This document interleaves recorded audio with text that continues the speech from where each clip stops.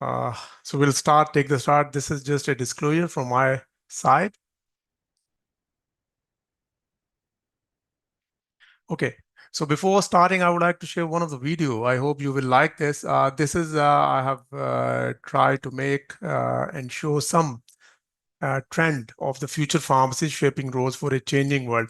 I'd say 2.5 minute video. I hope you will like this. Can you see the video? Yes, sir. We can see it.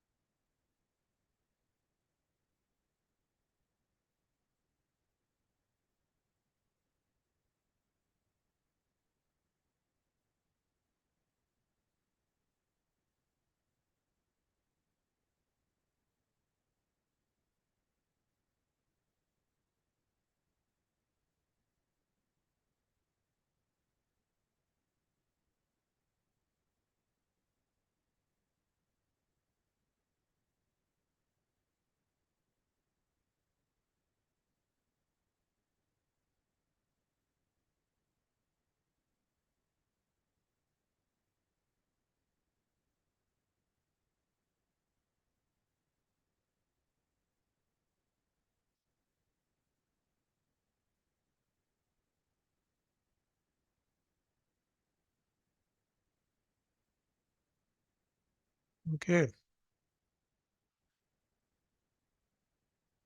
Coming back.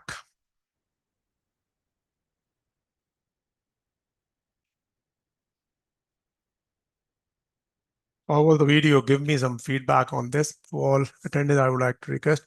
Okay, before start, number one, my lecture is today is to look at how we can shape the future pharmacist. And I believe there's a rapid changes occurring all across the world. Specifically, we can see there are new drugs are coming, technologies are overwhelming, and we can see the clinical roles, new clinical roles are coming. Uh, One thing I would like to emphasize here, please always remain within your circle. Don't look at here and there. I have a very good example where I can see some of the pharmacists have some thought. We have to grab some of the work of my peer, for example, for my own healthcare provider, doctors, nurses. So I feel we must emphasize our own self. What is our boundaries? This is very clear. Think about you as a pharmacist, you are dealing with the drugs only. Wherever there is a drug, there you can apply the pharmaceutical services. So please stick within your role, stick and apply your skills, excel yourself within the vicinity of your own, you know, domains. This is very, very important. Secondly, a culture of habit of continuous learning is continuously going on all over the world. And obviously, you can see the pharmacists, technicians, and pharmacists all over have a role to play within this. And all what is going to happening to achieve is the only one goal is actually the patient safety. Think about what exactly the role and the quality goal of major quality standards. For example, JCI You can see the COPE standard of cancer. You can see CAP standard of pathology, whatsoever. Everyone is basically emphasized on the patient safety.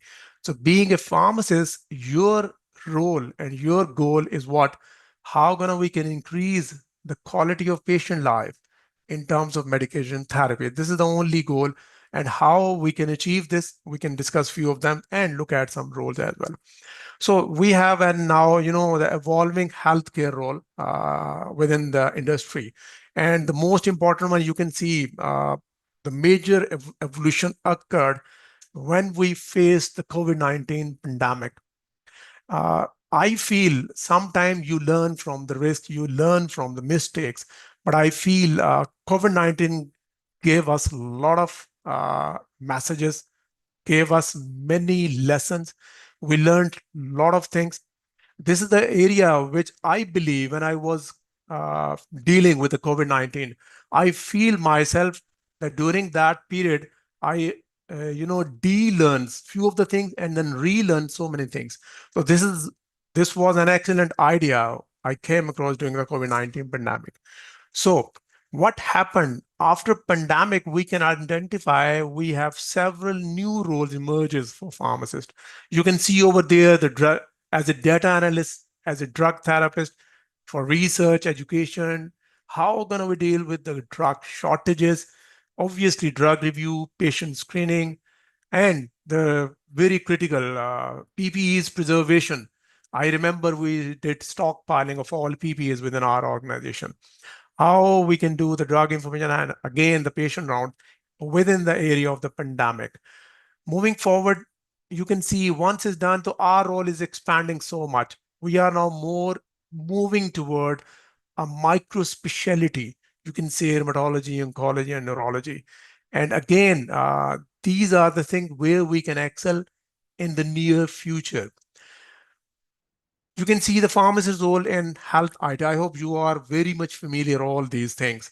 Now, specifically in the health IT, you can see several micro roles is now emerging. You can see clinical informatics pharmacist, pharmacy applications analyst. You can see pharmacist and consumer health informatics, clinical development, data sciences, and obviously professor in the pharmacy informatics. So telemedicine, electronic health records, and obviously artificial intelligence driven diagnostics all are now where you can apply. You can see the evolution is going on. Now, how will these tools change how patients receive, for example, care, and how can pharmacies use them to improve medication management? So obviously, there are several examples. I would like to quote one of the examples, that is the e-prescribing and communication. You know very well, so many hospitals are using this, but still in Pakistan, hardly very few hospitals have online or e-prescribing system.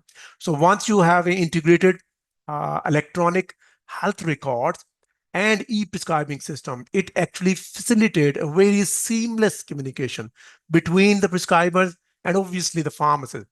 And ultimately, this reduces errors associated with handwritten prescription, for example, and allows for quicker clarification of medication details. And obviously, it helps to identify and resolve the medication error. Subsequently, and moreover, I feel this helps in monitoring the adherence as well. Another one example I would like to quote here, pharmacists can now use electronic health record data to track prescription refills and identify patients who may be at risk for non-adherence. This area, I feel, is one of the major area where a revolution is being coming. Uh, so much research, so much health, money, and cost we have spent over the diagnostic, and simultaneously we have spent so much money on the therapeutic as well. But once you done this, once you diagnose, once you start the treatment, the third step is the adherence to the medication or adherence to the treatment. Now this is the area where we can excel and look at how we can improve the things. This is another one area, how to become a pharmacy independent prescriber. This happening very frequently within the UK, New Zealand, and some USA and some other countries. You can be looked at as a independent prescriber as well. And sometime I feel this is an area, a very good area where pharmacists excel their knowledge. Okay, and moving forward, medication therapy management is again another one area where you can emphasize and excel and can improve yourself. This is one of the diagram I have taken from the net. You can see over what we offer. This is one of the services. I was paused when I have looked at this, how the pharmacy is now thinking over to provide some newer and some given a new edge and wedge to the pharmacy profession. Look at this. As in the terms of chronic disease management program, what is going to provide, for example, personalized coaching, motivation and accountability, a manual planning. I don't want to say maybe a manual planning of food, maybe a biblical advice and prayer. Uh, this is another one area I feel that I don't know how the pharmacist will do this, but again, he is asking for some service and providing this. Personalized goal setting, obviously, personal exercise routines, and that this is another one area where you can see the sports medicine, lifestyle management. This again, one of the major area where pharmacists can excel their role. Evidence-based information, medical screening resources, and for example, routine lab work, self-management tool, and nutritional education. So I was pretty much happy whenever I have looked all these services, what are the pharmacies going to provide? You can see the evolution, how the pharmacy is looking toward in terms of patient therapy. Moving forward, role of pharmacy in the public healthcare. This is again one of the area where we are already working and trying to look at, and how gonna we improve much more in this.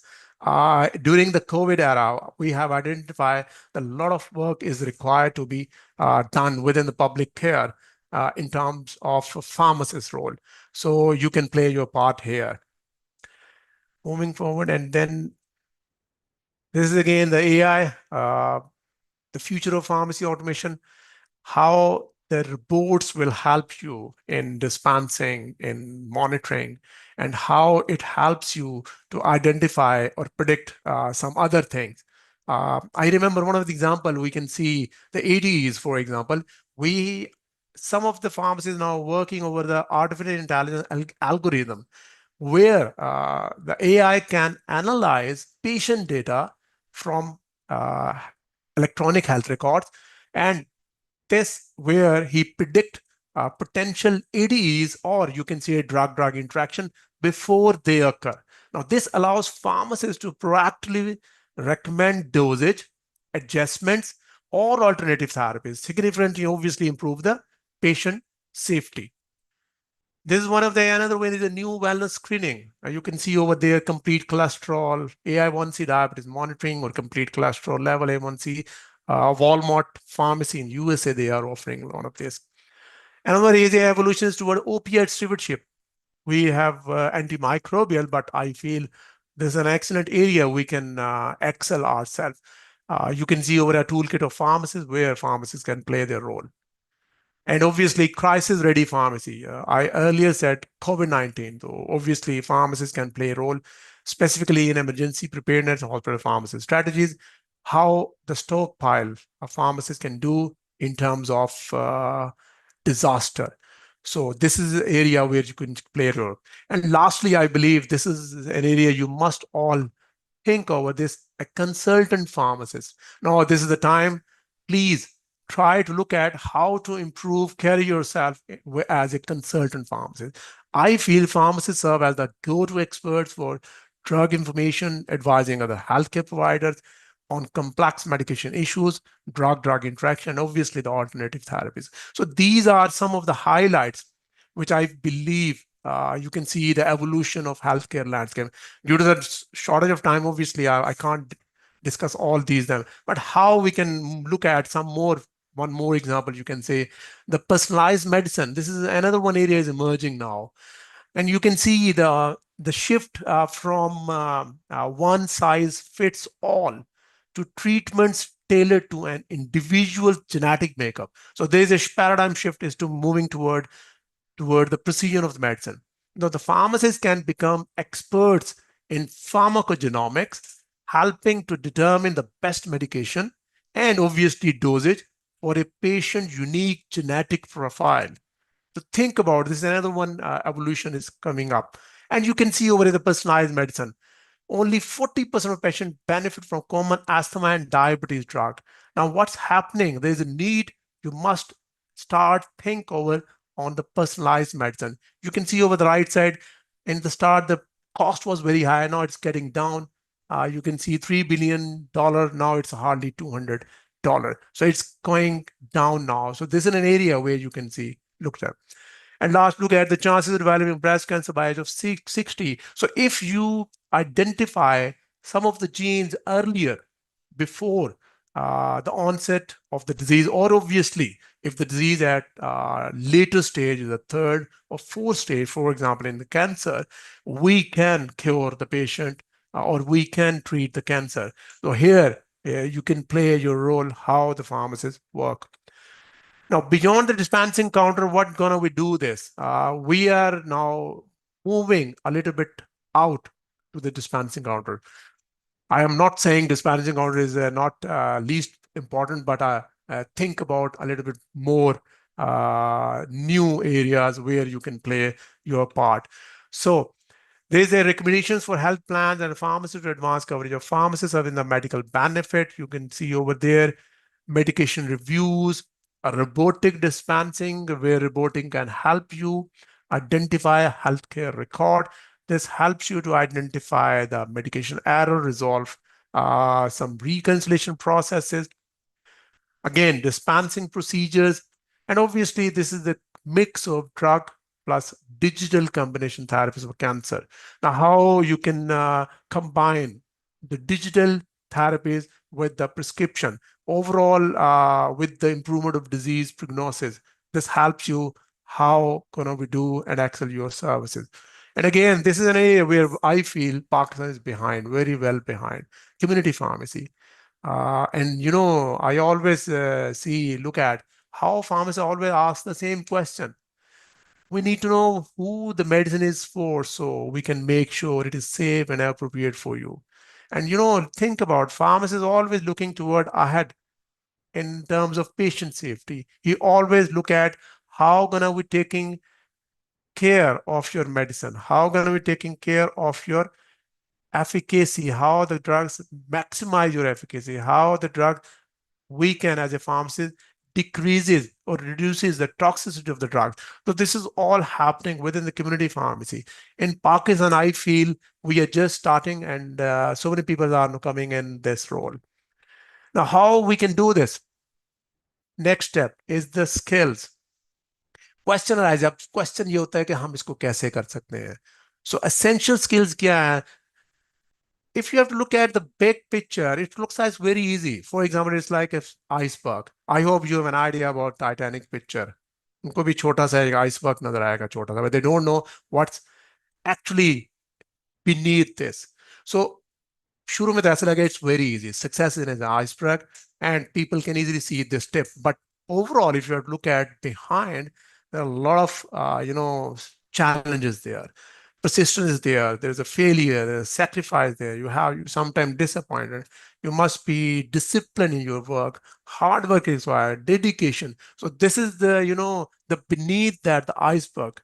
This where you have to fight and come out of this illusion. So embrace of the culture of joy. How education or educator can bring joy to the classroom. This is the learning, phase and curve where you can improve your skills. Secondly, be the change. If you look at the leaders quality, one of the major leadership qualities is change. याद रखिएगा, if you want to bring any change, then you can bring something new, or then you can bring something, improve the patient care.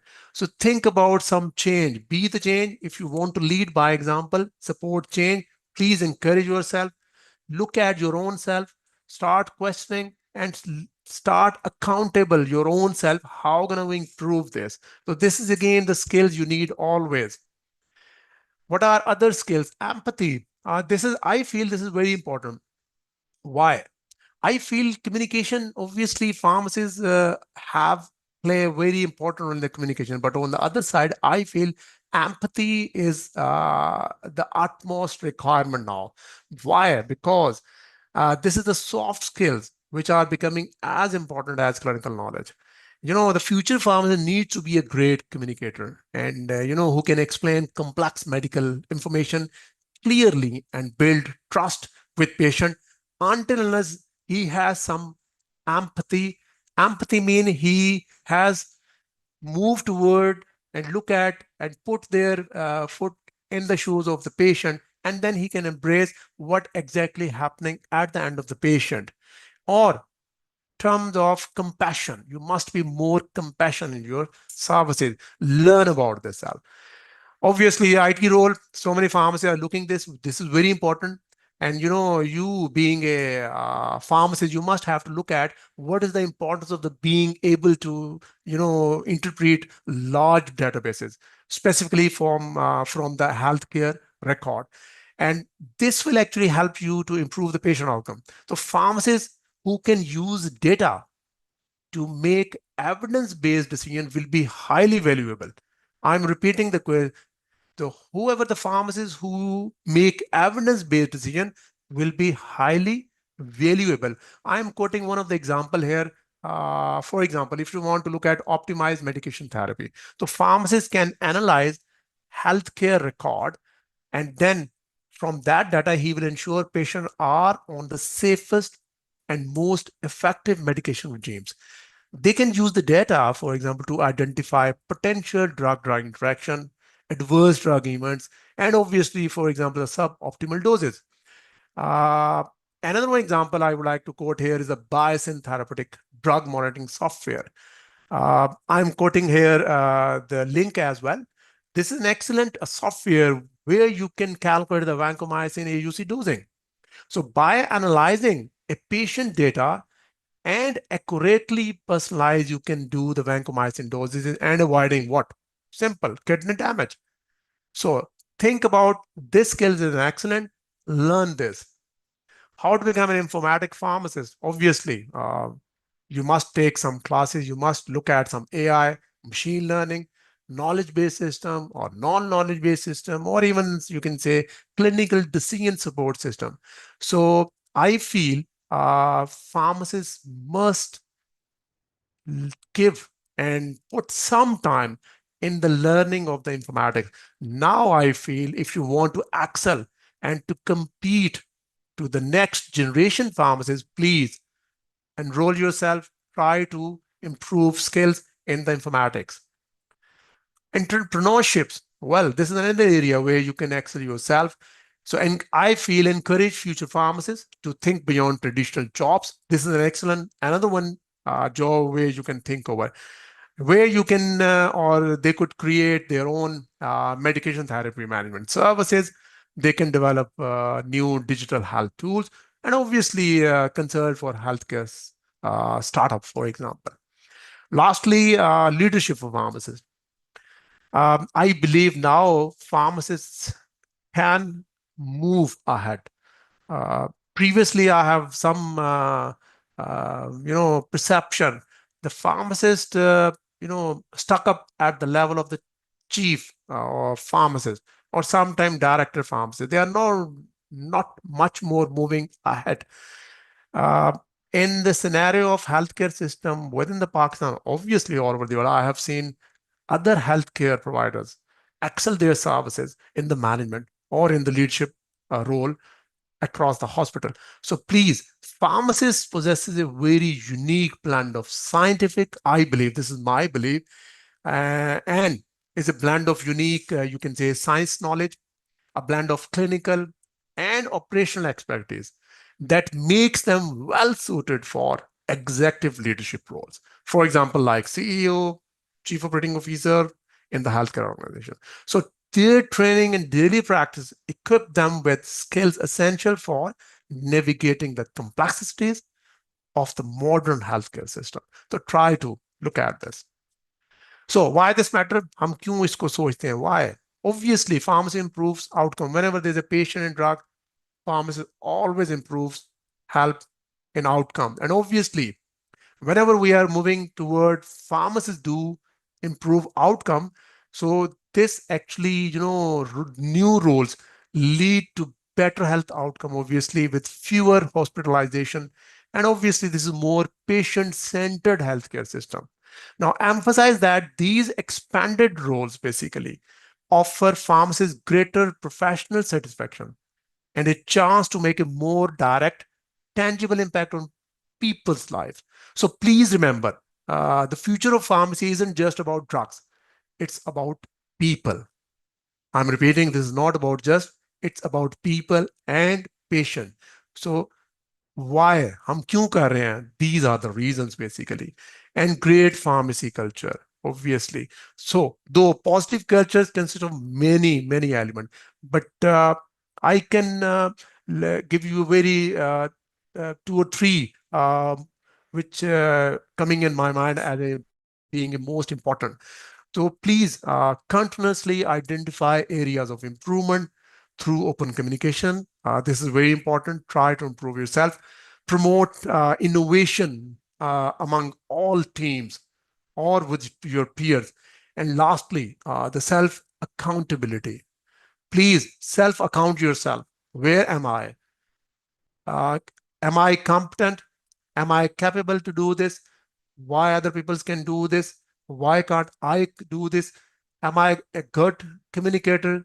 Why not I'm a good pharmacist? Why not I'm a good information? So please, a self accountability is very important whenever you want to look at a great pharmacy culture.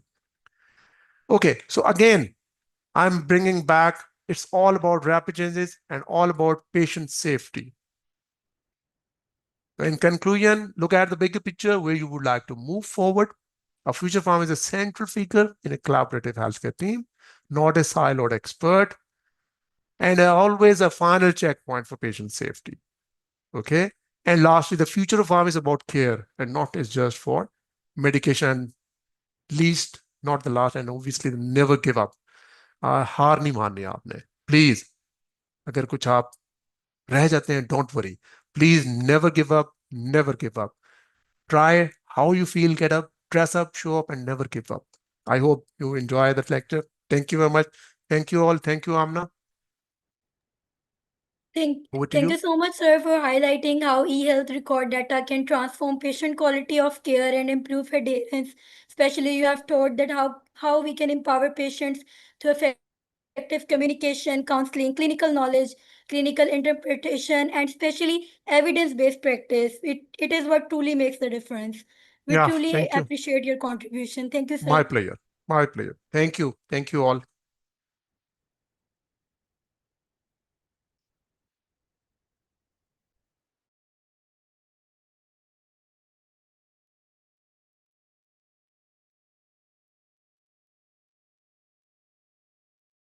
Hello, Assalamu alaikum.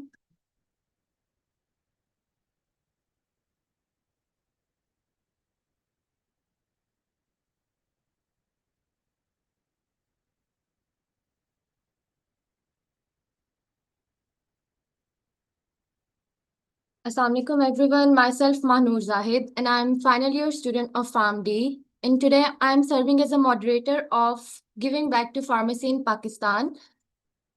I'm moderating for Professor Usman Iqbal, who is a global leader in digital health and health informatics with a background in pharmacy, healthcare management, and health informatics, ranked among the top 2% of scientists worldwide in medical informatics by Stanford University 2022 to 2024.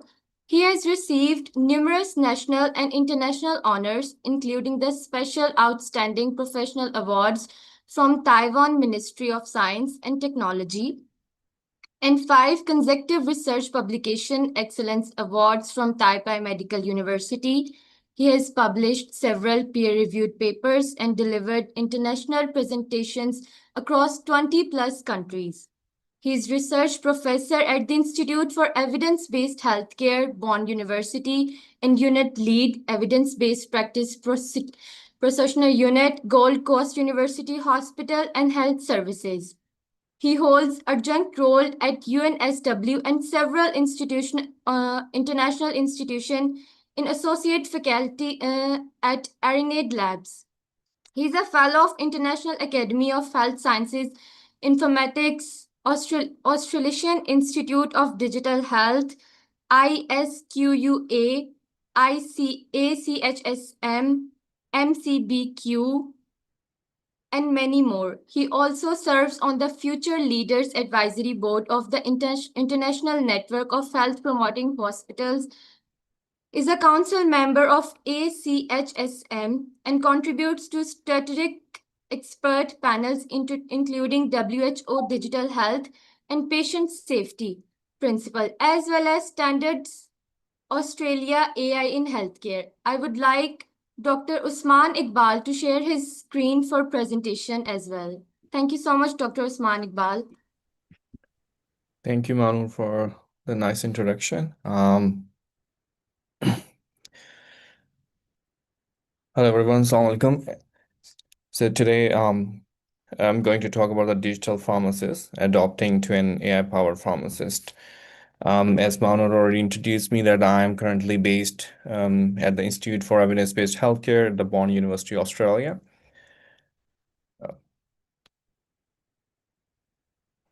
So what is actually, the pharmacy's scope look like going forward nowadays when we talk about this huge amount of data and also the artificial intelligence and a lot of technologies coming in, especially when we have electronic health records nowadays. And, in previous talks you just heard from speaker that we need to work on the evidence-based healthcare and the information we are collecting through these electronic systems, how we can able to make the best use out of it. So when I was doing my pharmacy, and I had exposure at that time in Aga Khan Hospital, they were using some electronic system and they were collecting some of the information. And then I thought what we can do best at that time because that information wasn't really used. And then I moved to Taiwan to do my MBA in healthcare management, and then also got an opportunity to work with the healthcare data. And then also did PhD there too. So while we were working there, and because the pharmacoepidemiology is a huge issue, most of the drugs, when they are marketed already, then the pharmacoepidemiology is kind of the studies where you need to, post-marketing surveillance afterwards to understand what are the risks for some of the drugs, carcinogenic effects, for example. So in Taiwan, the healthcare infrastructure is like that. They have the electronic health record from 1995, and all the data is collected electronically, and you can monitor the patient's all the history information of the drugs and diagnosis. So I leveraged that data and tried to do a study. So I pick up the drugs. I was reading some studies were saying that, people who are taking benzodiazepines can, they have the risk to have a specific kind of cancers. And I thought, why not I just explore as well on Taiwanese data? Because if the studies has been done in Denmark and in some other countries, and then we design a model study, and then we use that electronic health records data, and we look into the benzodiazepine drugs, and we classify also into the different classes as well, or also look into the individual drugs too. Interestingly, we found that there are specific kind of benzodiazepine drugs. They have a risk to develop certain kind of cancer, specific cancer. For example, the brain cancer was on top of the high association. And then that leads us to a little bit more further that, we can explore some other drugs as well. And then we looked into aspirin use as well, because that was also common use drugs as well. The reason we wanted to look into is that to see, because we are developing a lot of drugs every day, the pharma companies are investing a lot, huge amount of money. But does it mean that all the drugs might have carcinogenic effects? There could be some drugs who could have the mutagenic effects as well. So this study that does aspirin use reduce the risk for cancer. Actually, in this study, we looked into the patients who were taking this aspirin, and we identified that the aspirin use helped to reduce the colorectal cancer. So this is where we try to see that, how some of the drugs also have metagenic effects and it can help even, to act as anti-cancer agent as well. And then we looked into the anti-diabetic drugs as well, and also anti-gout drugs and the other drugs as well, which the patients were taking for long term. And the reason I want to tell you here is that because this huge amount of data, you can able to generate a good amount of evidence too. And when you generate this evidence, that can lead to have a really big impact as well. So while you're using this electronic record data, then sometimes some researchers might ask question like, this is just an collected electronically data. You did not do the really wet lab trials, on some animal models or some other models. So then we came up with another methodology where we try to, use this open source database available for the gene expressions or the drug signals, and we try to compare that specifically for one cancer. We picked up the breast cancer and see that how our findings from the electronic record are consistent with the other data as well. In that studies, the benzodiazepine studies, because we were digging a little bit further on this one too.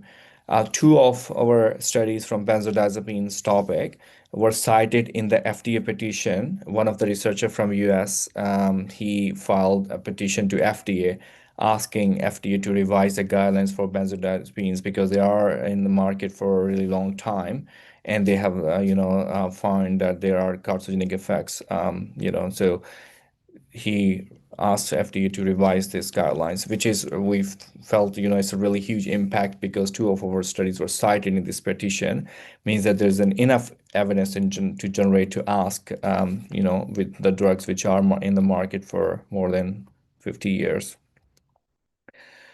Then pharmacists also can play a role in the digital interventions as well nowadays because everyone have this opportunity to have a mobile phones, right? And we are using and we have the data, we have the internet access, and most of the patients are also using these technologies as well. But how we can make it the best out of it as well. So we have done some studies. One was one of my students. He did the meta-analysis, systematic meta-analysis on the impact of the diabetes self-management and education apps interventions on the medication adherence in type 2 diabetes mellitus.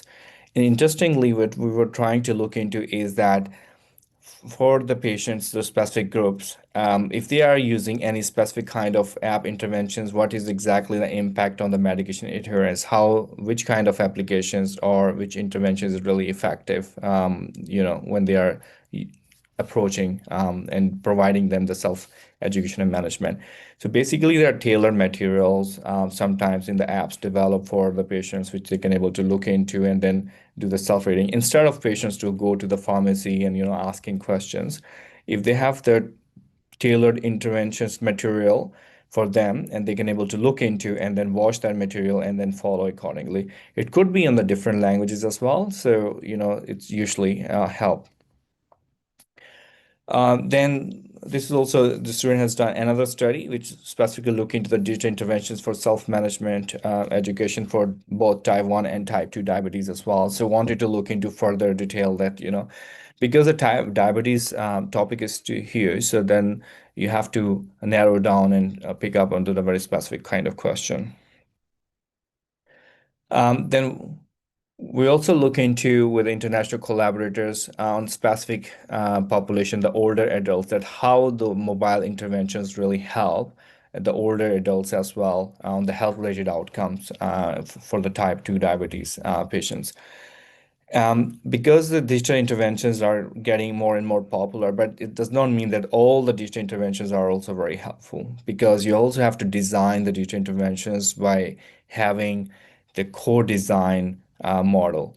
When I say co-design, it means that the pharmacist, if they are providing any interventions or they are the front line with the patient to interact after doctor, then they have to be involved in those designing of the material or designing of the interface and the application. So they are also the part of that too. So it is very important to have this multidisciplinary kind of approach in this kind of study. So the digital health nowadays is getting more attention because, before COVID, there were some work going on, but after COVID, there was even more hype. So this is another study about AI for earlier medicine.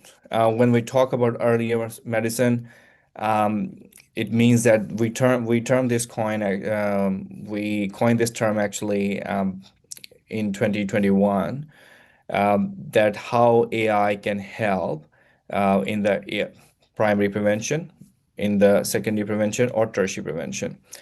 So because when we talk about the AI, is having advanced models, but also because the models like machine learning, deep learning is all based on the data.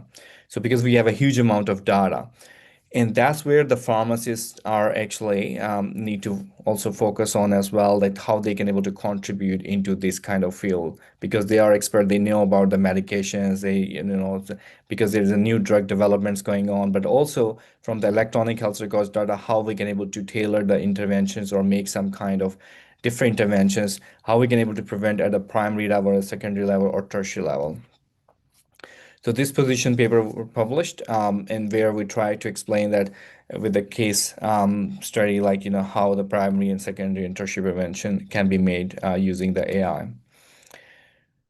This is another study we recently have done. This is basically we use the machine learning to detect the wrong side surgeries, and this can be applied to some other issues as well. For example, like the patients who took the wrong medication administered to the patients as well. So we use the machine learning model, and we use the data from the Medicare and Medicaid from US, and we identified using the machine to that how many patients they got the wrong side surgeries identified through their medical record. So imagine that the medical record from the medical record, and these procedures has been done already. So you can imagine that this is a huge amount. But with this new advanced kind of models, or the technology and the computation power we do have nowadays, compared to the one in the older time, when you used to wait for a long time for the computation. If you run one query, you have to wait for a certain time. Now it's an opportunity for you to run quickly some of the questions, and with the advanced models you can able to identify some errors as well. This is also another study which is about the impact of large language model, for example, ChatGPT in healthcare. So we have done the umbrella review and evidence synthesis. Basically, the purpose of this was there was a hype of ChatGPT. A lot of people were using this large language model, and it was like when something new comes in, everybody trying to ask a lot of different questions, and we were interested to see that what is the impact in healthcare. And why we were interested in healthcare is the reason because when we talk about this technology and stuff, but it's not always helpful, but it could also have a negative impact on the patients too. So let's say if any patient is just asking a general question that I'm going to I'm feeling sick, or what kind of medication I should be taking, and then maybe if they just rely on this system, which is a very open system, and if they're getting some, the information which is not correct, they might end up having, even adverse impact on their health. So it was very important to see that where it is going to have an impact. So this is another study we did, that how the large language models, which is like ChatGPT, provides a secondary reliable opinion on the treatment options. And we took the specific example of dermatology. So as a pharmacist, because if you have to give the same, for example, in one medication, if you want to provide an information to a patient on specific drugs, and sometimes because we are human beings too, and we don't know exactly all the information is, all the time, and until unless we are very specialized and keep practicing the same question every day. So then we also rely on some of the books, some material which is available. But when you are going to open the book, then you might need to spend some time as well, because you are going to see where it is exactly information. But nowadays, there are tools where you can quickly ask a question, and basically they're going to provide you a summarized information as well. And then also, it's a quicker way. Um, I remember we used to carry mobile apps in the phones, and then when we are on a clinical round with the doctors as a clinical pharmacist. So if somebody's asking the dose or any specific drug related interactions, and if somebody is not aware of, they just look into the app and then try to find from the pharma guides and stuff information from through the apps. But it still takes time too. But nowadays, because of these tools available, which is even able to run quickly and provide the information quickly. So we were interested to see that, when people are asking questions generally, like as a patient, how much reliable information they can able to get from these ChatGPT model, large language model. So we took the dermatology example, and then we asked some specific questions like, if I have a skin rash, what kind of medication I should be taking? And then we design a methodology in such a way that the responses we received, we check with the clinicians, the dermatologists, we give them those responses and ask them whether these are correct or not. And then we also map those to the electronic records with the doctors usually practice that too, to see that whether these results are correct or not. And apparently, most of the responses were correct, the information were correct out of these outputs from the large language models, or ChatGPT. So given that, because this is, a lot of information going on, and I've seen some papers where they're talking about, the ChatGPT has passed this exam, USMLE or some other kind of things because, they're trained on the model stuff, the information. So AI is really getting into, in almost in every sector. So pharmacy is the key because, the healthcare, the medications are all around the core component. This is the snapshot I took from an introduction of resource guide for the pharmacist from the International Federation of the Pharmacy, and also what is good it brings in the AI in the pharmacy sector actually as an AI. So because AI rotates around the big data, if you don't have that data, then you can't able to do further things as well. So some of the case studies and examples of the applications are like, routine task automation. So where you can able to free the pharmacist from the admin tasks, for example, like inventory, data entry, or refill sites, where a computer can automatically able to do that. And I'm not sure if you have seen some of you that, the chain stores usually, they don't go and monitor one by one that how much, the stock they left. What happened is in their system, automatically it updates how much, stock already gone out, and automatically it refills in a sense that, the warehouse get the order that, this is the stock left, and then they bring accordingly that too. So why not we can bring this to the pharmacy side as well? And I know that the system usually generates, but then still people usually manually double check that as well. But with this technology, with these kind of models, it automatically helps you to, or do these automations further. Then clinical decision support system is another thing where you can identify the drug interactions. It can suggest the comorbid diseases or can flag some kind of any, other personalized kind of treatments or supports required. Um, and sometimes, maybe there are some food allergies to the particular drugs and or drug food interactions. So these kind of things can automatically be flagged as well because of the data. And the clinical decision support systems are usually very helpful nowadays, and people are using more and more in the healthcare settings. Another application is patient engagement. So, for example, like predictive analytics to improve the medication compliance. So you can make a customized kind of reminders for patients. So if they are patients specifically like, diabetic patients or hypertension patients, you can send them a reminder and have a follow-up, as a pharmacist, because if you want to monitor those patients' compliance, what you can do. In the previous times, people usually call them and talk to them and then giving them reminders. But nowadays, you can have these digital interventions where you can send, auto-generated reminders based on their history. You don't even have to call them, or neither you have to check them because the systems are smart. So nowadays, like wearable devices you're wearing, right? The systems can automatically monitor that this patient, how many steps they took already, how much, the water they have intake already, and what's their, the condition and the body temperature and those things. And then automatically can give the tailored kind of intervention, saying that, for example, like if the patient did not walk, and they can say, oh, you have to take steps. And then there's a pharmacy education. The educational material can be also prepared through using this, new simulation kind of models. And you can even train your junior pharmacist using this one's models as well.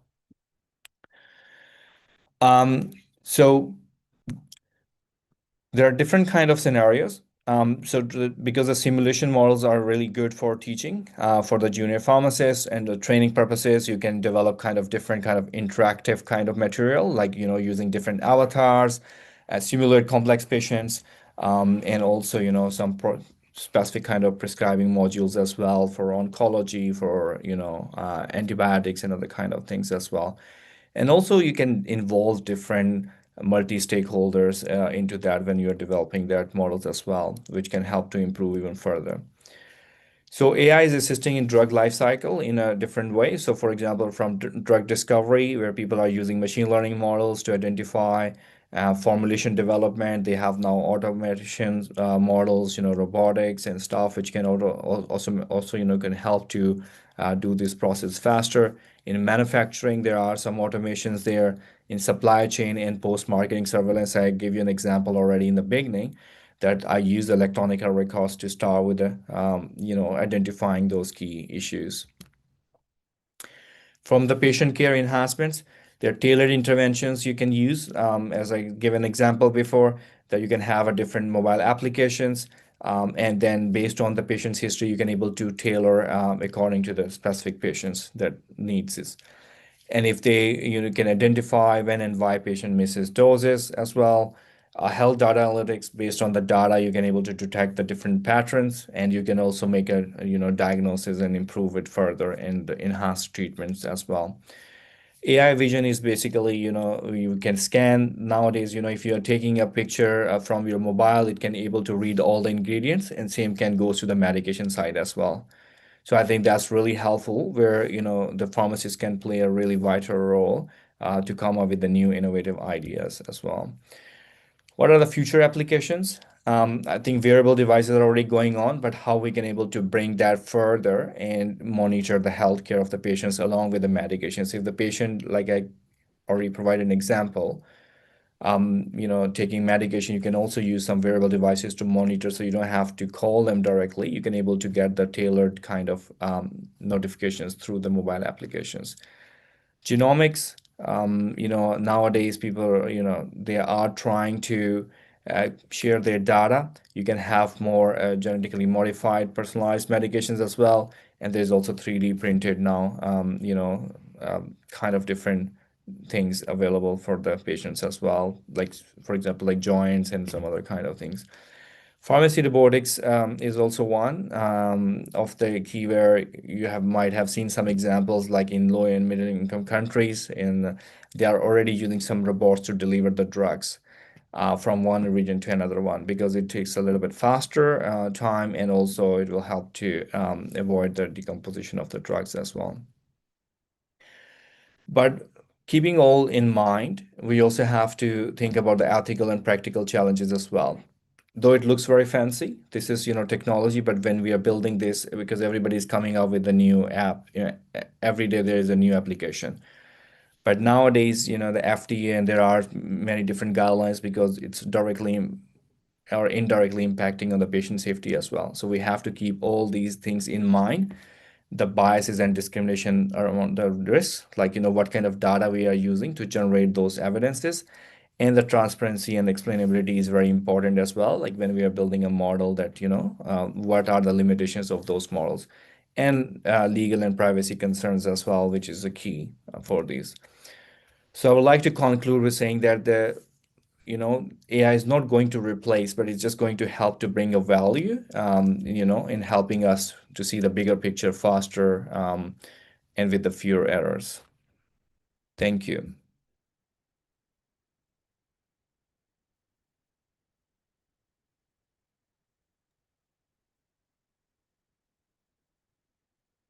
Thank you so much, sir, for your time and for telling us a lot about AI and pharmacy, about future and about ongoing artificial intelligence and pharmacy services. Thank you so much, sir. No problem. Thank you. Thanks Now for we'll having move me. forward to the next session. Thank you.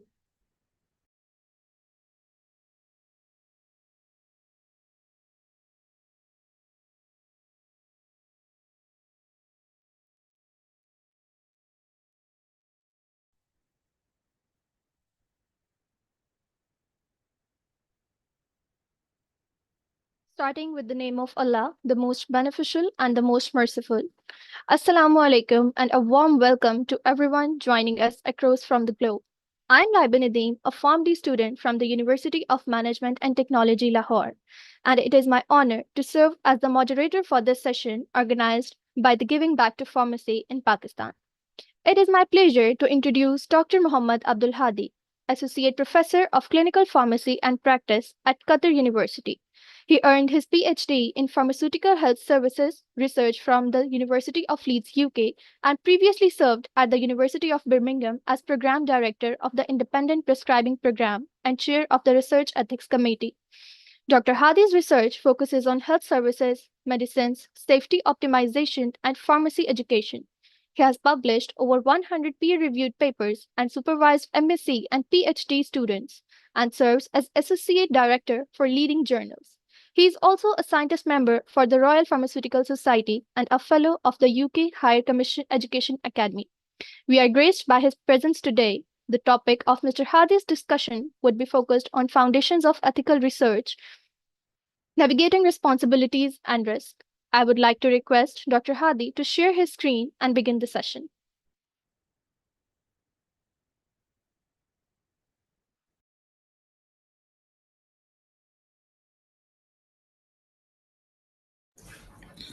Okay, thank you very much, Laiba, for your kind introduction. Just give me a minute to share my screen. Sure, sir.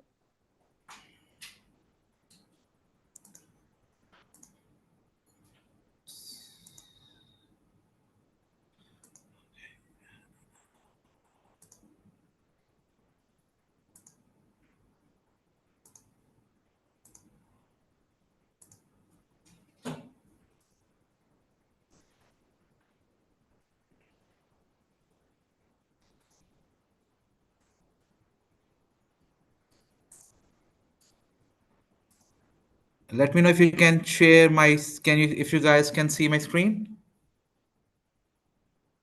Yes, sir, it is visible. Okay, thank you very much. And I have 20 minutes for presentation. Am I right? Yes, sir. Okay, thank you very much, Laiba, for the kind introduction once again. And Assalamu alaikum and a very good afternoon to all of you. I am Muhammad Abdul Hadi, and today I'll be speaking on foundations of ethical research, navigating responsibilities and risk. Um,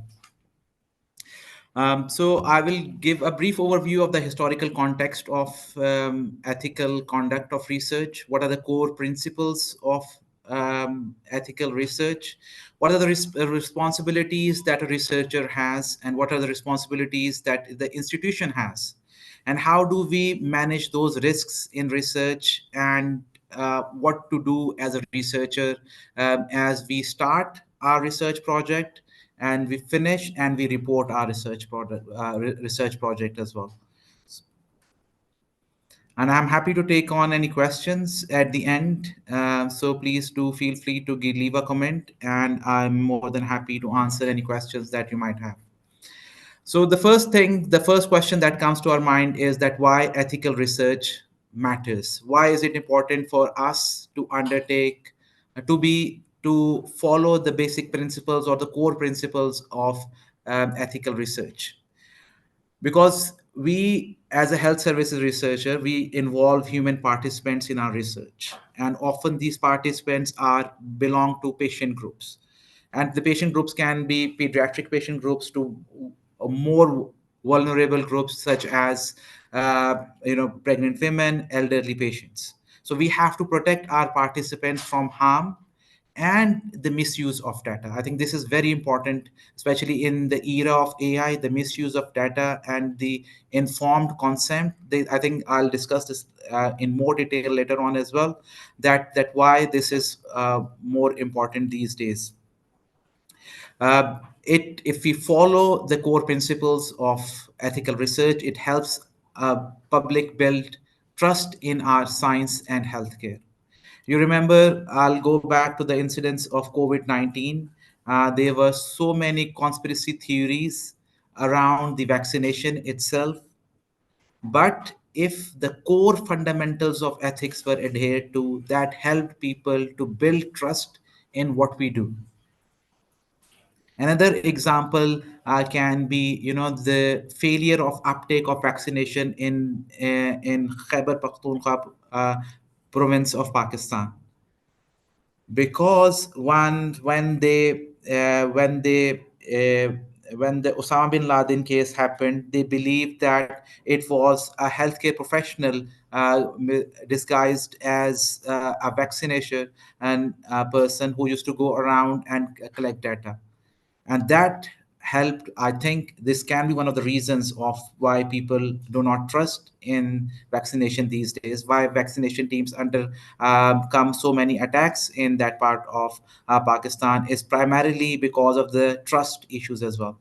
So we have the whatever we do, whatever intervention we develop, it will only be successful if a public has trust in that intervention. It can be for a smaller problem or for a bigger problem. The trust of public is very, very important, and we ensure that the public keeps on trusting the evidence is through undertaking and following the core principles of ethics. It ensures that our findings are valid and reliable. It helps us prevent research misconduct, which include these days fabrication, falsification, and plagiarism, which is very common, especially in academic research, because of the unnecessary pressure of publish or perish in academia. It is very common that academics are put under so much pressure to have that many number of publications, and sometimes what they do is they fabricate data, they falsify data, they plagiarize. So which these all are the core components of at the core principles of that of research. And the most important thing is your own reputation and the reputation of your institution. Nowadays, it is very difficult. It's very easy to fabricate data, but it is very difficult to fabricate and then get away with it. So although it has become more easier to fabricate and falsify data, but it again, because of the integrity checks, both at institution level, at peer review level, and you can get caught even after 5 years of your publication, 10 years of publication, it will still go back to you. So it is very important that we uphold not only our reputation, but the institution's reputation as well.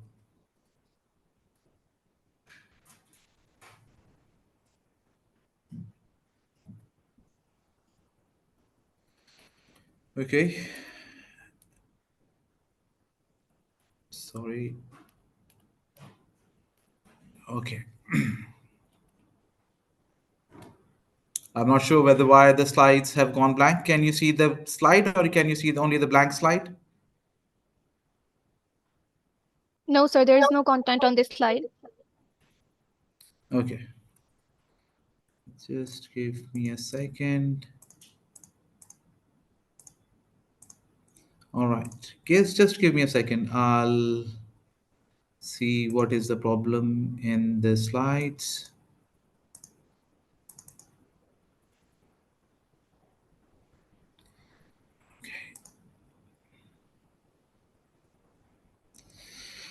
All right. Okay.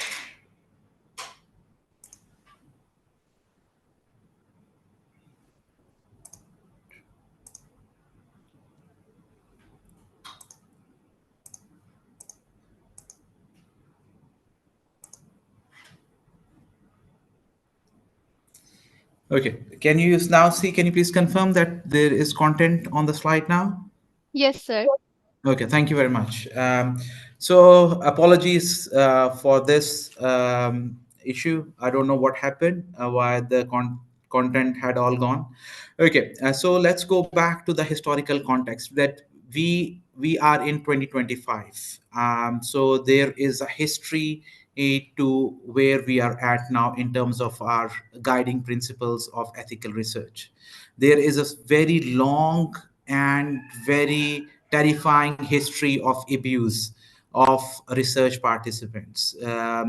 Tuskegee syphilis study in the US in 1933, in which over 400 African Americans were inflicted with syphilis, and then they were monitored over 40 years, and a number of those patients eventually died of syphilis.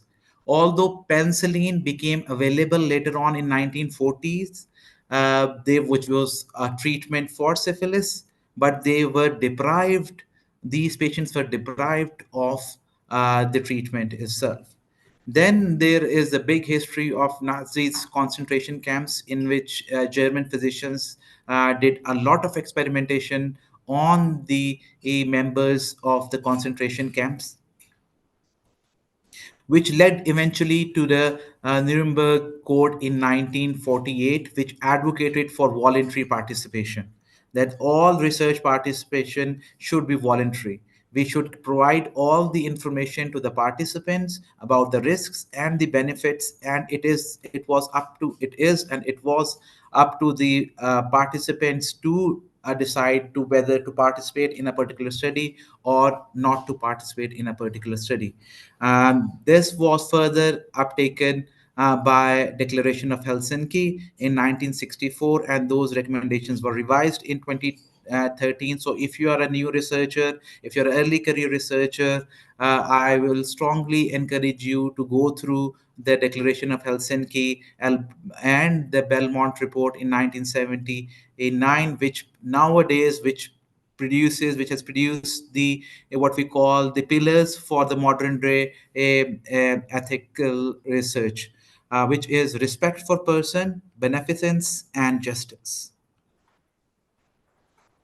So these core principles, which were described in 1979 for the first time, that there is a respect for person, respecting for persons, which has two components. Number one is to autonomy to participate and informed consent, and informed consent and autonomy both are interlinked but independent concepts. So autonomy is that I am free to participate and I am free to withdraw at any time during the research process without giving any reason to the organizers of research or to the sponsors, and I can withdraw at any time. So this is called autonomy of research. And then the second thing is the informed consent, that I need to know all the benefits, potential benefits, and all the risks of being involved in research. And then it is up to me to choose whether I want to participate in the research or not. Beneficence. Beneficence is the second concept, which would mean that the research, the primary objective of research should be to maximize benefit and minimize harm. Okay, so we should not design a research project where we already know that the potential harm is much more than the potential benefit gained from the research. So that type of research is no longer acceptable. And the final point is justice. Is about the fairness in who bears risk and who receives benefits. So people who volunteered in initially for COVID-19 vaccination, there was a risk as well because no long-term or no short-term safety studies were undertaken in human beings. So the benefit was to them is that potentially it could save them for a further another COVID-19. It can have some protective efficacy as well. On the other hand, they did not know what are the potential risks. They had done some preliminary studies in animal models, so they knew what can the potential risks, but in human beings there were no studies at that time. So, what are the responsibilities of a researcher? Number one is to our participants that we should protect their dignity, privacy, and safety in at all time. Even there is a common concept among some researchers that if we are not actively recruiting participants, or if we are doing only a questionnaire-based study, or if we are doing only qualitative interviews, so there is no potential risk to the participants. That is a very wrong approach to research. We, irrespective of whether our nature of our research is retrospective or prospective, we are doing questionnaire based or qualitative interviews, we have to protect our participants. We have to protect their dignity, they have to protect their privacy, and to ensure their safety in research. And then we have responsibility towards our profession to ensure that we are honest, transparent, and accountable, not only in data collection, but also in analysis and reporting. Here I would like to emphasize that only research, no research project is complete until it is published in a peer reviewed journal, or presented in a conference, or written in a thesis form. So reporting is as important as the beginning of the research project as well. I personally believe, and I always advocate, that reporting, publishing is also our responsibility as a researcher as well. If we have undertaken a research project, irrespective whether the findings are positive or negative. For example, if we have developed an intervention and a mobile app, or whatever we have done, if the intervention has not worked, or the mobile app has not achieved what it was supposed to achieve, still we have to report it, because so that other researchers do not waste their time, money, and energy in undertaking the similar type of research. So reporting is as important and should be emphasized quite a lot, because it is part of our ethical responsibility as well, and to our society, that the research actually addresses meaningful questions and avoids exploitation of vulnerable groups. So if you are undertaking a research which is not meaningful, so you are not only wasting your time, but you are wasting government's time. How governments basically fund research through tax money, and who pays the tax? The society pays the tax. So we have to be very careful in what type of research question are we undertaking. What is the purpose? Are we maximizing benefit to our patients, to our profession, to our society, or we are trying to put them at harm by answering a particular research question? So a research question that significantly important research question that addresses a clinical gap or research gap should be given priority when it comes to our you know our goal of undertaking research. Now, institutional responsibilities. It is institution is as important in ensuring ethical conduct of research as much as researchers. Institutions are not a passive player in this business. The first and the most important job that they have to do is to create awareness and training, that this is the responsibility of researcher, this is the responsibility of the institution, and this is the responsibility of all people involved in research. So training, awareness to create is very, very important, and it is the responsibility of institution. Then second, third step that they have to do is to create ethics committees and institution review boards. Some universities will have a single committee that looks after both human subjects and non-human subjects. Other institutions have different committees that look after animal research. They look after human research involving human subjects, and then research committees that look after biobanks and those genetic samples. So this can be a different committee as well. So it is the responsibility of the institution to create, to develop and train those committees as well, and to ensure that no research is undertaken by any member of that particular institution without it being cleared by an appropriate ethics committee.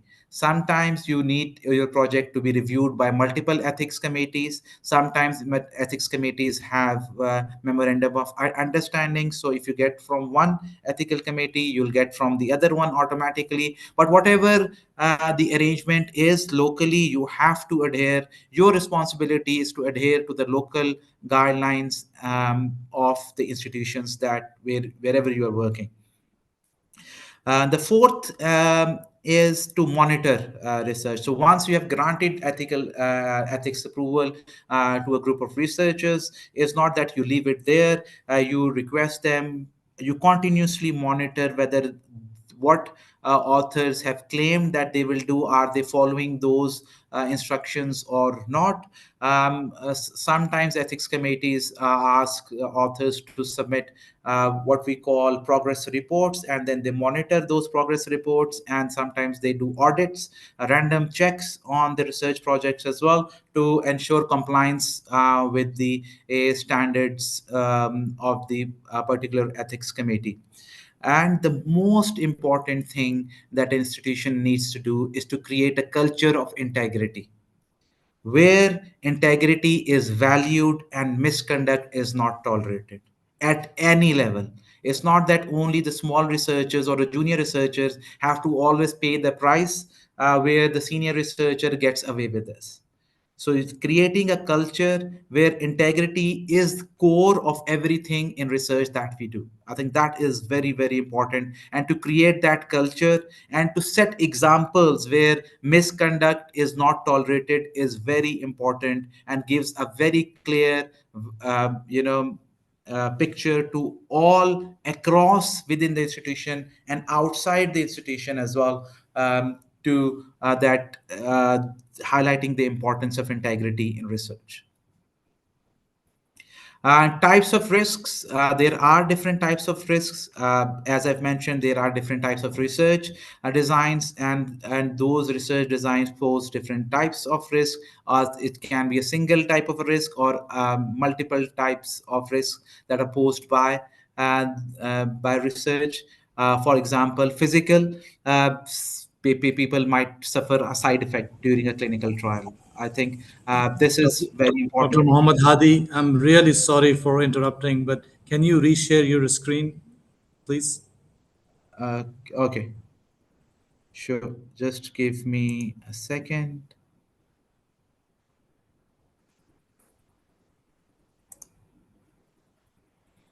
Okay.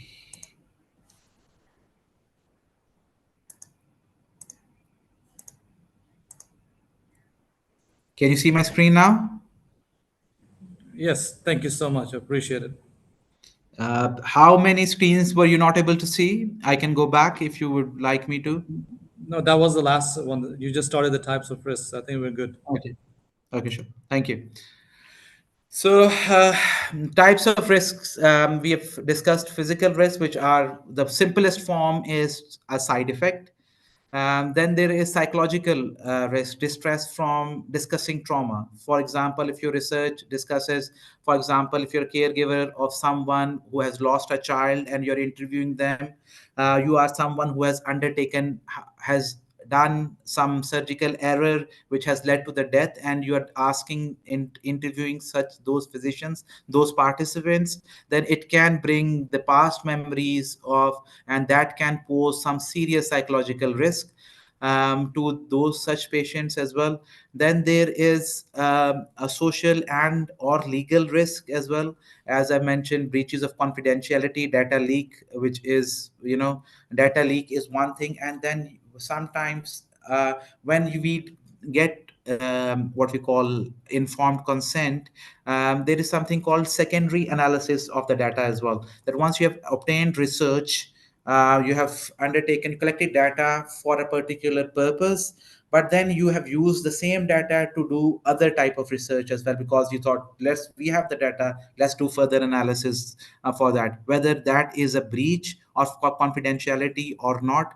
Some researchers get always, when they inform consent, they put a statement that this research will be shared, or data will be anonymized, data will be available on data banks. So, whenever, whatever you are doing, please make sure that you are covered you're not breaching any confidentiality clause in the informed consent process. The last one and most significant to academic world of 2025 is academic misconduct, plagiarism, and conflicts of interest. I think this is seriously serious issue these days. As I've discussed, touched on it briefly earlier as well, that the number of open access journals, paid journals have become available, and researchers, because they have to meet a target, their KPIs are set like that. They have to publish 10 papers in Q1 journal or 5 papers in Q2 journals. They have to need to have so many papers to get published. I'll give you a very good example. Few days ago, I was contacted by a company, that what this propose is that they were asking me money through LinkedIn. They contacted me through LinkedIn, and that there is a company um, in India which was asking me for $10 per citations. So people will, what their business model was, that they will put my research citations, they will cite my work in their papers, and they will charge me for every citation. So if I want to increase my H index, if I want to increase the total number of my citations, it just I have to pay them $10, and they will use those $10 in as I'm paying to cite my work, which is completely a wrong practice to do. The citations should come naturally, and you should not be paying a company. This is just one example. Similarly, I've been asked to pay, put my name, and I will pay you that many $1,000 as well. So people, because people need to get papers, that they need to get papers within the 5 years to get promotion, and then they find shortcuts. This is human nature. When you push them against the wall, they will try to find shortcuts to do this.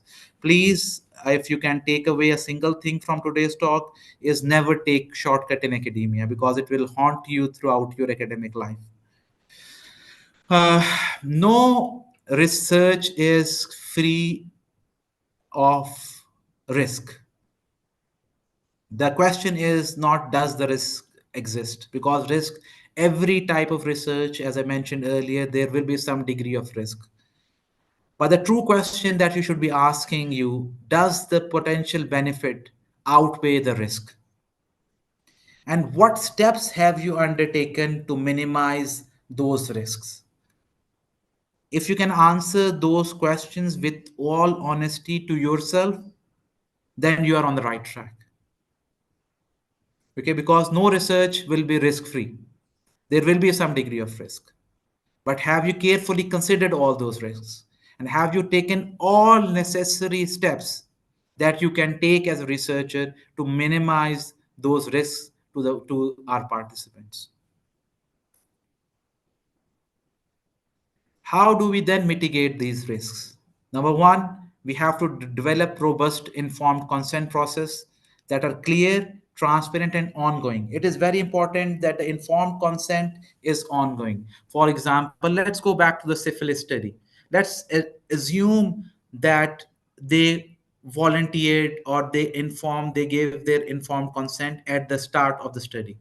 But I can give you informed consent at the beginning of the study, but the study duration is 40 years. My circumstances can change, my needs might change, I may no longer be interested in your research. So the informed process is not only a once time in a research process as well. It is an ongoing process, and we should be very careful, and we should have means, if depending on the nature of our research, that if it is a long term study, so the research informed consent should be ongoing as well. So what we do in our studies, which we have different phases, we we divide the consent process across the 2 phases as well. We do a generic consent first for both phases. So when the participants have completed phase one, at the beginning of phase two, we again ask them for informed consent once more. So before the beginning of the research, when research participants are included in the study. We do an informed consent.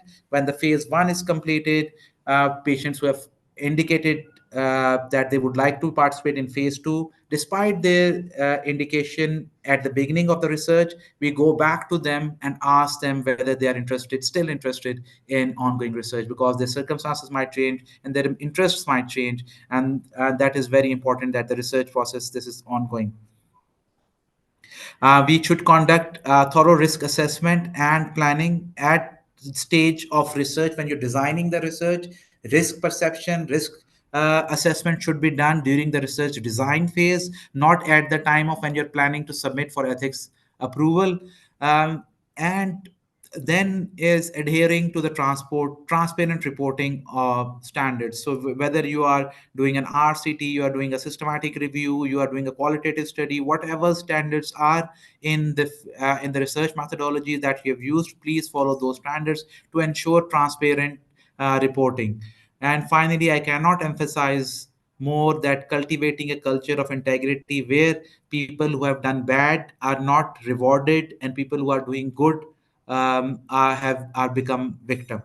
So we should always promote integrity in research. Finally, ethical research is not optional, it is foundational. I think it is very important that the core principles of ethics are embedded within the research design through the research process itself. What is our duty is awareness, that we know what are the principles of research. Accountability, we are always happy to be audited. We follow the core principles of research. We are not only liable by our institutions, we are only also responsible for our participants and to the wider society as well. And as I mentioned earlier, that embedding ethics into every stage of research process is critical. And when we are designing research, all the risks should be carefully considered. Thank you very much with this, and I'm happy to take any questions if you might have.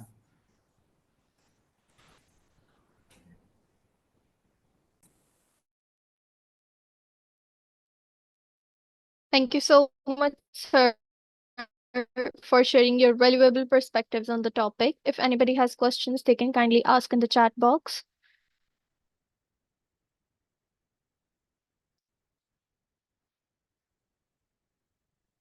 Well, thank you, sir, for sharing your valuable perspectives. And this actually should be a standard practice to be followed. As John McCarthy says, that the question is not whether intelligent machines can have any ethics, but whether humans can use intelligent machines ethically. So, thank you once again for emphasizing on this topic. With that, we now move on to the next part of our session. It is my privilege to introduce our second distinguished speaker, Professor Dr. Muhammad Sayyid Farid Hassan. With over 28 years of experience in teaching, research, academic administration, and industry, Dr. Farid has mentored thousands of students at leading institutions. He also brings 5 years of industry experience from Guts Pharma and Roche Pharma. His contributions include over 55 peer-reviewed publications. His research focuses on pharmaceutical formulation and product development, solubility enhancement of BCS class 2 drugs, bioequivalent studies, HPLC method development, pharmacoeconomics, and innovative drug delivery systems. Currently, he is serving as professor and chair, Department of Pharmaceutics, University of Karachi, Pakistan. Today, he will be speaking on the topic Quality by Design, training future pharmacists to manufacture safer medications. I would now like to kindly request Professor Dr. Farid to take over the session.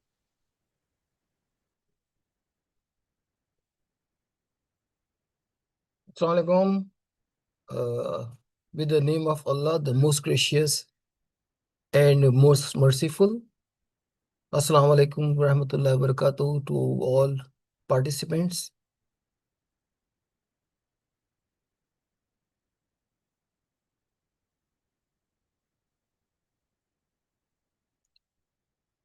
I am thankful to Giving Back to Pharmacists in Pakistan team for giving me an opportunity to share some information related to quality by design. And I will try to address importance of QBD in regulatory framework and an overview of QBD in terms of formulation and product development. And my purpose here is to train future generation of pharmacists to manufacture safer medicines.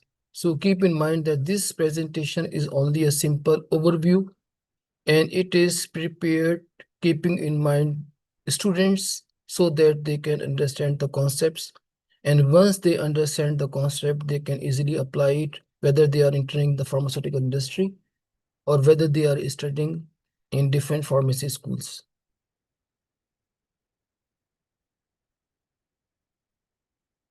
This is the vision and the mission statement of the Giving Back to Pharmacy in Pakistan team, which is an organization of volunteer pharmacists around the world. And the aim of these pharmacists and our fellows is to refine the pharmacy profession and to empower pharmacists for better healthcare in Pakistan by sharing best practices and engaging relevant stakeholders. The first Innovation in Pharmacy conference held in 2020 and current one is the sixth conference.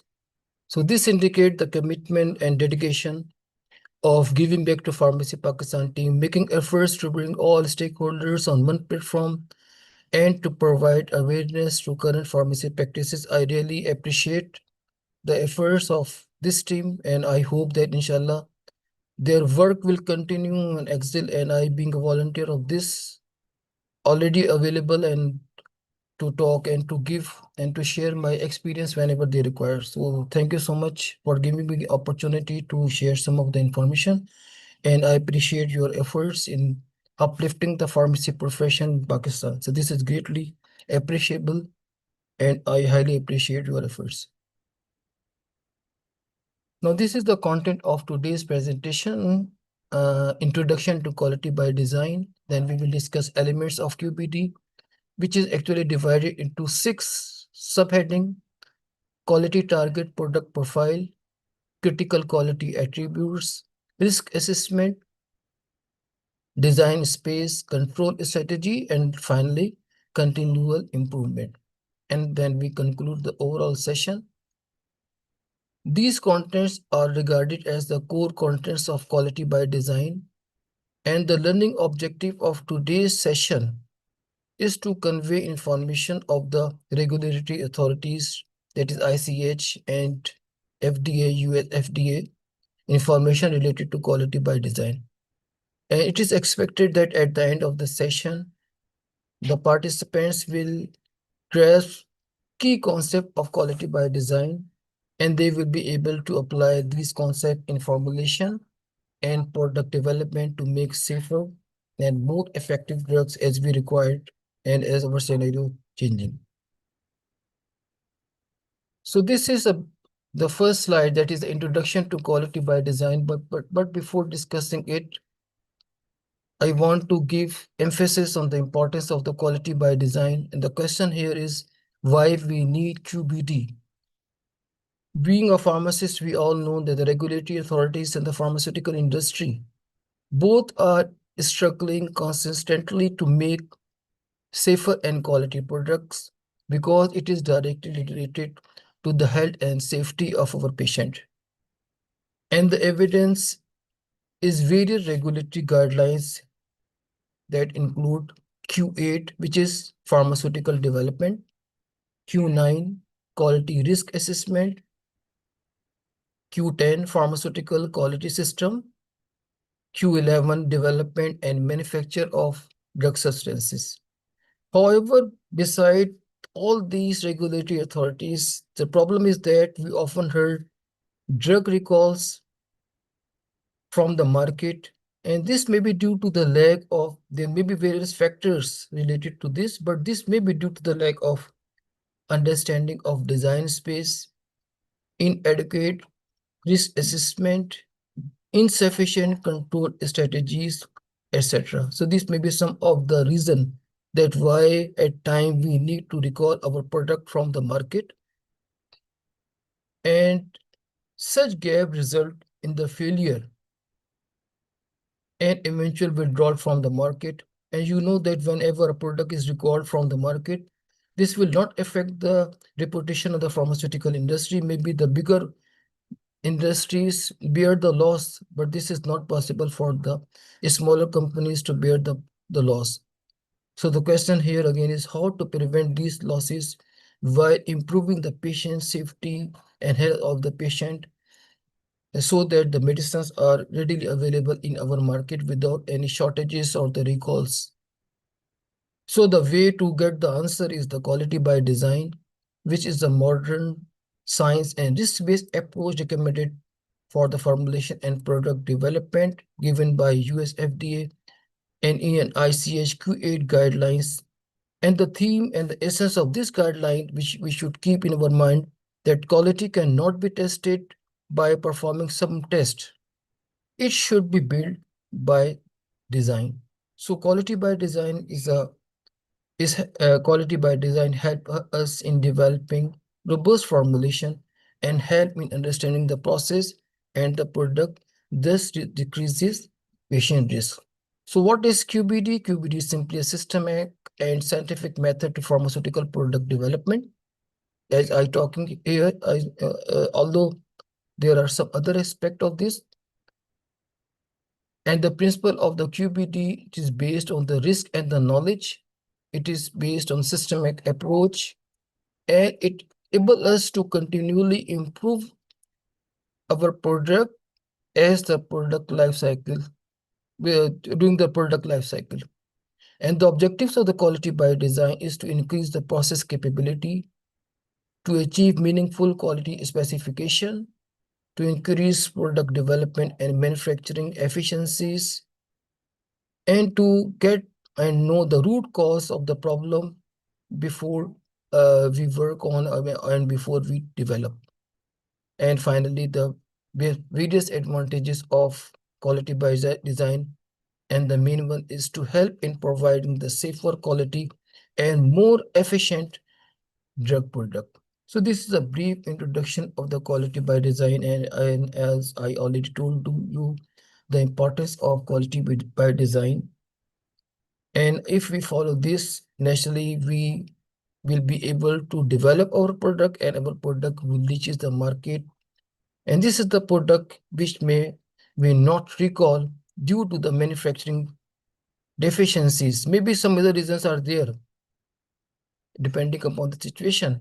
But at least from the perspective of the pharmaceutical industry, we try to overcome our deficiencies, and this we do by the help of quality by design. Now these are the elements of the quality by design, and from this you see that the core elements of the quality by design is QTPP, which is quality target product profile. For example, if we are making a product and an innovator product is already available in the market, we have to study this product, and this is known as the quality target product profile. We have to study completely about this product in order to manufacture our product.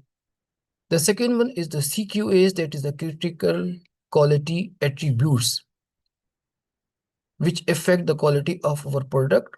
Then we will move over critical factors that affect the critical quality attributes, what we call as the quality risk management. Then we have to define a range in which our formulation satisfies critical quality attributes. This is known as design space. And then we have to decide the set of control, how we control our product so that it fall within the design space. This is under the heading of the control strategy. Then continuous monitoring and refining the processes is throughout the product life cycle. It is continual improvement. So these are the elements of the quality by design, starting from the QTPP, CQAs, quality risk management, design space, control strategy, and continual improvement. Now coming towards the next slide, and this slide gives you some more information related to the quality target product profile, which is abbreviated as QTPP. The quality by design start, as I told you, by quality target product profile. It is a prospective summary of the ideal quality characteristics of the drug product, taking into account safety and efficacy of the drug product. And as I already told you, if we are manufacturing a product, if we are planning to manufacture a product, for example, in our generic industry, what they do, they first study the innovator product or the reference product that is available in the market. So this is the quality target product profile, and from this study we get a prospective summary and the ideal characteristics of the innovator product. And being a generic manufacturer, we try to make our product that closely mimic with the product with mimic with the innovator product already available in the market. So what we do, for example, in case of the tablets or as well as in the dosage form, we have to study the route of administration, particle size, dosage form, drug release by availability, stability, and patient acceptance. So this is our guiding document that help us to ensure the product quality attributes, and this gives us a map that how we move if we are moving and making our product based on the innovator product. Now we have talked about something related to the second element of the quality by design, and this is CQAs, that is critical quality attributes. And for critical quality attributes, we may divide it into three, that is critical quality attributes related to our drug product. The second one is the critical quality attribute related to the material. And the third one is critical quality attributes related to the process parameters, which will come in the next slide. So if I talk about the tablet, if we are going to manufacture tablet, what may be the critical quality attributes in terms of the drug product, in terms of material, and in terms of process parameter? And why we are focusing more on the tablet? Because we know that most of our market share comprises of tablets, and according to one study in UK, 62% or 60% of the drug available in that advanced market still was 62%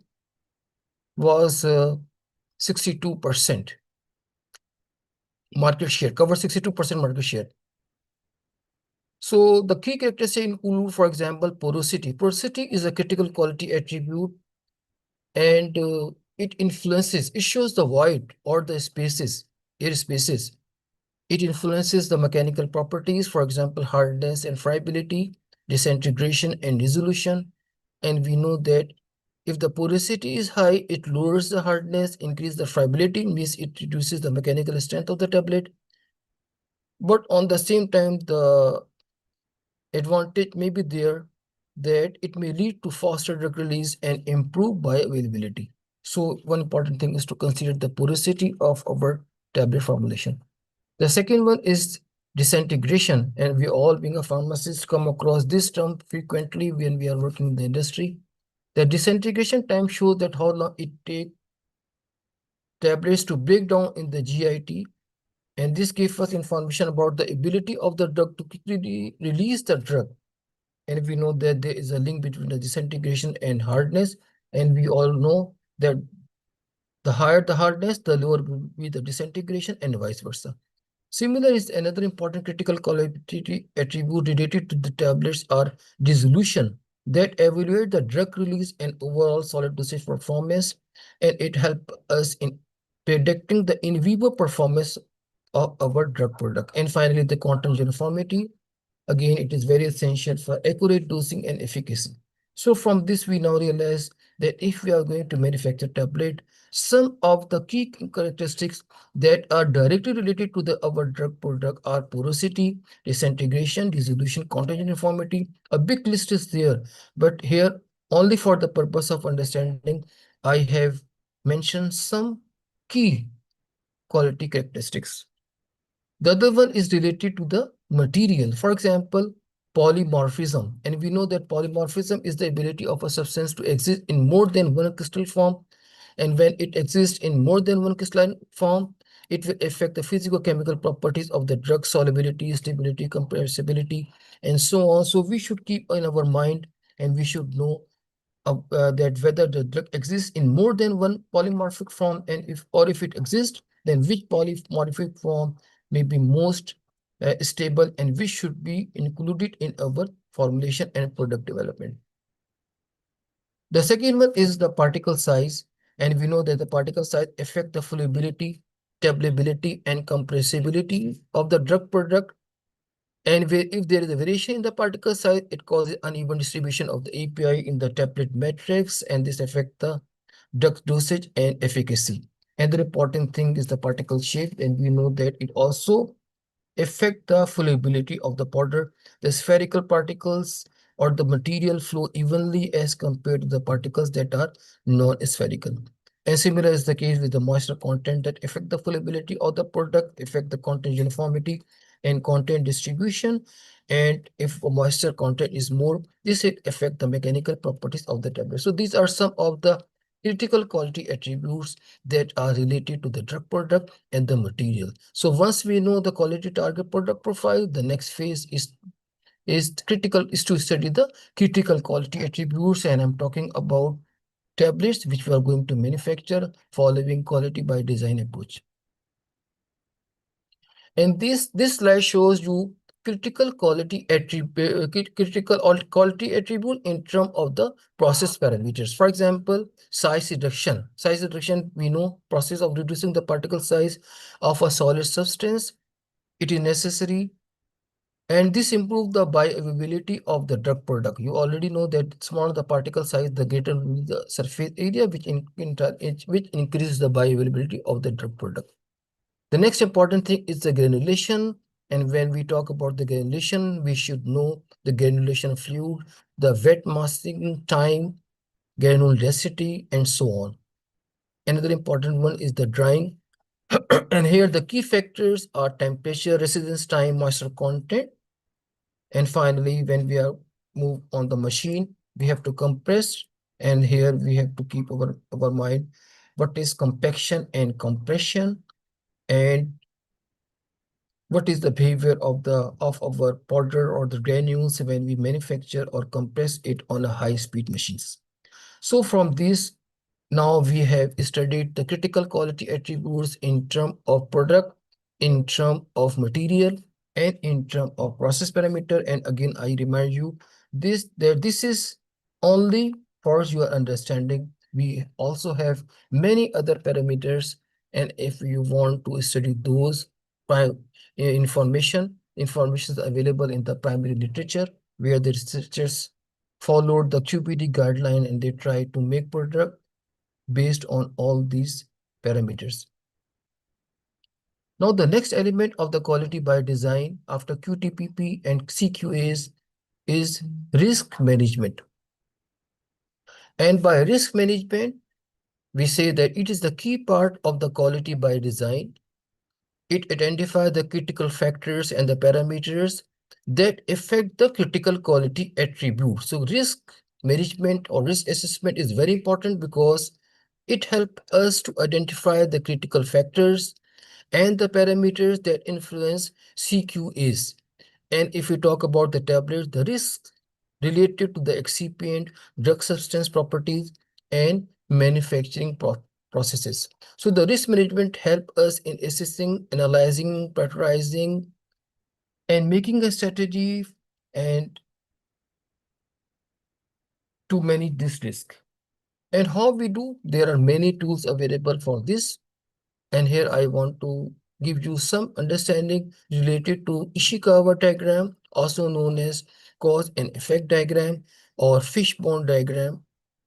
And the other one is the failure mood and effect analysis, which is abbreviated as FMEA, that is failure mode and effect analysis. Now, this is an example of Ishikawa diagram. That is the fishbone diagram. And we see that fishbone diagram, we simply draw a fishbone diagram by drawing a straight line. And ahead, this straight line shows the spine. That is the main issue under this investigation, while the head shows us a problem. So if we want to manufacture tablet, we may draw a Ishikawa diagram like this. And you see that in this Ishikawa diagram, we are dealing with the raw materials, we are dealing with the granulation, compression, that is manufacturing unit operations, drawing, and then we also studying analytical. So what we do in Ishikawa diagram, first we have to draw a line, and I told you that this line shows the spine, that is the main issue under investigation, with the head, that is the main problem, and this spine is then divided into branches and sub branches that shows the root cause of the problem. So the risk analysis, and then we can prioritize this, and by the help of risk analysis and by failure mode and effect analysis, we evaluate and manage the risk affecting the CQAs. So you see that in the tablet, for example, if I talk about raw materials, so you see raw material maybe in term of the drug substance and in term of the diluent, in term of the lubricant, in terms of the disintegrant and binder. So if we talk about drug substance, we have to consider it and physical state, loss on drying, and similar is the case with the diluent, physical state, LOD, loss on drying, and so on. So you see that with the help of this example, this figure which is taken from the adopted from the Q8R2 official document, you see that how the regulatory authority show us that how we make an Ishikawa diagram, keeping in mind the problem and various causes and sub-causes to brainstorm and to identify the factors that may be further put on by failure mode and effect analysis. Now you see this is the example of the failure mode and effect analysis, which is FMEA. Now this is what we are doing. We are evaluating the risks, and this risk is on the basis of the critical process parameters and critical material attributes. Now what we do here, we have to calculate risk priority number. This risk priority number is RPN. Now if I go to the figure, you see that some are mentioned here in green color, other yellow, someone red, and we know that red section or the red, it is an alert I'm that very here. sorry to interrupt, sir, but we are running out of time. Can you please summarize the presentation? Yes, I'm trying to summarize, but still these concepts are very important, and if I skip this, then you are not able to understand the rest. So I request to give me at least 5 minutes more so that I will try to finish it, but keeping in mind the things that are somewhat complex, and without this there may be no use of this presentation until and unless you don't know the main theme of this. So maybe in the coming slide I will try to shorten. Sure, sir. Okay, so you see that this is the failure mode and effect analysis. The red shows the alert and green means okay, that is the low level.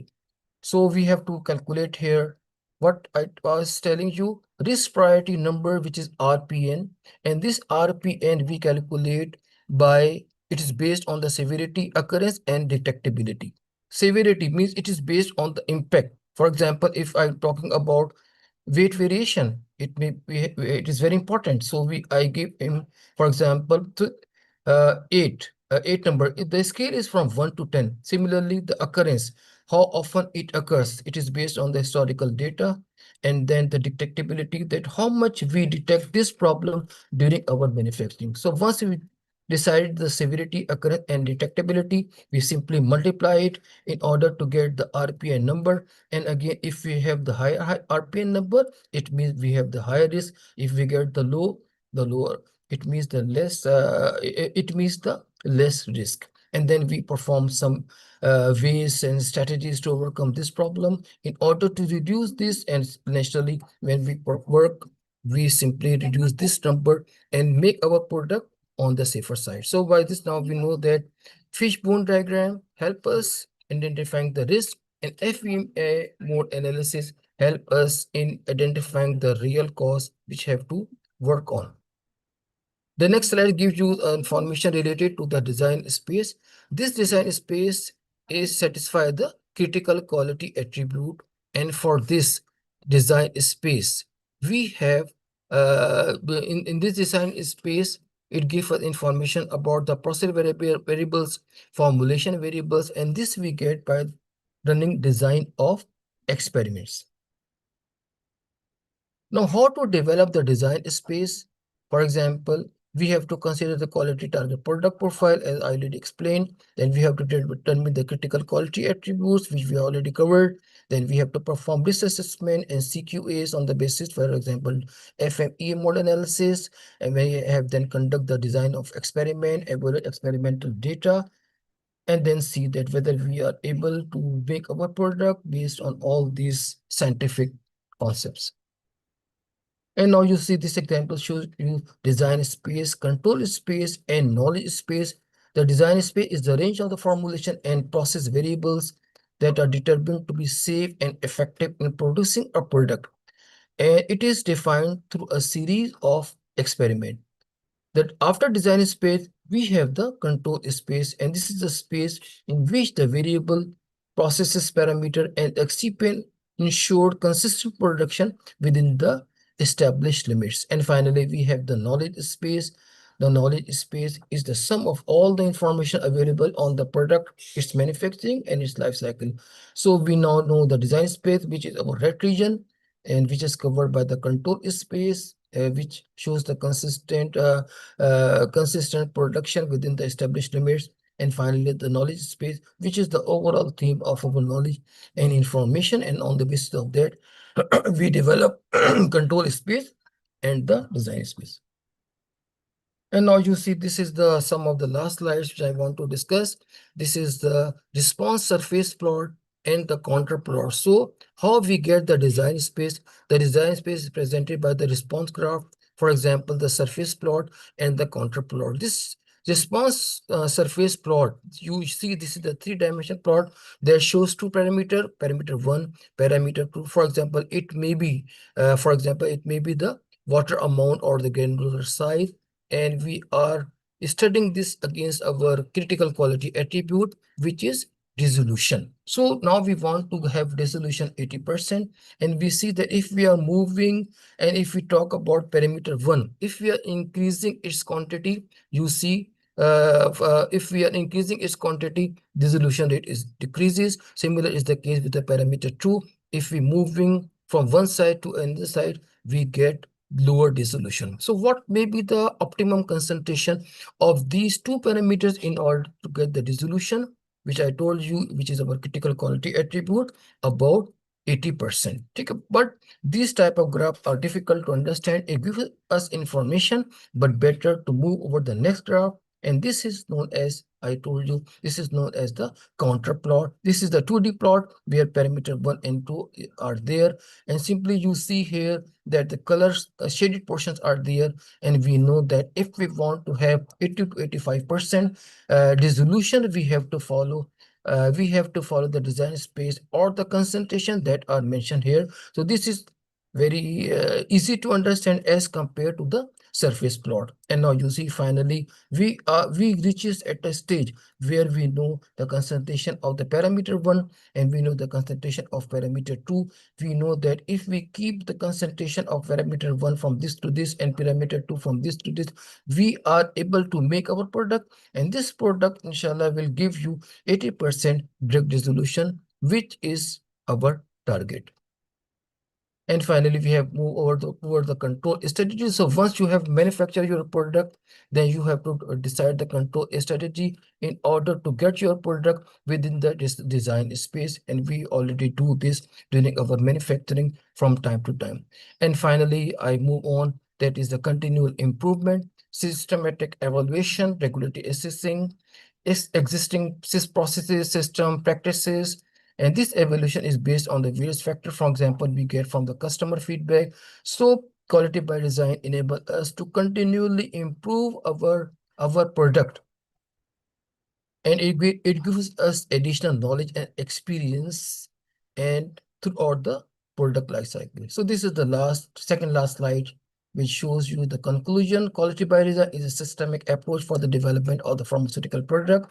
The QBT key elements are QTTP, CQA, assessment, design space, control strategy, and continual improvement. Following this systemic approach, the formulation scientists able to make a safer and a quality product that will meet both the manufacturers and the patient requirement and the pharmacist requirement, physicians requirements, and so on. There is a need to emphasize the importance of the quality by design. Simply regulatory guidelines are difficult to understand. So we want and we are trying to simplify the regulatory guidelines, understand its importance, and implement it in research domains, and to train our future pharmacists to know all these concepts before entering in their actual practices. Thank you so much for your time, and I really appreciate your patience for giving me an opportunity to complete it as early as possible. And these are some of the references: Q8R2 document, a latest article available in the primary literature, and a key book based on quality by design. Thank you so much from my side. Assalamu alaikum warahmatullahi wabarakatuh. Thank you so much, sir, for such an insightful presentation. We now know that QBD is not a regulatory requirement only, but a mindset that integrates science, risk management, and continuous improvement in every stage of pharmaceutical development. Your emphasis on training the next generation of pharmacists to manufacture safer medications has provided us with valuable knowledge and direction. That brings us to the conclusion of this segment of the conference. On behalf of the organizers, I would like to thank our esteemed speakers for their time and expertise, and our audience for their participation. I would now like to hand over the next segment to Ms. Amna Wakar. Assalamu alaikum, everyone. Am I audible? Yes, madam, you are. It's my pleasure to welcome our guest speaker, Dr. Saad Sultan, a distinguished leader in pharmacy practice and healthcare. He is an executive director of pharmacy at Cleveland Clinic, Abu Dhabi, a 405-bed quaternary care hospital affiliated with the Cleveland Clinic Foundation. With more than 15 years of progressive leadership experience, he oversees inpatient, ambulatory, specialty, retail, infusion, and home delivery services. His work focuses on a developing resilient pharmacist workforce, demonstrating the value of pharmacists in patient care, establishing efficient, safe medication use systems. He also enjoys advancing clinical pharmacy services, expanding pharmacy business, and collaborating with academic institutions to train future pharmacy leaders. Now I would like to call him to start his session.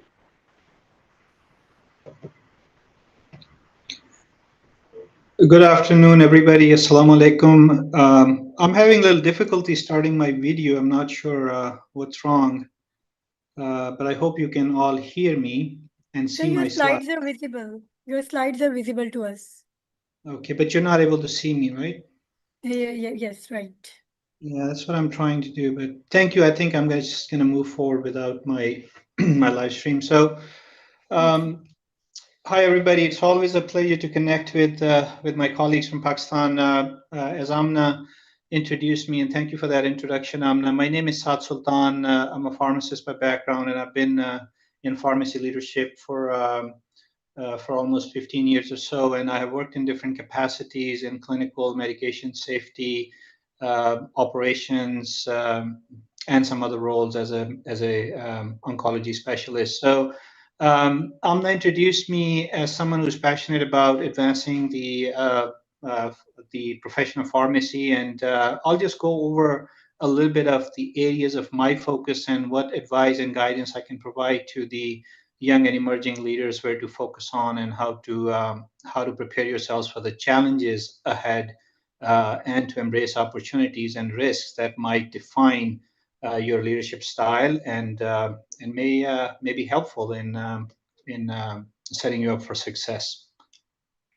So I have nothing to disclose. Some of the learning objectives here, that what are the uncharted territories in the profession of pharmacy? What lies ahead? What are the current challenges that I see from my perspective?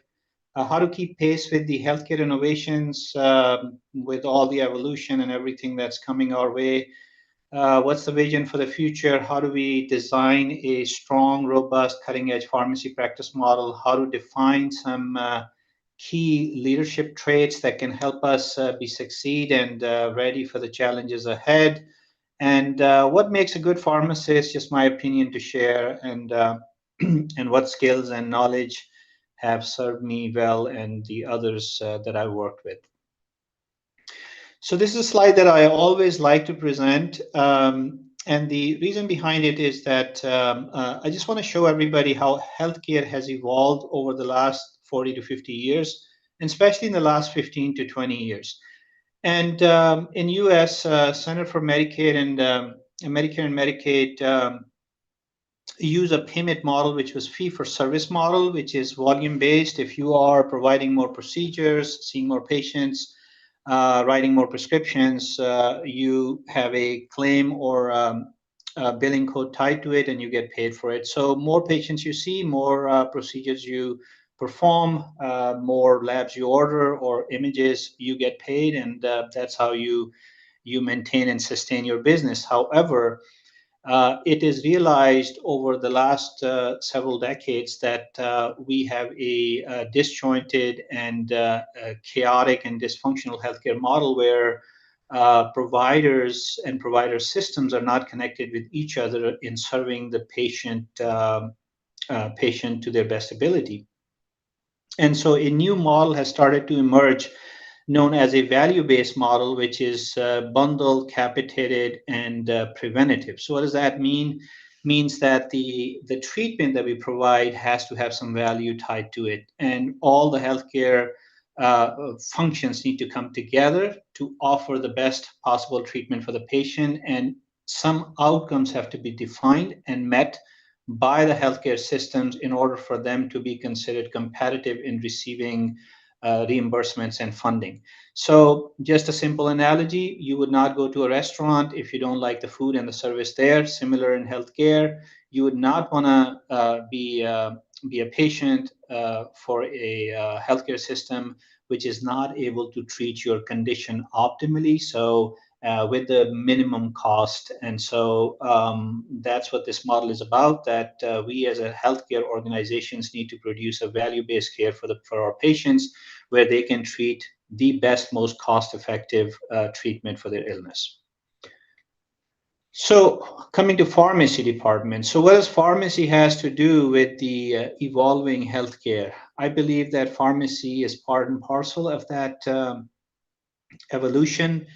And without the involvement of a strong clinical pharmacy fully aligned with the goals and objectives of the organization or larger healthcare infrastructure, we cannot achieve value. I'm a big believer in the role of pharmacist. I've seen it evolve from a dispensing model to a highly effective clinical highly effective progressive clinical model. And I believe that pharmacy has a role to play, and a pharmacist can provide significant value when it comes to achieving organization's objective. So one of the things that I always advise my leadership team and pharmacists is that we need to align with the objectives of the organizations, and that could be quality, safety, or financial, or any other objectives. And pharmacy, I believe, has a role to play in each one of them. So why value-based care? Because healthcare is expensive. We know that whether it's Pakistan or it's US, that healthcare is costly and governments are unable to meet the cost of healthcare.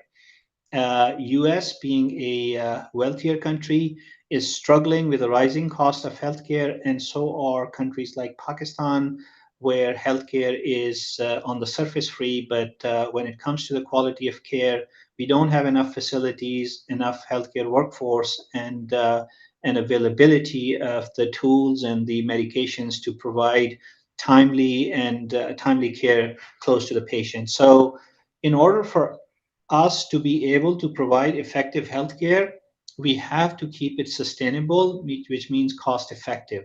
So just to give you an example, USA spends 17% of its GDP on healthcare. Why? Because US has an aging population, and we know that people are alhamdulillah, living longer now, and with the advent of new treatment modalities, and we will have to take care of the aging population. And it's true almost everywhere in the world, even though some countries have higher young populations, such as countries like Pakistan. But at some point, this population will be aging, and we will have to provide affordable healthcare to them. So that's why value-based care makes more sense, where you find the most efficacious, safe, and cost-effective treatment options. And as pharmacists, medications afford us that opportunity. And that's the next point on this slide, the rising cost of drugs. Some organizations may have 10 to 25% of their operating budgets tied to the drugs. Place like Cleveland Clinic, where I work, your operating budget for the organization could be 25% on medications use. So it's important that pharmacy stays ahead of this challenge, and creates strategies to minimize wastage, and help in the areas of clinical safety and IT automation to keep the cost of the medication treatment low. And I already mentioned population health, aging population, and healthy workforce. For any country to be productive, it needs healthy workforce, and it needs to invest in healthcare infrastructure. And with cost of healthcare rising, it is a challenge. So now I come to the alignment of the pharmacy profession with the healthcare. If you look at this timeline here, I would say this was the first on the left is what pharmacists did in 1970s and 80s, where we strictly dispensed, maybe packaged products and compounded. And we slowly made our way into some clinical areas where orders start coming to pharmacy for entry and and safety checks, which we know as verification. And slowly, pharmacists started getting involved into therapeutic drug monitoring and dosing of medications, and that was the start of clinical pharmacy. I would say probably in 80s and 90s, when residency programs started popping up in US. And then pharmacists started rounding with physicians, and that's where the clinical pharmacy really exploded, when physicians and nurses realized that how important it is to have a pharmacist close to them. So if you're a close to physician and a nurse and on the unit available, you can actually make some really meaningful interventions. And as you grow your skills, you can provide a comprehensive medication management, which obviously is very valuable in providing care for the patient. And slowly from that, pharmacists started getting involved into safety, quality, and regulatory roles, which were out of the pharmacist scope and their realm in the past, and mainly owned by physicians and nurses and non-clinical staff. But now pharmacists are considered necessary for maintaining quality and regulatory compliance. And then we move on to this value-based care that I'm talking about, and this is a new concept in the world of pharmacy. We know that healthcare organizations are held accountable to value-based care model, but what does it mean for a pharmacist? So pharmacists, when I talk about alignment with the objectives of your healthcare organization, I talk about alignment with the OKRs, or the main objectives. So an OKR, for example, in our organization currently, Cleveland Clinic, one of the major OKR is we want to be the best place to provide care for the patients. So that is a general, broad objective. It sounds noble, it sounds fantastic, but what does it mean for a pharmacist practicing at Cleveland Clinic, Abu Dhabi? So how does our organization measure our success with this OKR? So this is where pharmacy leadership comes in to understand what is the executive leadership desire for us to help with in providing the best care for the patient. So the way our organization looks at the effectiveness of its treatment is we prevent hospitalization, thus saving patient and healthcare system incredible cost and stress. So if you are seeing a patient in the clinic and you're able to provide strong clinical care, making timely and correct diagnosis, providing right medications for the treatment of the illness, making sure that patient understands the treatment options, and we educate them on the use of medications correctly.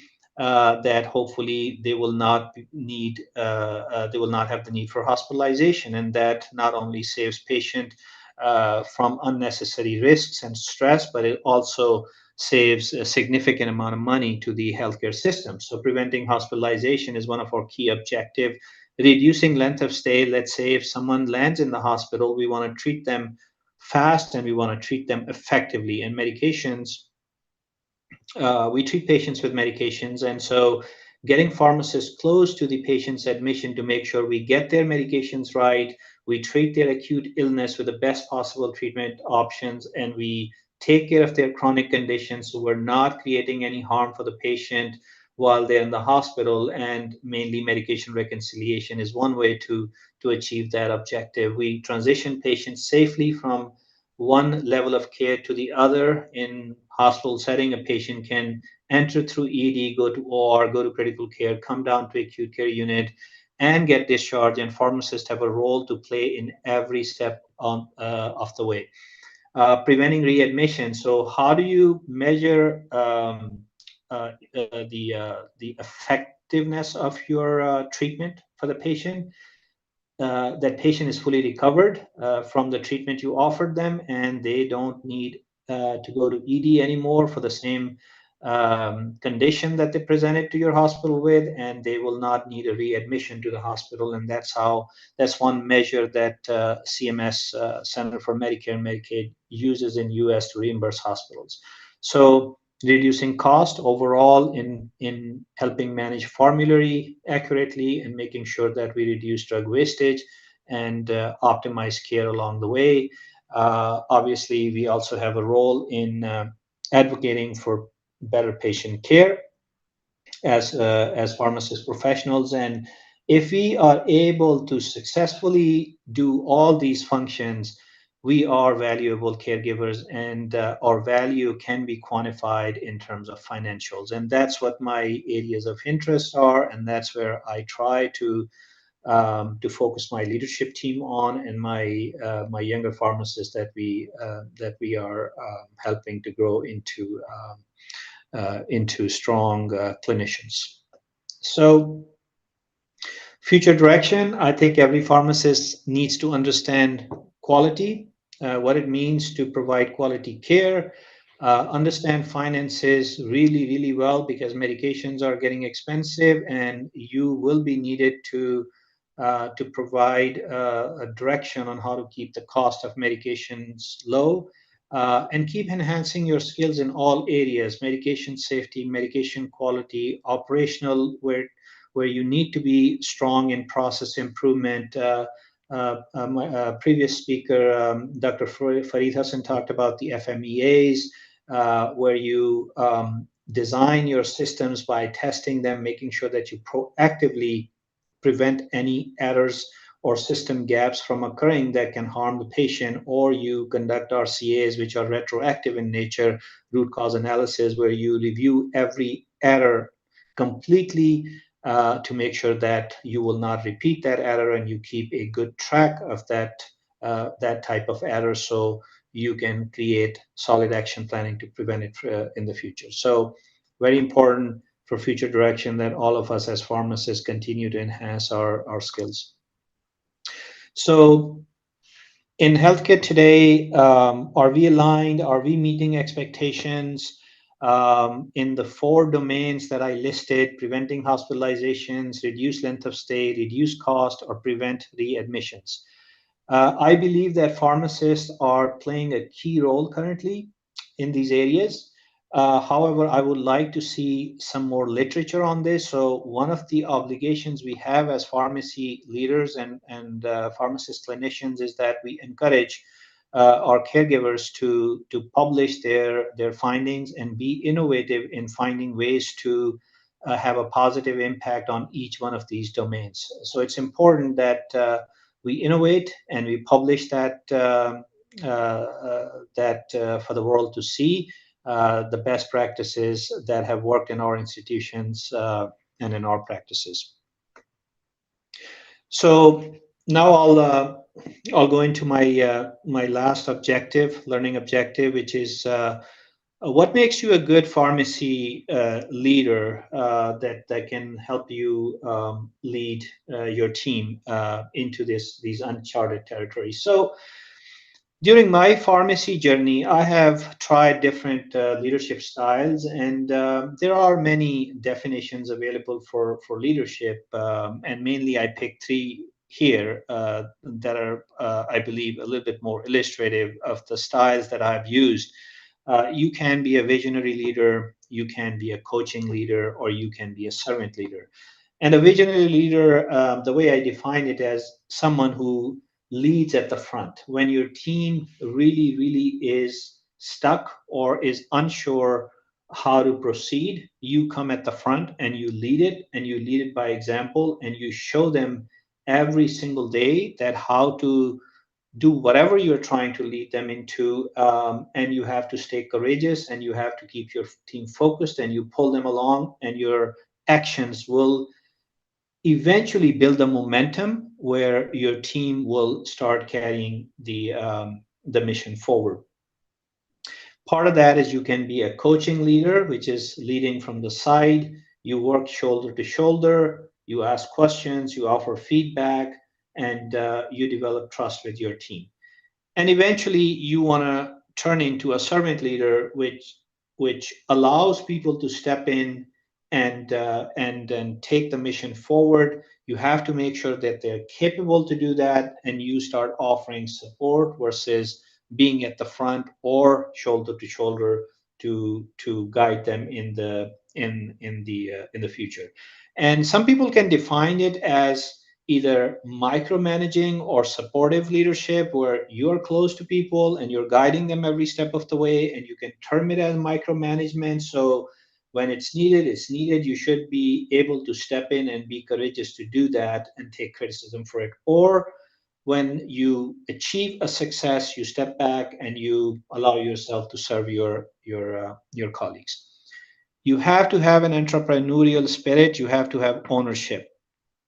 If you believe that you do not own your service areas fully, you should reconsider your choice to be a leader. Because if you are not owning things, you're sending a wrong message down to your team, and team will also get in a complicit mode where they will stop owning things, and that will create gaps in your services. Always try to stay proactive, predict the changing needs of the profession and healthcare industry, and be adaptable and innovate. And by adaptability, I think the most important trait that I've seen needed for the clinicians and the leaders is to unlearn things that you have learned previously. And unlearning is the most difficult aspect of professional career, because we learn things with a lot of effort, and it takes blood and sweat, and we want to hold on to that practice. But in our profession, things change very rapidly. New best practices are coming out, and if we want to keep innovative mindset, we have to be curious, and we have to ask questions, and we have to be adaptable and unlearn things. And if we unlearn things as leaders, our younger generation and people who are looking up to us can be more courageous in trying to unlearn. Create a vision, be an advocate for patient safety. Pharmacist needs to be seen as an advocate for patient safety, and also be an advocate for your involvement in direct patient care. And be vocal and be loud, because having a pharmacist involved in patient care is the right thing to do. While you're doing it and you are in the thick of it, and you have stressful days and times, make sure that you maintain a just and fair culture around you and don't lose focus on it. also important. Build the business and financial acumen, and be a mentor, and develop your teams. So for pharmacy caregivers, skills and qualities: stay patient centric, focus on the patient. You can always advocate for your own needs, but remember, we together as a community, as pharmacist community, come to take care of patients. So first take care of patient, then take care of yourself and your colleagues, and be obsessed with the quality, medication safety, and commit to lifelong learning. So with that, just want to thank you for this opportunity, and I appreciate giving back to pharmacy in Pakistan, and its facilitators for this opportunity to speak with my colleagues in Pakistan. Thank you very much. If there are any questions, I'm going to stay available online. If not, all of you have a great evening. Thank you. Thank you so much, sir. Your session has emphasized that pharmacy must align with organizational goals and adopt value-based care to meet rising healthcare costs, drug expenses, and population health challenges. We will utilize integrated patient-focused strategies and skills to improve our outcomes, reducing costs, and create a sustainable future for the profession. We are valuable to have you on board. Thank you so much. Now, handing over to Ms. Rabi Raza for next speaker.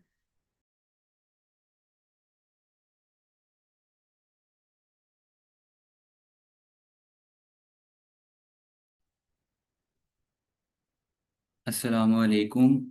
Am I audible to you? Yes, Mr. Rabi, you are. Thank you so much for your invitation. Myself, Muhammad Rabi Raza, and I am a final year Doctor of Pharmacy student at Government College University, Faisalabad, and volunteer with Giving Back to Pharmacy in Pakistan. I am, and it is a well-honored day for me to introduce you a professional of Doctor of Pharmacy, Mr. Dr. Yusuf Ahmed. Dr. Yusuf Ahmed is a highly distinguished pharmacy leader and professional with over 20 years of extensive experience in both primary and secondary care, as well as the wider pharmaceutical industry, working in large health systems in the United Kingdom and internationally. He currently holds a senior leadership role as the Director of Medicines Optimization and Integrated Care System ICS Chief Pharmacist at NHS Frimley ICS. His national stature is underscored by his 2020 appointment by the Privy Council to the Governing Council of the General Pharmaceutical Council. In this capacity, Dr. Yusuf is responsible for the regulation of over 80,000 pharmacists and pharmacy technicians and approximately 13,000 pharmacy premises across the United Kingdom. His expertise is widely recognized through his extensive contributions to the field. Dr. Yusuf has presented over 100 national and international conferences on topics ranging from pharmacy practice to leadership and clinical specialties. He is a fellow of the Royal Pharmaceutical Society and holds several postgraduate and undergraduate degrees in pharmacy and clinical pharmacy. Plus, he has multiple certifications in global health and healthcare leadership. Dr. Yusuf has authored several research papers and received a notable writing accolade for a contribution to a pharmaceutical encyclopedia commissioned by Elsevier. Beyond his regulatory and clinical work, Dr. Yusuf maintains a significant influence through several high-level roles. He holds several non-executive and board positions, including a digital healthcare company and peer-reviewed research houses. Dr. Yusuf serves in advisory and editorial capacities for multiple prestigious publications, including Pharmacy in Practice and the Journal of Pharmaceutical Policy and Practice.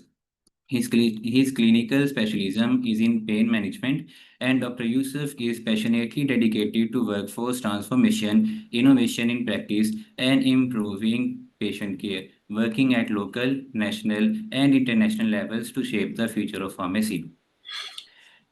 Dr. Yusuf Ahmed, please share your invaluable insights with us. Thank you. Thank you, my dear brother, Rabi Raza. Thank you very much, who has been instrumental in helping me get to the conference and present to you today. Thank you, my dear brother. Are you sharing the slides for me? Yes, sir. Thank you. And Assalamu alaikum wa rahmatullahi wa barakatuh, my dear friends, colleagues, brothers and sisters. It's a real pleasure to be here with you giving this presentation. And I couldn't start the presentation without thanking not only my dear brother Rabi Raza, but also Dr. Muhammad Siddiqui, who I've known for a long period of time. And what I did promise him the very first time that I met him, that was whenever he needed me, I would be there.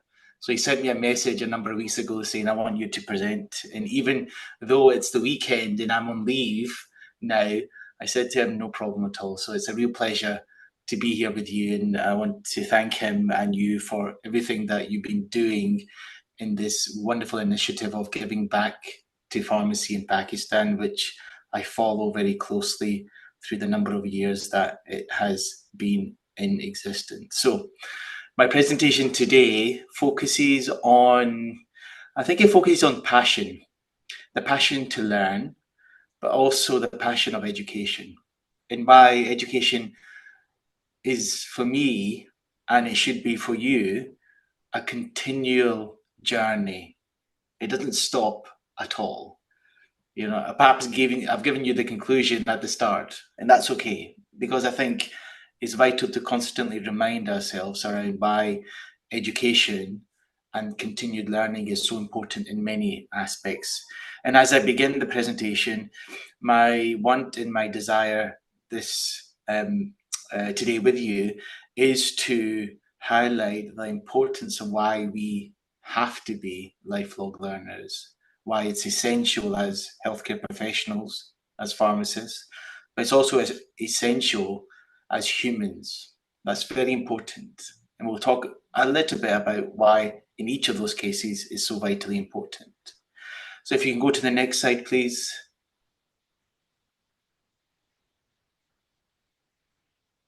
Thank you. Some declarations, as Rabi Raza announced. I need to do something with the intro. It's far too long. So I'll cut it down next time, I promise. Just making some declarations. I'll be speaking from my own personal opinion and won't be representing any particular body today. Thank you. Next slide, please.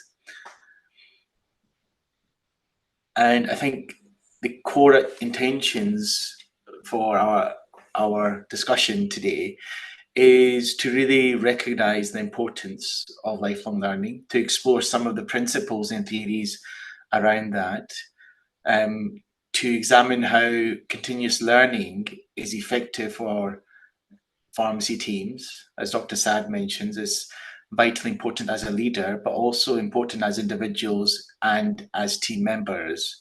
And we'll talk about some of the theories behind why that is. And also I wanted to give you some reflections from the UK around what continued professional development looks like today in the UK and why it's evolving, and share some practical examples of how it enhances pharmacy outcomes. So a lot of theory, a lot of kind of real life practice, but also some important points to reflect on. So next slide, please. Thank you. Before we begin, I thought I'll wake you up a little bit. There's a few questions I want to ask you. So I want everybody to use this chat function here. So I've got a few questions that I want you to use the chat function and put a number. So the first question is, how would you best define where your current pharmacy practice is? So if everybody can use a chat function and either write 1, 2, 3, 4, or 5, and give me an idea of where you currently practice. So we'll give about 20 seconds. There's a couple of questions, so I want you to be quick. You're young and inspiring professionals. You should be very quick at this. So come on, I've only got a couple of replies in the chat. So put in the chat where you are currently practicing. 1, in community pharmacy or retail pharmacy. 2, hospital pharmacy. 3, in industry. 4, in academia. Or 5, any other. And if it is any other, do let me know what that is in the chat. There's over 90 people in the participants, so I'm expecting a bit more. Yes, please, come on. Wonderful. So we've got a lot of people in hospital pharmacy, which is wonderful.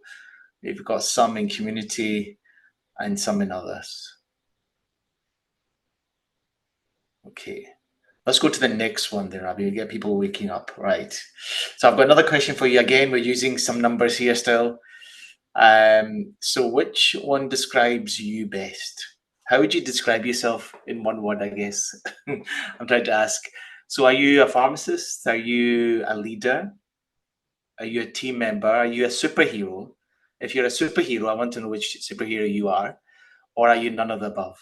Here we go. That's an interesting question. People want to answer that one. So I'm getting lots here.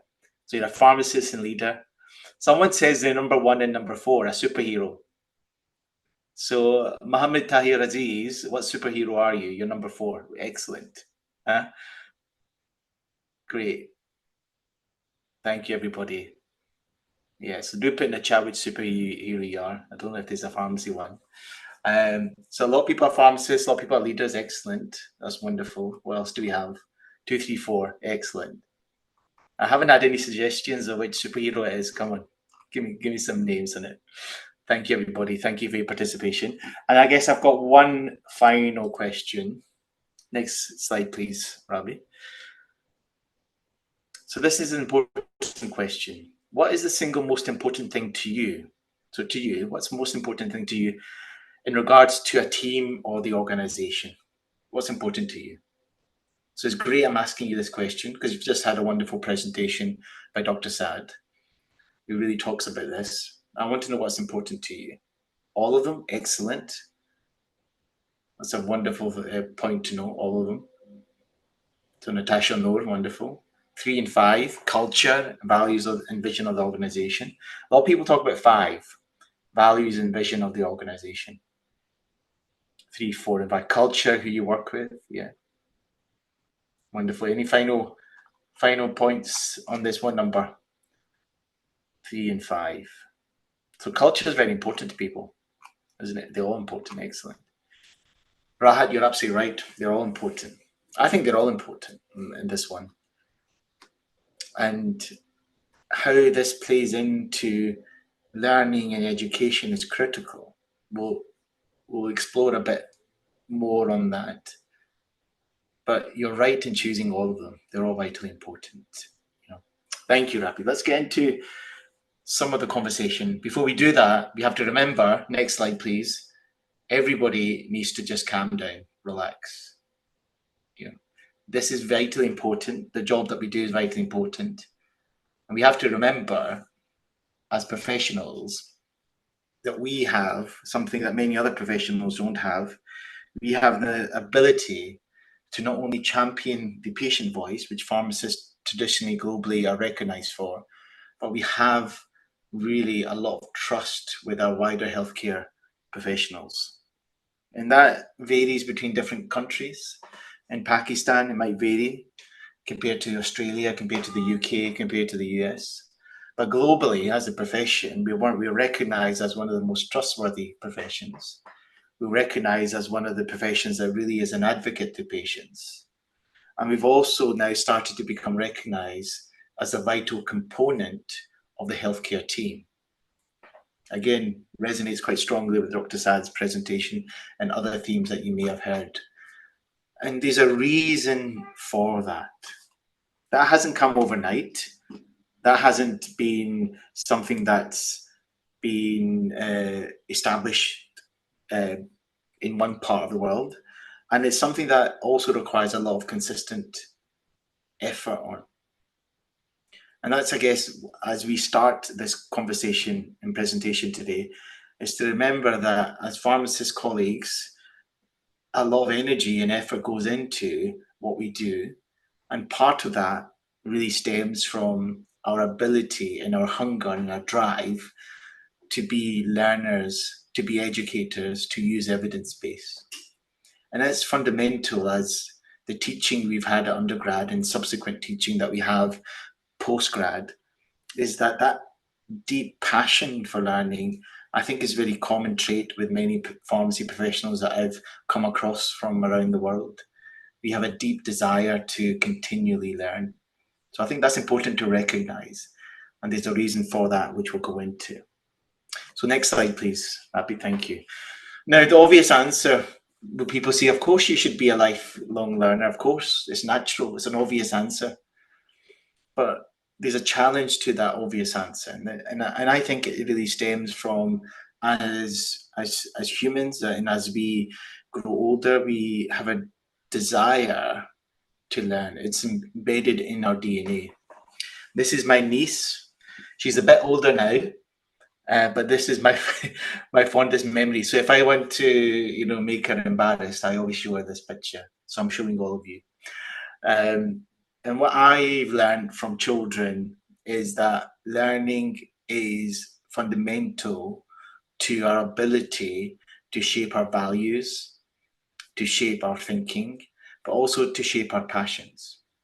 So it's intrinsic in us. Learning is intrinsic. The question is, what happens as we go through life? Next slide, please, Rabbi. As we go through adulthood and teenage years, we start to understand who we are. We have become settled in understanding what our value and beliefs are. They can be faith-centered, they can be family-orientated, they can be professionally orientated. But I think what changes as we get older is that some of those values and beliefs start to change based on our environment. Next slide, please, Rabbi. And as we get older, and as we in sort of the undergrad into early careers, we recognize that we are very different as humans. Although there's a DNA entrenched in every human around learning, we all have a different passion based on our environment. And I think those working in the pharmacy field have a fundamental core component of learning which continues to feature throughout their undergrad as well as their postgrad. These are some pictures of teams that I've worked with over the number of years. And what strikes me each and every time that I look at these pictures is that the consistency of value with each of these individuals is learning, is the drive to improve. So as you can imagine, doesn't matter where you are in your career, that for me still remains central. And learning is very close to humanity. That's important. So next slide, please, Rabbi. The next couple of slides is some of the theory that I think is vitally important to share with you. So learning as a professional identity. So pharmacy is not a job, it's a vocation that evolves with every patient we serve. And this is from some of the FIP workforce development goals, that globally learning is seen as a core component of any professional identity, but features quite strongly within the world of pharmacy. And it defines not only who we are, but what we do. And it's a crucial thing to remember that your competence, that your competence continually has to evolve. When I studied pharmacy about 25 years ago now, my degree isn't as useful as those that have been graduated in the last few years. And that's quite common in many other disciplines. So how do we continually ensure that we are competent professionals? It's by staying curious and being continually challenging ourselves professionally to learn. That's vitally important. So learning is a crucial component to professional identity. Next slide, please. I always think leadership and learning are two sides of the same coin. You can't be a leader if you're not a learner. And without being a learner, there's no concept of being a leader. So all those people that chose a leader, they're absolutely right to choose it. But you also have to choose being a learner. And I purposely didn't put that option there. And no one has called it out. but our identity is intertwined with learning if we call ourselves leaders. That's important. And everybody knows John F. Kennedy. For him, learning and leadership were indispensable to each other. You couldn't have one without the other. And every act of learning is an act of leadership because it raises the profession standard. Again, that for me is a very strong connection with learning and leaders. The credibility is established there. So if you're a leader, you have to be a learner. You can't be one without the other. Next slide, please. Thank you, Ravi.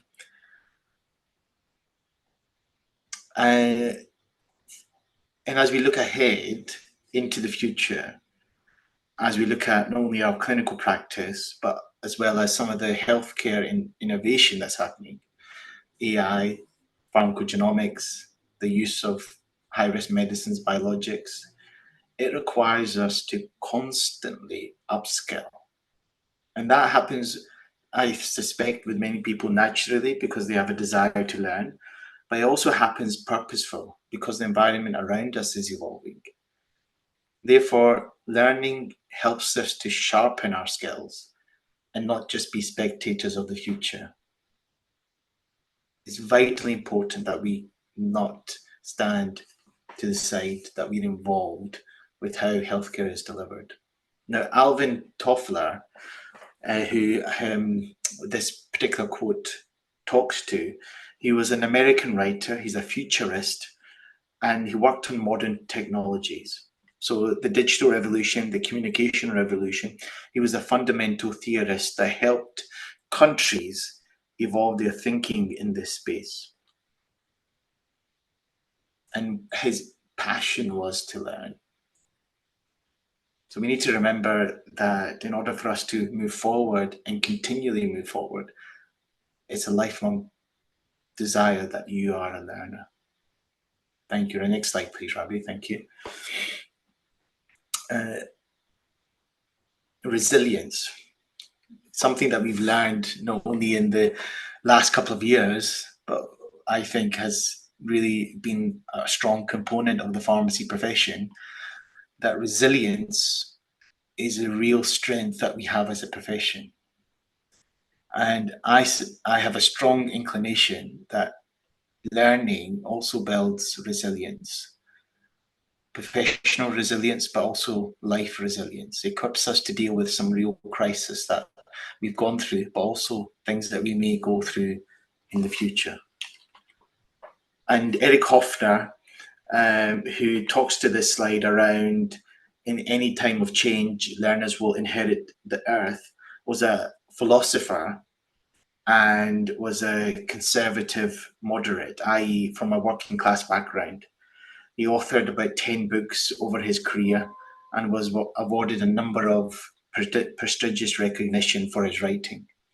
And this is obviously, I think, for me, one of his strongest quotes, that it's the learners that will really drive humanity forward. So again, another strong example, an argument for why learning is crucial. Next slide, please, Rabi. Thank you. Thank you. So this shows for me how perhaps over a course of a professional career, how learning can evolve and change. In the start of your career, you might focus on clinical skills, on your practice, on some of the core foundations, which is absolutely right. As you go throughout your career and head perhaps to the middle part of your career, you might look at specialization, you might look at leadership, as we've mentioned, you might look at mentorship. And perhaps later in your career, you might look at shaping policy and practice, influencing more nationally and internationally. And without even mentioning learning, you can see quite clearly it's a core component of every stage of your career. So it's vitally important that learning doesn't stop when you leave the university doors. Next slide, please, Rabi. Thank you. I think today learning matters more than any other time in our living memory. And you can easily look to a few examples around our advancement in healthcare, technology, as we talked about, our changing population needs, You know, the population is so different to 20 years ago. That's a short space of time. The differences around some of our disease states, aging population, and also more importantly, some of the desires of the profession to evolve to be ready for these challenges of the future.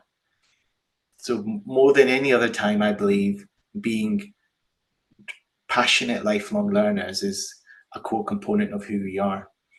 And I think continue professional development means different things to different people. And I'm going to shortly give an example of what we do in the UK. But I think we need to move our thinking from it being a chore to it being a key component in driving and meeting the challenges of the future.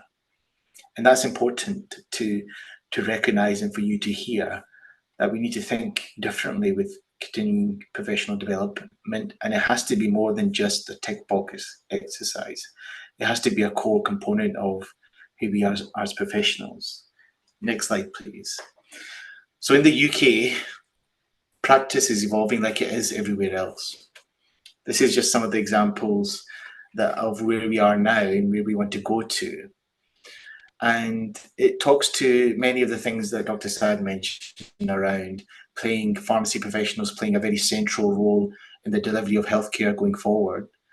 But some of the things I think we'll see in the immediate future is pharmacy professionals being an integral component of healthcare at all levels, be it hospital, be it community, be it neighborhood, be it in industry. I think there's going to be a very strong evolution of what we do, but also what we are recognized by others. And we need to be ready for that. And that's vitally important. In the UK, we're looking at different delivery models, funding models. We're looking at pharmacogenomics and AI very strongly. We're also looking at clinical pathways, having dedicated pharmacy-led clinical pathways, where the medic might only do the diagnosis and never see the patient ever again. So there's real appetite to that. And, you know, when I was writing this slide, I was reflecting on my practice. I've been an independent prescriber for almost a decade now. Being a prescriber had changed my practice. And yes, it's offered in some other countries around the world, but it's not universal. Imagine as a pharmacy professional, you're able to have some diagnostic skills and prescribe. That for me changed my world, and it will change the profession if you can make it more consistent globally. Next slide, please, Ravi. I'm conscious of time, so I'll go through these slides a bit quicker. So in the UK, we've moved from a CPD process to a revalidation process. You might say is very similar, but I think it's distinctly different. The revalidation process includes conducting some cycles of continued professional development, but it also includes peer-to-peer conversations and reflective practice. So every year, in my current year is due at the end of October, I have to give the General Pharmaceutical Council, who's the regulator, an essay on reflective practice. What have I learned in one area? I have to give a peer-to-peer conversation. I have to speak to a peer and discuss aspects of my role. And also I have to do planned and unplanned CPD cycles. So it's a very comprehensive revalidation process. And they all are underpinned by these standards. So the wheel that you see are the core professional standards that we have to abide by in the UK. And for me, they're a guide not only for my profession, but they're also a guide and support for my life. Using being honest and trustworthy, working in partnership, having good professional behavior, having good judgment, speaking up when we have issues or concerns, communicating effectively, all core components to not only being a good professional, but also being a good human being. That's what I feel. And again, that could only happen through continued learning. Next slide, please. This is from you. probably one of the strongest messages I would like to get across to you about why learning doesn't stop at graduation. I believe learning and professionals' development is absolutely closely linked to patient outcomes. If we're good learners, we are good professionals. That's vitally important and probably one of the strongest messages I want to get across to you today. Effective continual development and learning will help us to be good professionals, reflect on our practice, but more importantly, support others in delivering good, effective care. It's vitally important. So if you want to be a good pharmacist, you have to be a good learner. Next slide, please. And every ounce of learning is an opportunity. This is a word cloud that came from university students, and they were asked how they perceive learning. And opportunity was one of the key things. They see learning as a door to new opportunities. And I think that's right. I think that's absolutely right. So if you want to excel in your career, be a learner, not only a learner in your profession, but a learner in humanity. Next slide, please. Last couple of slides. I appreciate time is short. This is some of the importance of why being a learner to leaders. Nationally, when I reflect on my own journey, being a learner has helped me to shape the practice of the country around pharmacy, create solutions to develop capacity and also to help improve services, but also to foster collaboration between not only pharmacy services, but other leaders within healthcare.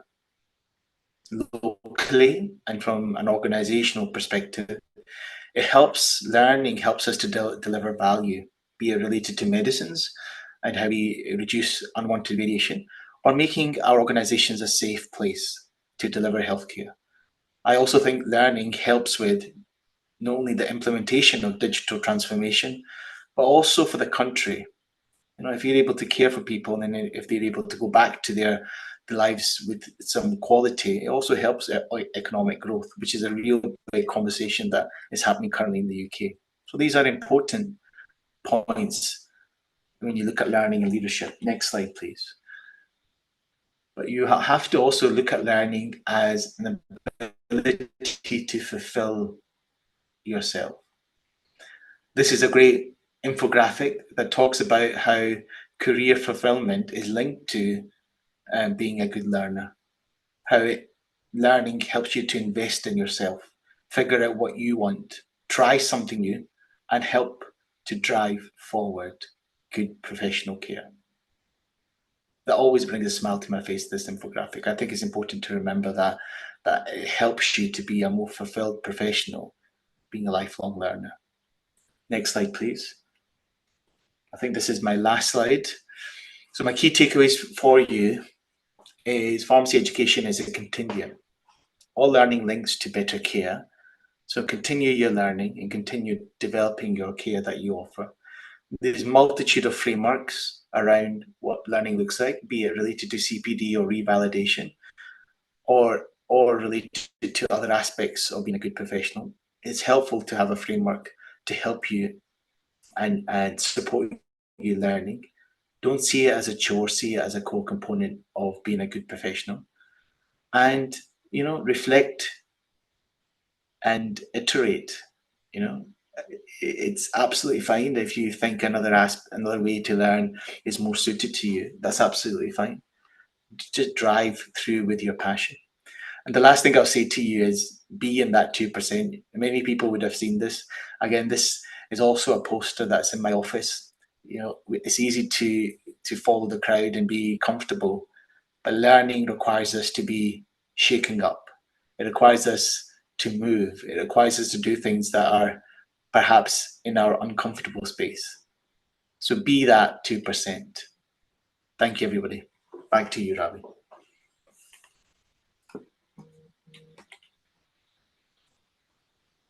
Thank you so much, sir. First of all, thank you so much for sparing some time for us, even in your holiday. And secondly, the messages on your presentation, like learning is in our DNA, and to be a better professional, and to be a better leader, we must be a better learner. These are all messages that will just remain with us throughout our professional life. Thank you so much, sir. Thank you so much for joining us. Thank you.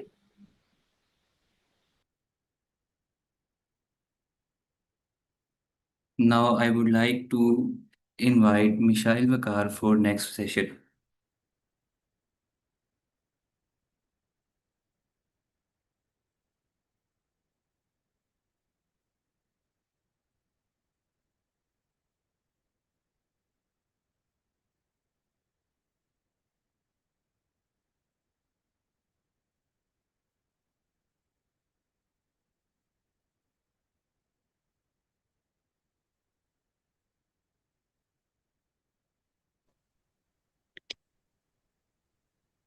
Assalamu alaikum. Am I audible? Walaikum salam, you Welcome, are. sir. Yes.